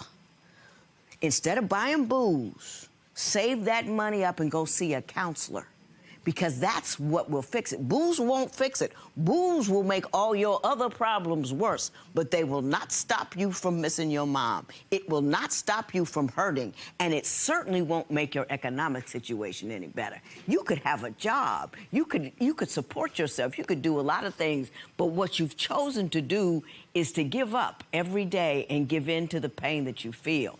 When my mother was dying, she told me this, because I, in the bed crying, whoa. And she said, you know what, baby? Nobody beats death. We all gotta go. But you beat the game if we die in the right order. If I were to have to bury you, I lose. You're burying me. I did my job, and now I'm moving on. I loved my mother. I love my mother more than anything. I wrote a book about her in 2007, and she's gone now. But I'm okay. I'm okay because I chose to deal with it. It hurts me when I think about it, but I don't live it because it would piss her off. Do you know what I'm saying? Don't not be a mother to your child because your mother is gone. That's not fair. You're going to end up burying her because she doesn't have the right kind of support to grow up into the kind of woman she needs to be to handle your business. Your mother would be outraged if her granddaughter had a drunk mother not taking care of her business. Outraged. Don't do that. Honor her. Take care of that alcoholism. You got a good brother. He's on the phone and entertaining himself because you ain't no fun.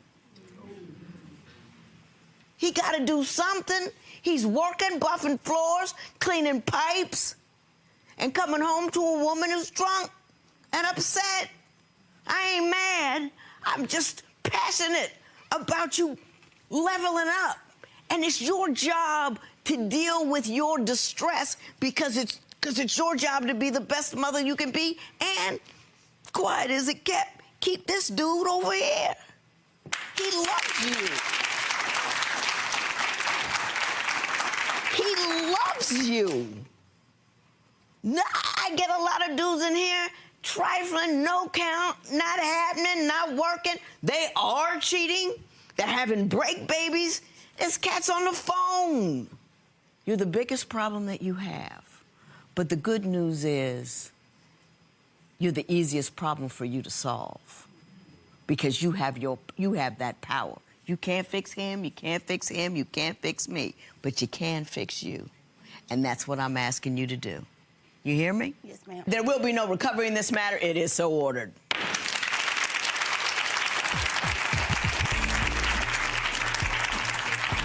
So what's your reaction now after hearing what Judge Lynn had to say today?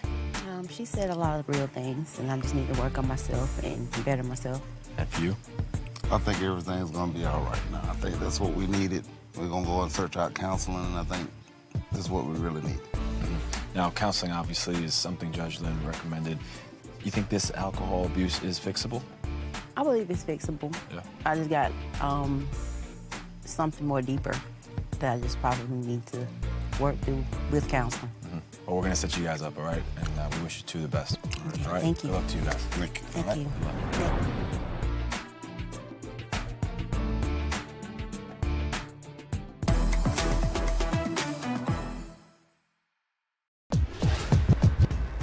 Judge, today's case, straddling the fence. I've got a couple that's been together for 5 years with jealousy issues. Everybody and their mama got an opinion about it.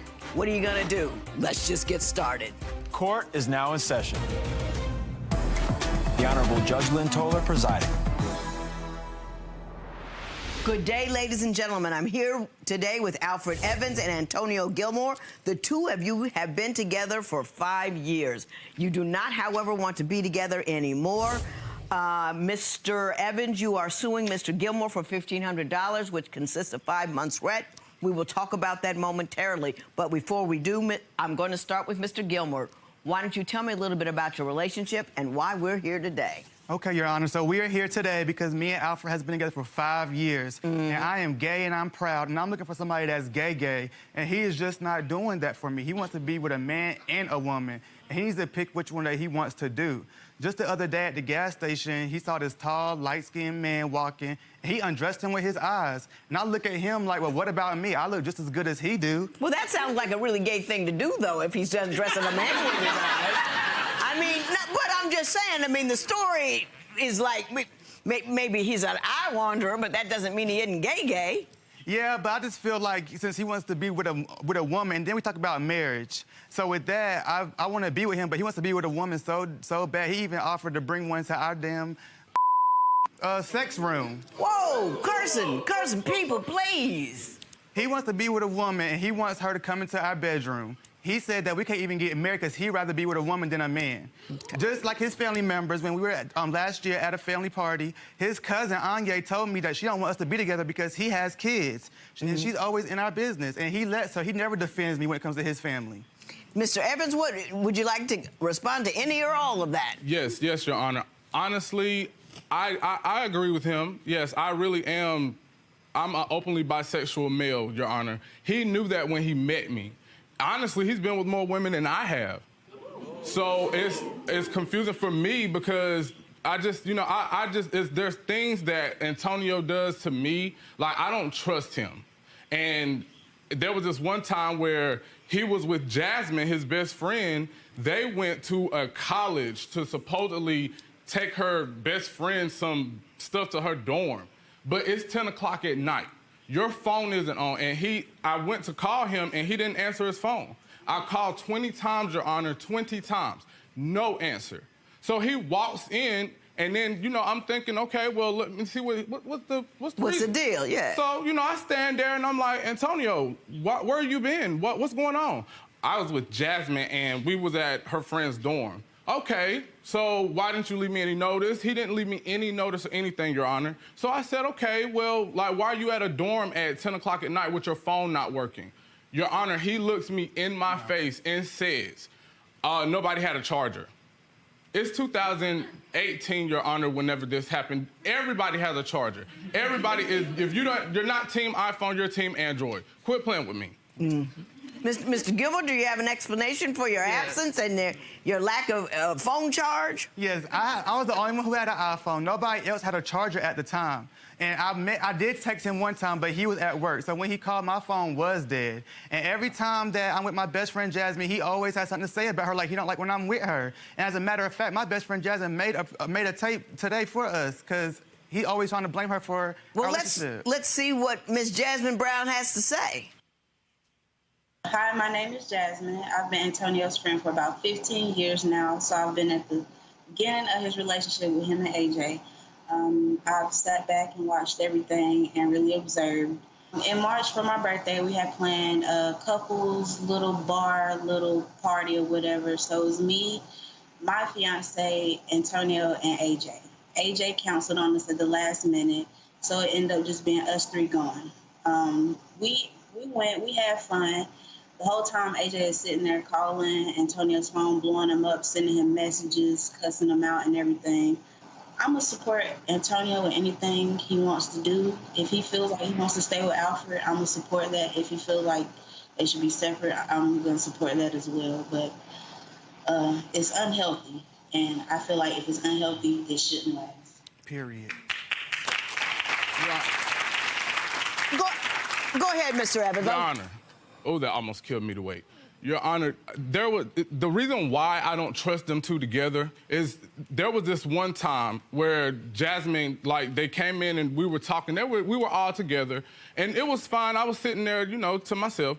Jasmine and Antonio, what I didn't know was they concocted a way for Antonio to get fired from his job. I asked him why he wasn't at work that day.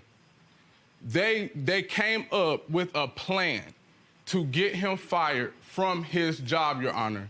So now I'm stuck paying bills and everything for myself without his help or his support, because when him and Jasmine get together, I can't trust them. I don't know what is next with those two every time they get together. I can understand concocting a plan to get a job, but why do you have to concoct a plan to get rid of a job? Exactly, Your Honor. Hold on, no.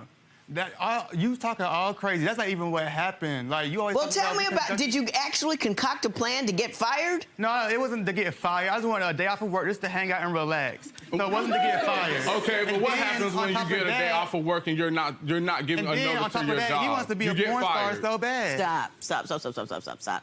So you were concocting a plan just to get the day off. Yeah, just to get the day off. And you ended up getting fired instead. No, I didn't even get fired. I just took the day off. But you went back to work the next day, everything was fine? Yes, and they were just asking, like, what was going on. I said, I just took the day off, and they suspended me for, like, 2 days, but I didn't get fired. Your Honor, those 2 days turned into a whole him not having a job. Therefore, I'm stuck paying bills, and it was Jasmine's influence with him that got him to do it. When I'm around, it doesn't happen. So you just think she's a bad influence on him? She's a very bad influence on him, and then I end up paying for it. And there was this one time, he's talking about me on gay dating apps, Your Honor. Your Honor, he even placed a classified ad stating that he was looking for discreet guys in the local area, anonymously. Did you do that, Mr. Gilmore?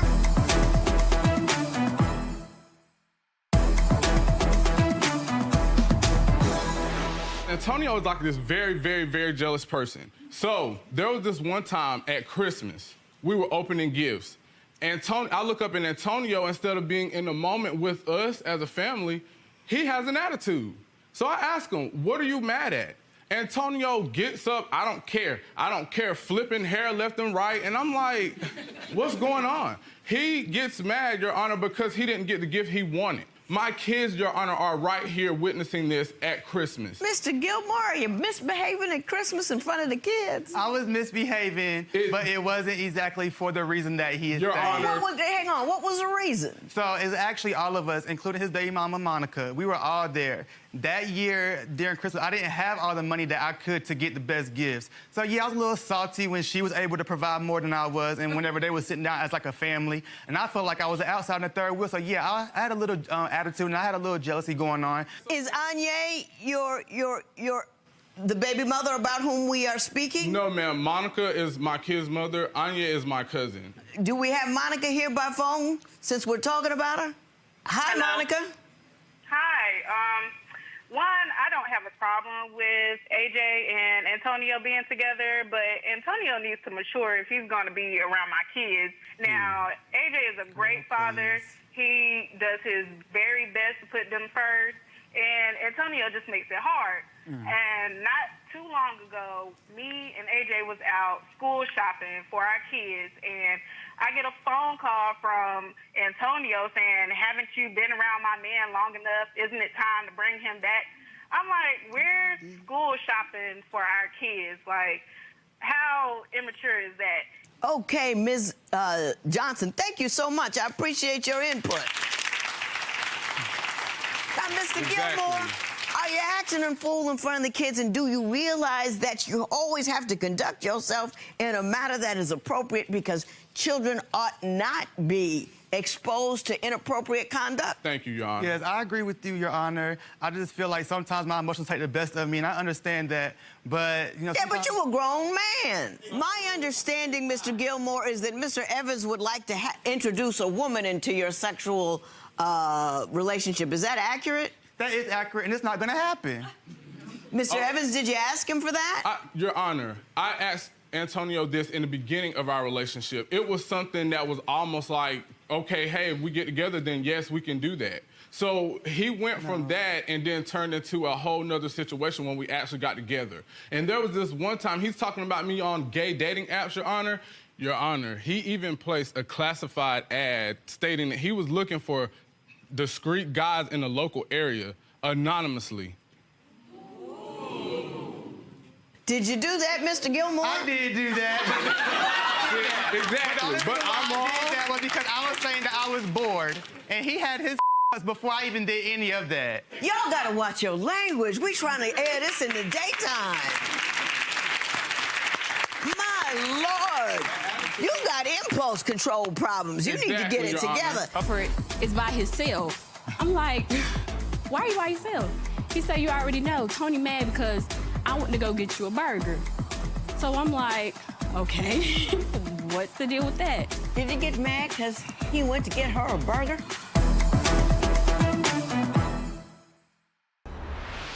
I understand we have Anya Brown here. Yes, ma'am. And she's going to talk about your anger issues. So, Ms. Brown, could I see you?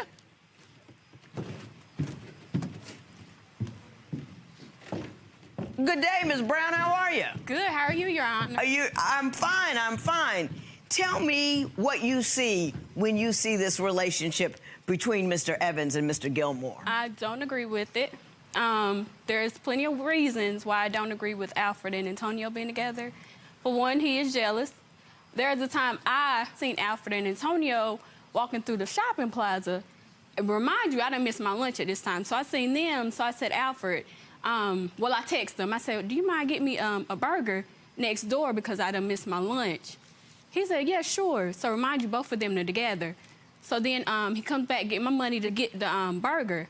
So then they come back, Alfred is by himself. I'm like, why are you by yourself? He said, you already know, Tony mad because I went to go get you a burger. So I'm like, okay, what's the deal with that? Did he get mad because he went to get her a burger?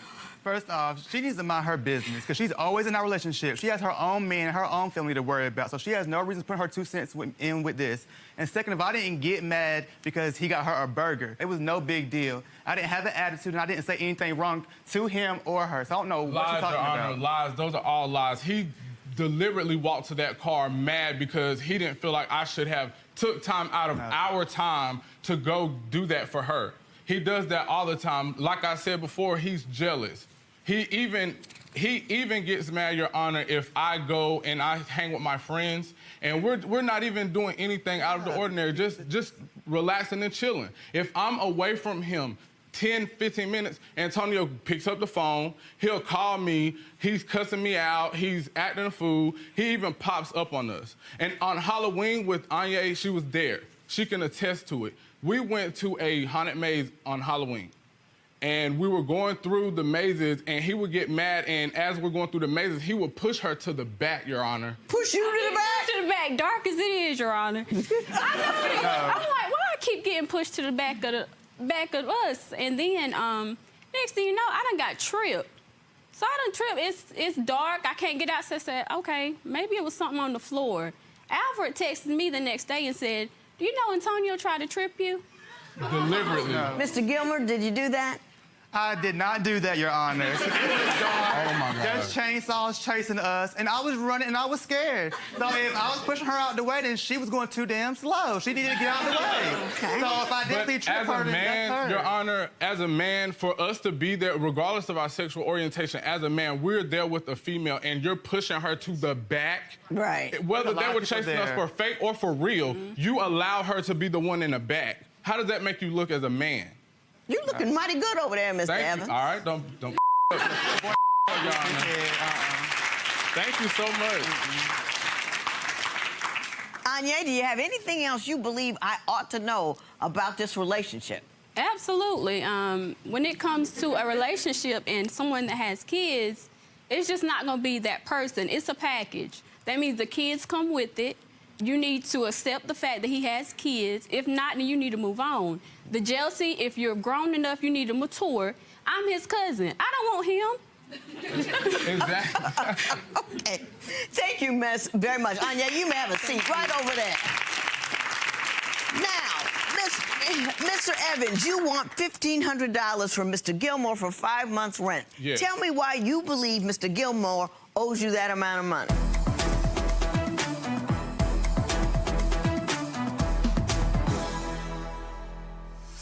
Now, tell me about the $1,500, though. When we moved out together, we made an arrangement that everything was going to be split in half.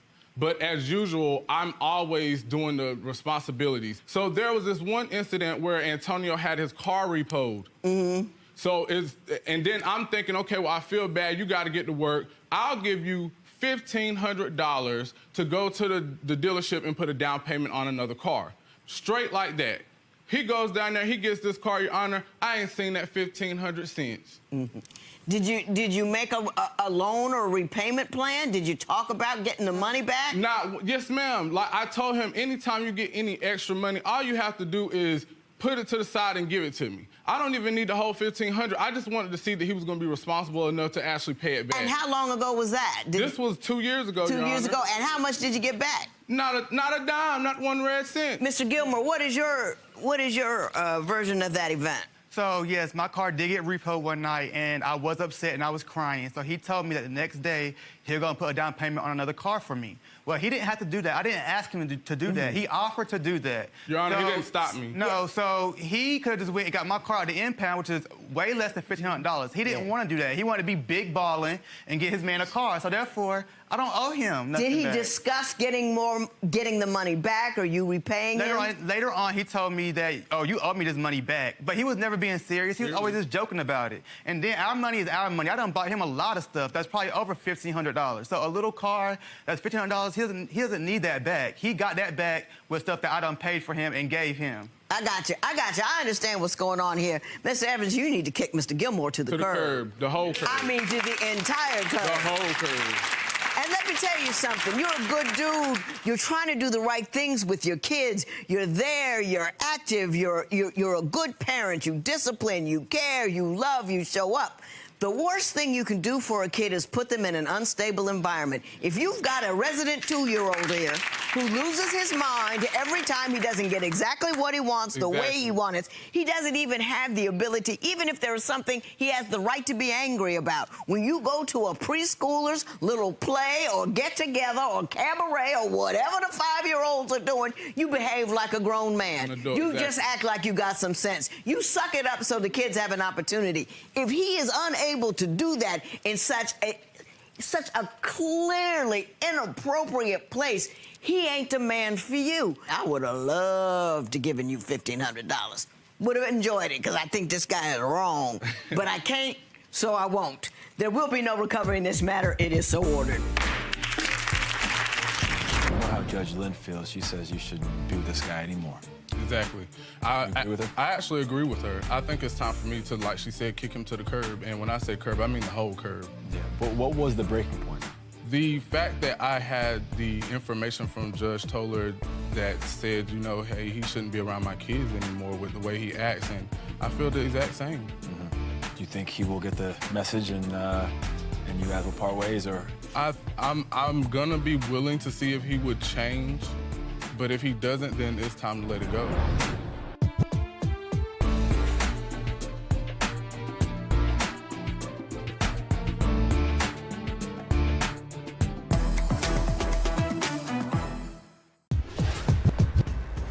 Judge, today's case is old school cool.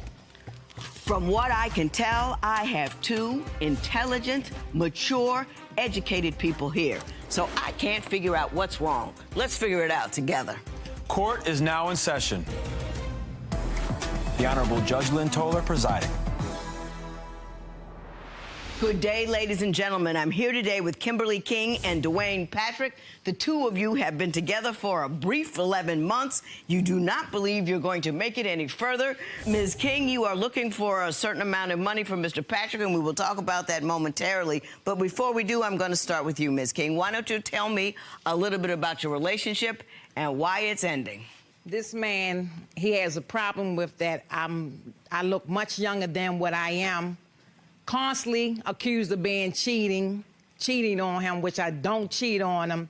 I done had several incidents where a gentleman that be in my building had to approach him about accusing us of each other. Right. He told him, you have a good woman, why are you putting her through that? Just, you know, let it be. Right. But, I mean, it was ongoing. I get accused all the time. I don't do anything. I changed my whole life around just to settle down with Mr. Patrick. But, I mean, I guess it's not good enough. I don't know what else I can do. You don't know what else you can do. Right. Mr. Patrick, do you believe that she's creeping on you? As far as physically, no. Yeah. So what do you believe she's doing? Well, I mean, since she put it that way, she talk and text with other guys. Uh-huh. And what kind of things does she say in these conversations? Well, the conversation is mostly coming from them. Uh-huh. And that's between the phone and the social media. Right. She, some of them had made sexual advances. Right. And I'm like, what was my comment back? It's not your comment, it's the fact that it's disrespectful. Yeah. Why do you... Excuse me, hang on, Ms. King, let me ask you this. Yeah. Do you believe that she invites that conversation by her behavior? I don't know how her behavior is around them, Your Honor, but I just know the fact. The fact is, yes, she's around them because those same guys are in the same organization that she's in. Okay, let me tell you a little secret about men, Mr. Patrick. Just a little bitty one. They will chase women. Oh, that's They don't need any encouragement. They don't need an invitation. Right. They will slide into your DM. You won't know them from Adam, and they'll try to get some. What you have to do, if you have an attractive woman, which you do, right? Beautiful. Thank you. I would tell your age, but I don't know if you're cool with that. Go. 52 years old, and she's gorgeous. Guys are gonna throw at her. What was her response when they throw? She might say something like, "You funny." No, it's not funny. It's disrespectful. And why would you still continue to have a conversation with them? Now, first of all, you in a relationship with me. Right. It's not an open relationship. Right. So why is this conversation going on, and why does it still carry on? It don't, and I do not. What do you say your responses are to these men that... I do say they funny because, first of all, they know I'm in a relationship because the places that I go, as far as him talking about the organization, he goes to those things just as well. So they know who he is just as well.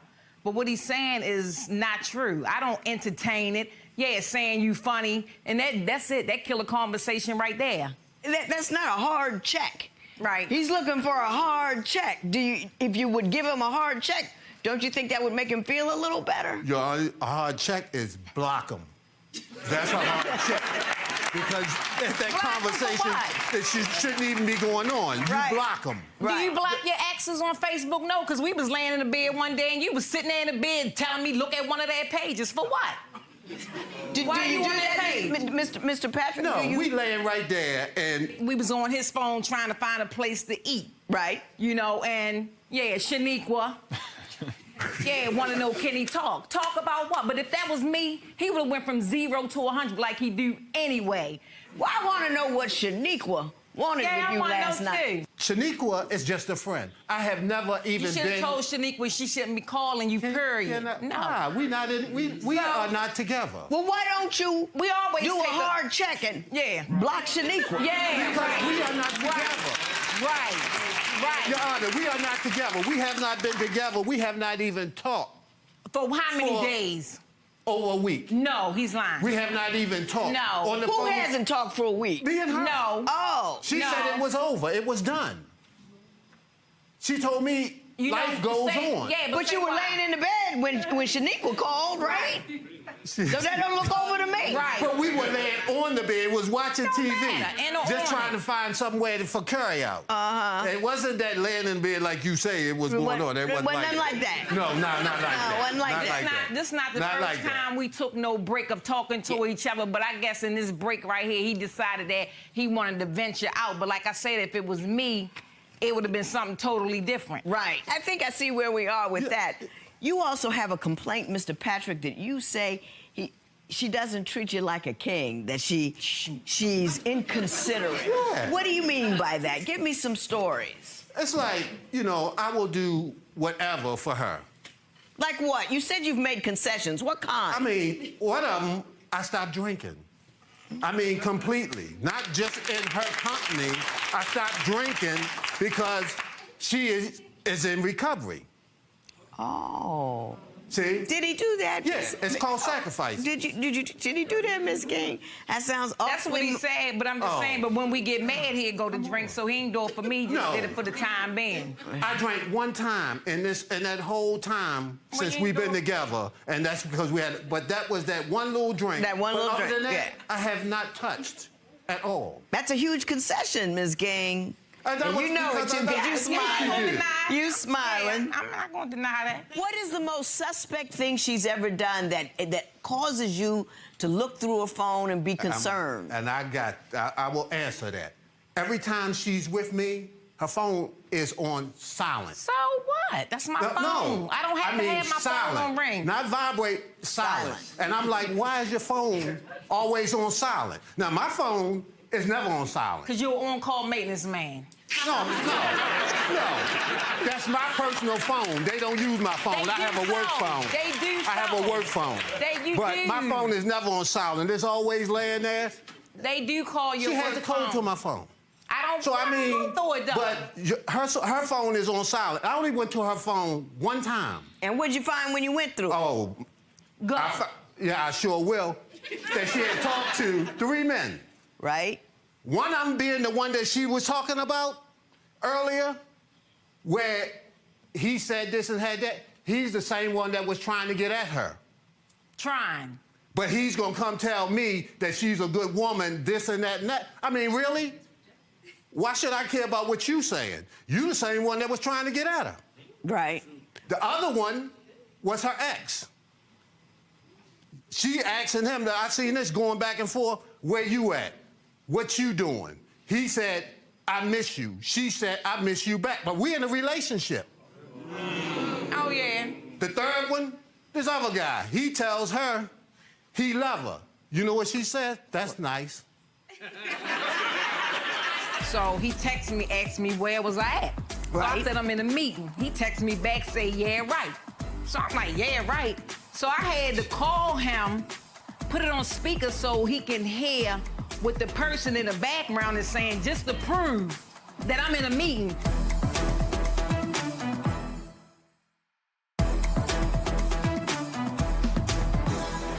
Ms. King, did you do that? Yeah, I said that's nice. I mean, it's But why are you having these conversations? We're in a relationship. Why are you talking to other men? Let me ask you this, Ms. King. I get the impression that you enjoy that attention.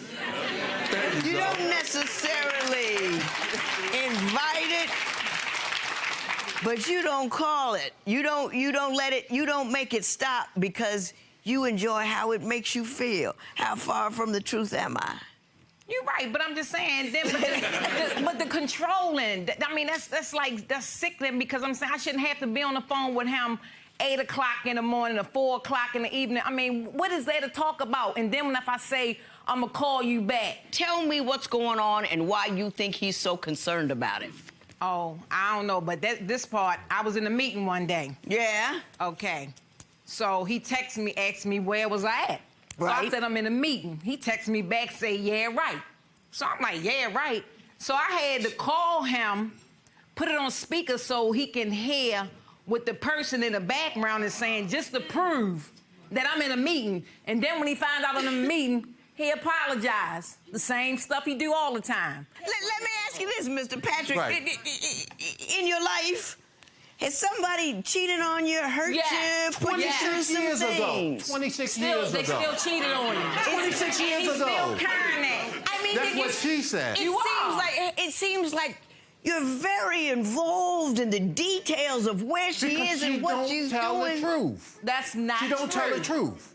She only tells what she wants you to know. Now, the same thing that she's accusing me of, she does the same thing. What's that? She does the same. She want to know where I'm at. No, I don't. She I know yes, where she you do. at. Let Mr. Patrick Yes, she speak. does, Okay. because it's in my phone. Every conversation, all the way back, is in my phone. I'm giving So you I what mean, you she's give saying, me. she's saying this and saying that, but that's not true. She want to know what I'm doing. She want to know where I'm at. So when it comes to the things she's saying, it's a double standard because it's okay for her to do it, but it's not okay for me. That's how that goes. Mr. Patrick is angry. I am. Because, Very angry. That's because what he she's did. not telling it all the way it is. I don't ask you and where like you last are. night. But do okay, maybe she's a little vague with the facts. She's not all that together. What kind of cheating has she done? What has she done to hurt you? Nothing. And I'll honestly say, Your Honor, that I don't think that she's ever physically So what cheated. are you angry about? I'm angry about the thing because I give her that respect. I have, a friend, I distance myself from her because I don't believe that I should make her feel uncomfortable. Now, she will text me from time to time. We were co-workers. We were friends. Right. But every day, no. I have my own place. I be at his place like 5, 6 times out of the week. That's not good enough. not And then good. when I'm home, I still got to be on the phone with him all day long till he She falls don't have to asleep. be. She And chooses. then he say, because if I'm not there, I'm gonna be on the phone with you all day long. I might as well be in your face. What you're saying, he's too clingy and needy. Yeah. Yes. Really?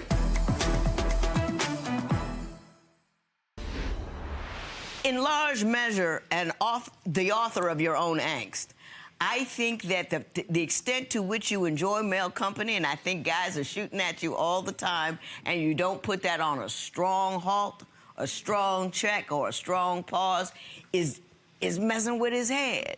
And you got to make a decision as to whether or not you want to continue to have that enjoyment and entertainment, which you have the right to do, or if you want him, because you can't have both, because it's making him crazy. Yeah, Because but I think why? it's disrespectful. Yeah, but why? It's disrespectful. But why am I constantly being accused of cheating when I'm not doing nothing? Because the things And that you do suggest that you do. You get the person you pick, not the one that you think he should be. This guy's got an issue with the constant contact that you have with dudes. And your constant contacts with dudes is not always above board.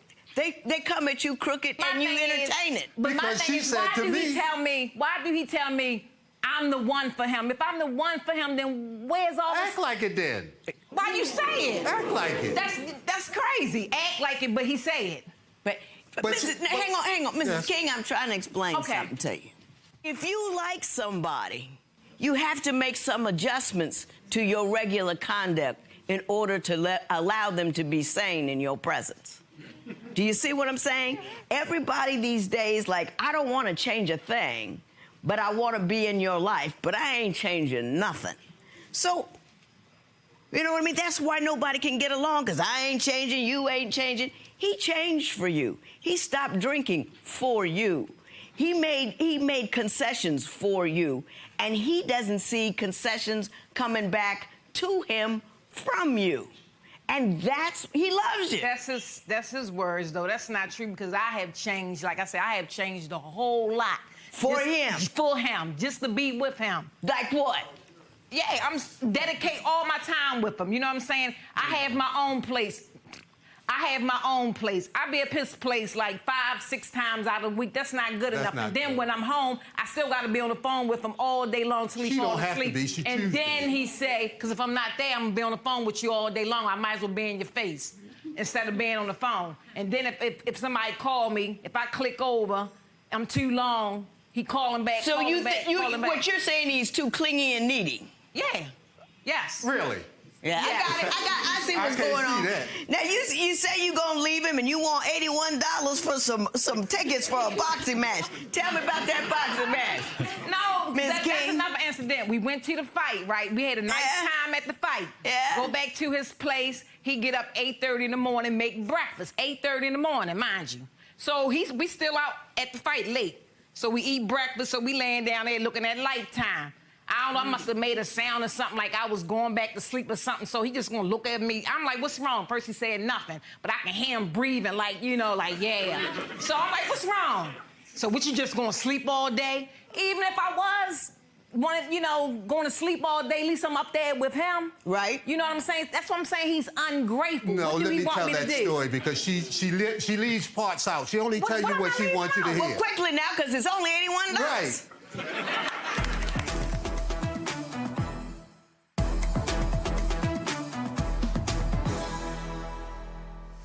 Each time she would come up there, I would fix something to eat, she'd take a bite, go to sleep. Now, this is an ongoing thing. Now, you say you spending time with me, you're not spending quality time, you just come up there and go to sleep. I work. I work I'm not too. gonna sit up all night. I work too. I used to work 2 jobs and still made time for you. I got you. I still don't understand the $81. So here's the thing about, she said about those tickets for the $81. I mean, I got that in my phone too. She sent a picture. She said, well, of these tickets, and said, Happy Father's Day. Yes. That's what those... I don't get it.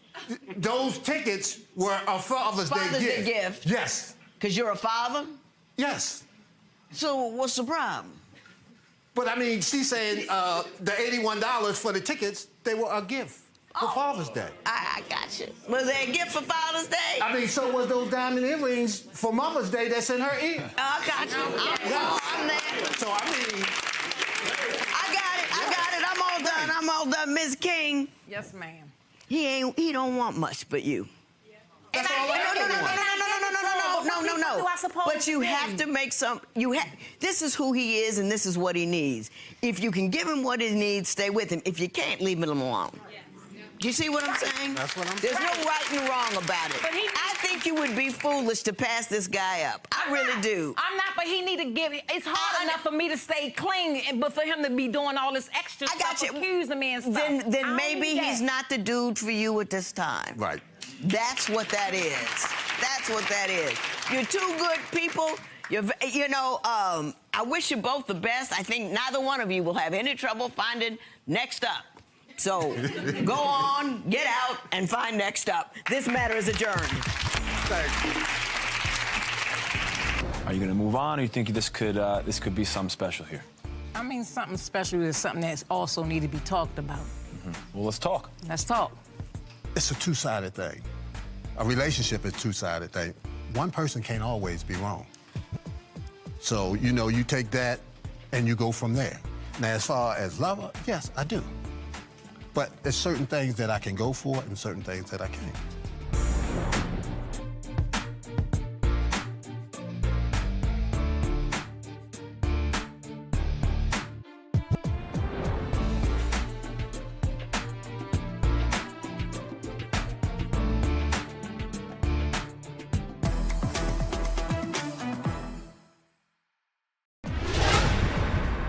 Judge, this is the case of what women want.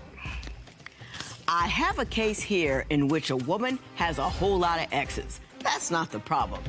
The woman also has 5 kids with the exes. That's not the problem. The problem is the woman likes women. Court is now in session. The Honorable Judge Lynn Toler presiding. Good day, ladies and gentlemen. I'm here today with Jonathan Banks and LaTanya Brickle. The two of you have been together for 2 years, engaged for 1. You have no children together. And Mr. Banks, you're not quite sure what's going on, so you've come to talk to me. You want, however, $300 if this relationship's in for a tire that she punctured. So before we get to that, I'm going to start with you, Mr. Banks. Why don't you tell me a little bit about your relationship and why we're here today? All right. Hello, Your Honor. Hello. I'm here because I'm in love with this beautiful young lady. We're also engaged, as you know.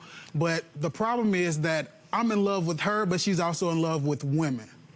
I know a lot of you may seem that there's not a problem with her being in love with other women, but to me it is. Yes, I do love women. Hang on, let him finish. To me, it is. It is because this is not LaTanya. LaTanya is masculine when it comes to women. And that actually fears me. It scares me at some point in time. For example, Your Honor, we can actually be out. Right. We can be out at the mall. And sometimes it makes me feel like I'm with my homeboy. She'll tap me, be like, hey, babe, do you see the lady with the, excuse my language, but hey, babe, do you see the lady with the fat ass? I'm a guy. I notice it. I'm just trying to respect you. I'm trying to respect you being your fiance and not be observing other women around you. Yeah, I understand what he's saying. Right. Yes, I am very attracted to. I'm sexually attracted to women. I don't date them. But you I like don't have to be. all kinds of women. You don't have to be. I've been liking women since I was 8 years old. I'm 28. So this is all the man that you need, Your Honor. This is 20 years of me liking women, but I choose to be with him. If I want to, let me inquire. You've always liked women. Yes. But you've never dated women. No. You like him. I love him. You love him. Yes. Are you attracted to him? Your Honor. I am. I'm sexually attracted to him, and I'm emotionally attracted to him. I'm physically attracted, but I'm sexually attracted to women. I'm confused. Your Honor, but it got to the point, Your Honor. Mr. Banks, go ahead. It got to the point, Your Honor, Ask her, I had to make her throw away her That's more than I needed to know. I apologize, Your Honor, but it's facts, Your Honor. But at what point during your relationship or before your relationship did you find out she was so attracted to women? In the beginning of the relationship. Not actually in the full beginning of the relationship. She told me that she liked women, but I didn't know it was so strong and so aggressive towards women, Your Honor. Right. That's the problem. That's my issue. I don't mind her actually being out with women. Right. I like women. Right. I actually engaged in a conversation with another woman for a threesome because that's something she wanted. Right. She wanted, so I tried to engage in with her. I found the lady. He can't handle a threesome. Not for me. You've been a good man. Your Honor. Nice boyfriend. Yeah, you see how emotional he is about that, and you think he can mentally handle a threesome? He already think I'm gonna leave him for a woman. If we have a threesome, oh man, who knows what happened? Your Honor, I can't help it if I don't know if I'm gonna have LaTanya or Leonard. Hey, Leonard gonna put it down regardless. I don't have a problem with putting it down either, Your Honor. Ask her. Make sure that he can put it down along with Leonard. Your Honor, it got to a point where she asked me one weekend to go out, Your Honor. Yeah. I said, okay, that's fine. All right. Which at some points in time, I don't like for her to go out because at that point, it leaves me with all the kids. I don't mind it, but she went out. She came home to me, correct. We enjoyed ourselves once she got there. Right. That was fine. But the next day, Your Honor, we're in the room cleaning up. Why did I find the dress with something all over the front by her belly button and also down here in her private area? I don't know where that come from. Same story I got, Your Honor. It's the truth. Same story I got. She didn't know where to come from. Do you think that you would like to see women start dating women before you make a decision? No, I know I don't want to be with a woman. They're too needy. But they're too needy. I'm a woman. I'm needy. I don't want to be with somebody else that's needy. As needy as you? Yeah. Yeah. So emotionally you find women off-putting, but sexually you find them alluring. They're beautiful creatures. Is he the first guy that you found yourself sexually attracted to? No. I have 5 kids with 3 different men. Yeah, you don't have any problem with the sex part at all. No, I don't. I don't have a problem with the sex parts if you engage with me. Right. But Yana, I don't know if she want to have sex with other women with me or without me. That's my concern. Hopefully you can find the answer because I can't get an answer from him. I mean, yes, No, without Yana? him, but I don't do it. Because I love him. I'm not going to go out and do him like that. Right. I respect our relationship. I love him. I don't want to be with nobody else but him. But I can't help that I'm sexually attracted to women. More than just love women, looking Yana. at She women. have a lot of friends, and they're gorgeous. They're fine. Fine. If I say something about it, it's a problem. But if she engaged in a conversation of how fine they are, we can talk about it. So you got looking women friends? That's double Because standard, he Yana. takes it too far. He takes it too far. If Leonard take it far, how can I do it? He'll sit there and he'll be like, dang, baby, ooh. But Call Your over Honor, here. that's I would love to see you and her have sex. I'm like, what?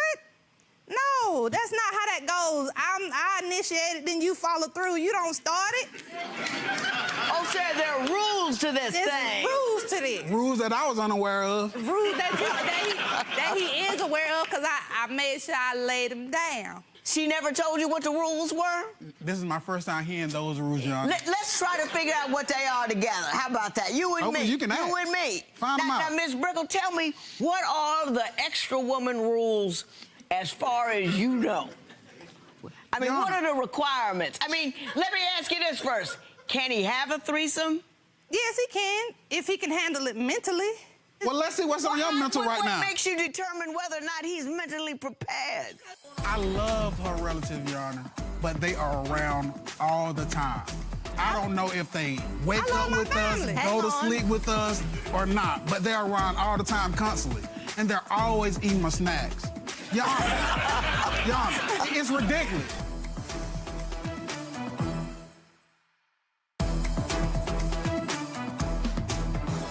He's already an emotional man, and he already afraid that I'm gonna leave him for another woman. So why put me in a room with another woman? To stoke the fear that he already has that you might actually walk off with a woman. So I don't even But, Your cross Honor, those, if you're I don't constantly cross those talking lines. about You hush. women, I I'm don't gonna even give her what cross you those need. lines with him. I gotcha. So there are no rules, there's just no threesomes. There's no threesome. I don't want to be shared, and I don't want to share him. Ooh, that was right from our heart. Did you hear that? Yes, Your Did Honor. you hear a voice break? I did. I hear, Your Honor. I know LaToya, I met LaTanya, and I know Leonard. He got the name wrong. You ain't know who I am. He got the name. It's hard to know who you is sometimes. I never know who she is at some point in time, so it's hard. 1 minute I'm LaTanya, 1 minute I'm LaToya. I don't know who I am. I got you. Well, let me ask you this.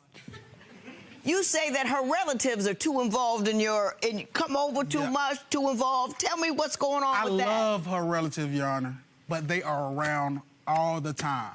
I don't know if they wake up with us, go to sleep with us, or not, but they're around all the time constantly. And they're always eating my snacks. Your Honor, it's ridiculous. I have my snacks in the bedroom. Snacks. Right. Never open. But when I get home from work, my mixed peanuts are open. My juice is gone out of the refrigerator.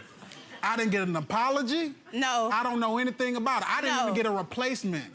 No. Did somebody in your family eat his mixed nuts and juice? Yes, that did happen. Not only mine, but the kids' stuff too. Well, I know who it was, but he's a little confused. So it was just a mistake? Yeah, you know, but he did apologize.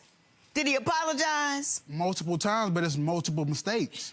So he keeps going back and eating more of your snacks? Of course, Your Honor. Ain't happy. And then, Your Honor, we're engaged, we're looking for a place. Yes. The family member actually wants to move in with us. You have a place to stay that you're living in. Why would you come at your place? But your family is well taken care of where they're at. You don't have to move into our spot. I'm trying to raise a family also. Okay. And that's with her. Speaking of which, you were raising a lot of kids that aren't yours. There are 5 of them. Sometimes From 6. 1 month to 12, sometimes 6. I don't even know how that happened. No. Yana, I can work all day. Come home, house is in a mess sometimes, dishes, no food, but you running around with the kids, playing. Playing. So that's another kid, Your Honor. So what would you think that she doesn't discipline her children? She lets them run wild? What is your concern in that regard? At some points in time, she don't have strict discipline with the kids. He don't even have example, hang on. For example, Your Honor, I have two. One time we had the child that actually, I don't have a problem with you walking, but you walked across a major highway. But I also went and told the mom that I gave you permission to do it. Never. So one of her kids walked across a major highway and said you said it was okay. Said that I said it was okay. No discipline, Your Honor. I was waiting for her to actually discipline the child for actually lying on me. I checked him. It's no How did you check him? I told him, don't do that. That's not what you do. He walked across a highway. You should have been a little more excited than that. The other example, Your Honor, we have another one. Came up with a song. It had a nice ring to it, but the word was all off. I'll sing it for you. Jonathan is a bad dad. Jonathan is a bad dad, but I can't understand how I'm such a bad father when I'm actually helping raise you. So I can't grasp that. But then, to him about Your what Honor, a bad dad he is? No, laughed and said just being a child. Was just being a child. Was goofing around? I think so. You think so? I really do. I honestly think that all my children do love him. And at that point in time, he had just gotten on to said something to so started singing the song. You say you're concerned when she goes out without you. What do you think is going on when she goes out without you? She basically told you that she's in love with females also. I didn't say I'm in love with females. I said I'm in love with females. having sex with them. There's a That's the same. So that's my concern, Your Honor. If we're married, Your Honor, and we're living together with 5 kids, you're gonna see who's a bad dad if I'm taking care of you from now until you grow older, till you get older. I don't think you can be so much of a bad dad if you're doing that. Well, I don't think he's a bad dad, and I never said he was a bad dad. So But do you support him in his dad role? I do. When I feel like the punishment should match the crime. And I feel like he don't. I feel like he don't understand because he don't have any children. Yeah. So he's got 5. So they're just not his, And but 2 then he's called me got dada, 5. Your Honor. Huh? 2 called me dada. Is that true? Yes. Let me ask you this. You say you're concerned when she goes out without you. What do you think is going on when she goes out without you? Your Honor, she basically told you that she's in love with females also. I didn't say I'm in love with females. Well, I you said I'm like in love with females. having sex with them. There's a That's the same. So that's my concern, Your Honor. If I'm not there, who? I'm not emotionally attached to them. But you're sexually attached to them. I can't help that. But I haven't been with no woman since I've been with you. How could I know? And I've had plenty of How could I know? opportunities. See? So you see my reason for being here, Your Honor. I don't know which way to go. I'm the way to go. Can you ask her if she's so sexually attracted to females, why can't we have a threesome together? I have answered I could that. ask her, but I'm gonna tell you what's gonna happen. She's gonna tell me that she doesn't think you can hang. She's gonna tell me that you're not emotionally capable of engaging in that kind of activity without losing your mind in her direction about seeing her with another woman. Did I get it right? Yes, you got it. If Leonard don't show up, Your Honor, there will not Leonard be a coming problem. out. Ain't nothing I can do about that. There will not be a problem if I don't Leonard see is Leonard. coming. I don't care what name you put That's a on hard it. thing to contain in that kind of circumstances because it's Leonard who likes the women to begin with. I don't get this when we go out. What do you get when you go out with her? Basketball shorts, T-shirt, sometime a fitted cap. Is that your normal attire? Yes, I'm comfortable. You take me out, I'll dress like this if you take me out somewhere. Take me out.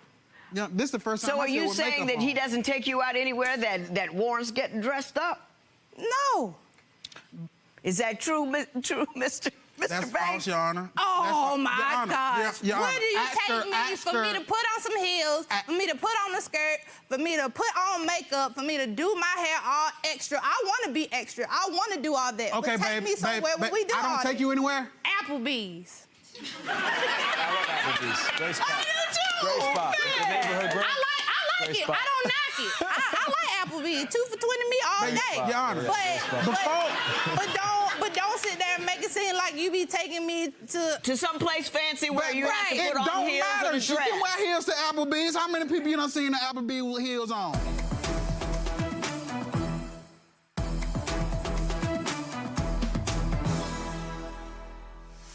You two love each other, don't you? Yes, I ma'am. love him. I just don't know where to He's charming as all get out.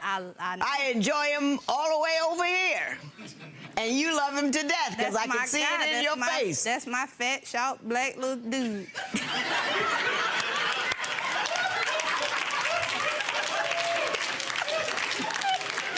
Oh, man. I think that's one of the best comments I've heard all week. He's my black, what? Short, fat little dude. My black, short, fat little dude. And she loves it. You know, I didn't mean to hurt your feelings, Mr. Banks. I'm It sorry. didn't hurt me. It just caught me off guard because I didn't know she was going to actually say that. I done heard it before, but I didn't know she was going to gonna pull it out now. Exactly. There's a lot to say. At home, I say the same thing. It was a lot to own. But that's at home. It's mine. We're not home. How did she puncture your tire? Please tell me about that. If I'm so insecure, why did you go through my phone and see a message from somebody that I was helping, but had relationship with them years ago? You contacted me because we had the same job at some point in time. So you was asking me for information. I gave you the information. Luckily, you got the job off of it, but she seen the message, overreacted, and cut my tire. Did you do that? Yes. What did the message say? The message, it was just for help. But my point was, my thing was, you used to sleep with her. Years ago. It don't matter, because I used to sleep with people years ago, but if I come in contact with them, you got a big problem about it. What you doing talking to them? I can't even talk to my kid's dad without him feeling some type of way. If it's about the kids, I don't have a problem with it. If it is about the kids, it's just the fact that it's another man, period. I got you. Listen, I think you two wonderful people. I think you're a good dude. I think you love her. I think you love her kids. I think you're a strong father figure. I applaud you for that. I enjoyed you here today. Mrs. Brickle, you know, be cool, be right, because you got a good brother here. I know. And you love him. Your little dark, fat, chocolate. Don't forget short. She didn't mention that one. Short, whatever. Yeah, but good love is a good thing. And now I'm going to say goodbye. There will be no recovery in this matter. It is so ordered.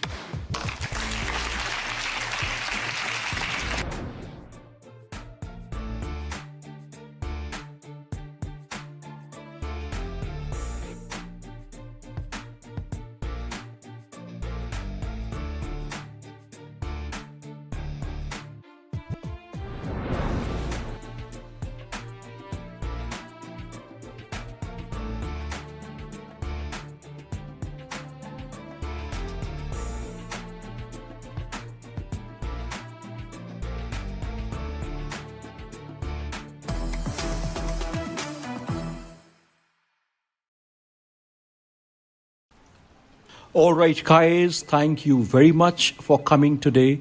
I have called you for a very special thing. We have an event day after tomorrow, and Khushi, you will make the necessary arrangements.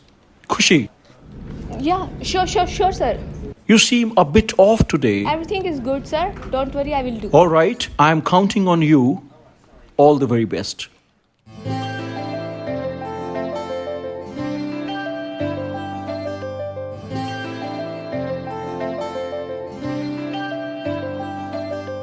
ਕੱਲ ਰਾਤੀ ਰੋਈਆਂ ਮੈਂ ਤੇਰੇ ਕਰਕੇ ਸੁਣਿਆ ਏ ਤੂੰ ਵੀ ਰੋਇਆ ਮੇਰੇ ਕਰਕੇ ਕੁੜੀਆਂ ਚ ਲੜਾ ਮੈਂ ਵੀ ਤੇਰੇ ਕਰਕੇ ਮੁੰਡਿਆਂ ਚ ਅੜੇ ਤੂੰ ਵੀ ਮੇਰੇ ਕਰਕੇ ਮੈਂ ਨਾ ਪਿਆਰ ਕਰਾਂ ਮੈਂ ਨਾ ਪਿਆਰ ਕਰਾਂ ਕਿਉਂ ਨਖਰੇ ਜਿਹੇ ਦਿਖਾਵੇਂ ਇੰਨਾ ਨਾ ਸਤਾਇਆ ਕਰ ਮੈਨੂੰ ਮੇਰੀ ਜਾਨ ਨਿਕਲ ਨਾ ਜਾਵੇ ਮੈਂ ਜਦ ਵੀ ਕੁਝ ਬੋਲਾਂ ਤੇਰਾ ਨਾਮ ਬੁਲਾ ਤੇ ਆਵੇ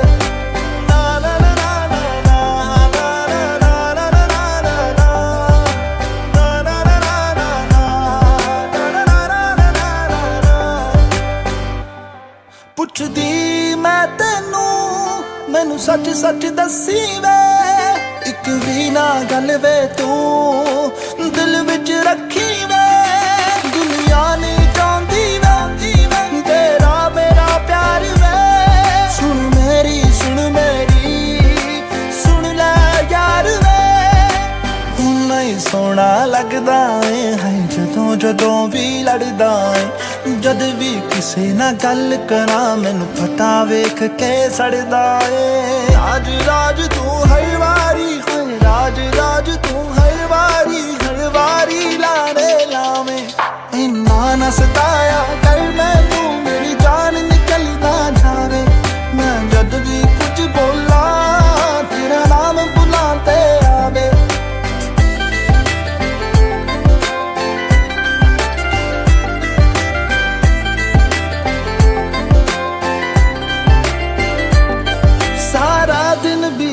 रहना है तू यारां दे नाल बहना है तेरी दूरी ते मजबूरी दिल मेरा है सहंदा है किथे जावा ना जावा हर एक गल मैं पुछदी आ मैनू कदे मनाउंदा नहीं तू मैं किन्ना रुसदी आ मैनू चंगा लगदा है भावें सिर मेरा तू खावे इन्ना ना सताया कर मैनू मेरी जान निकल ना जावे मैं जद भी कुछ बोला तेरा नाम बुलाते आवे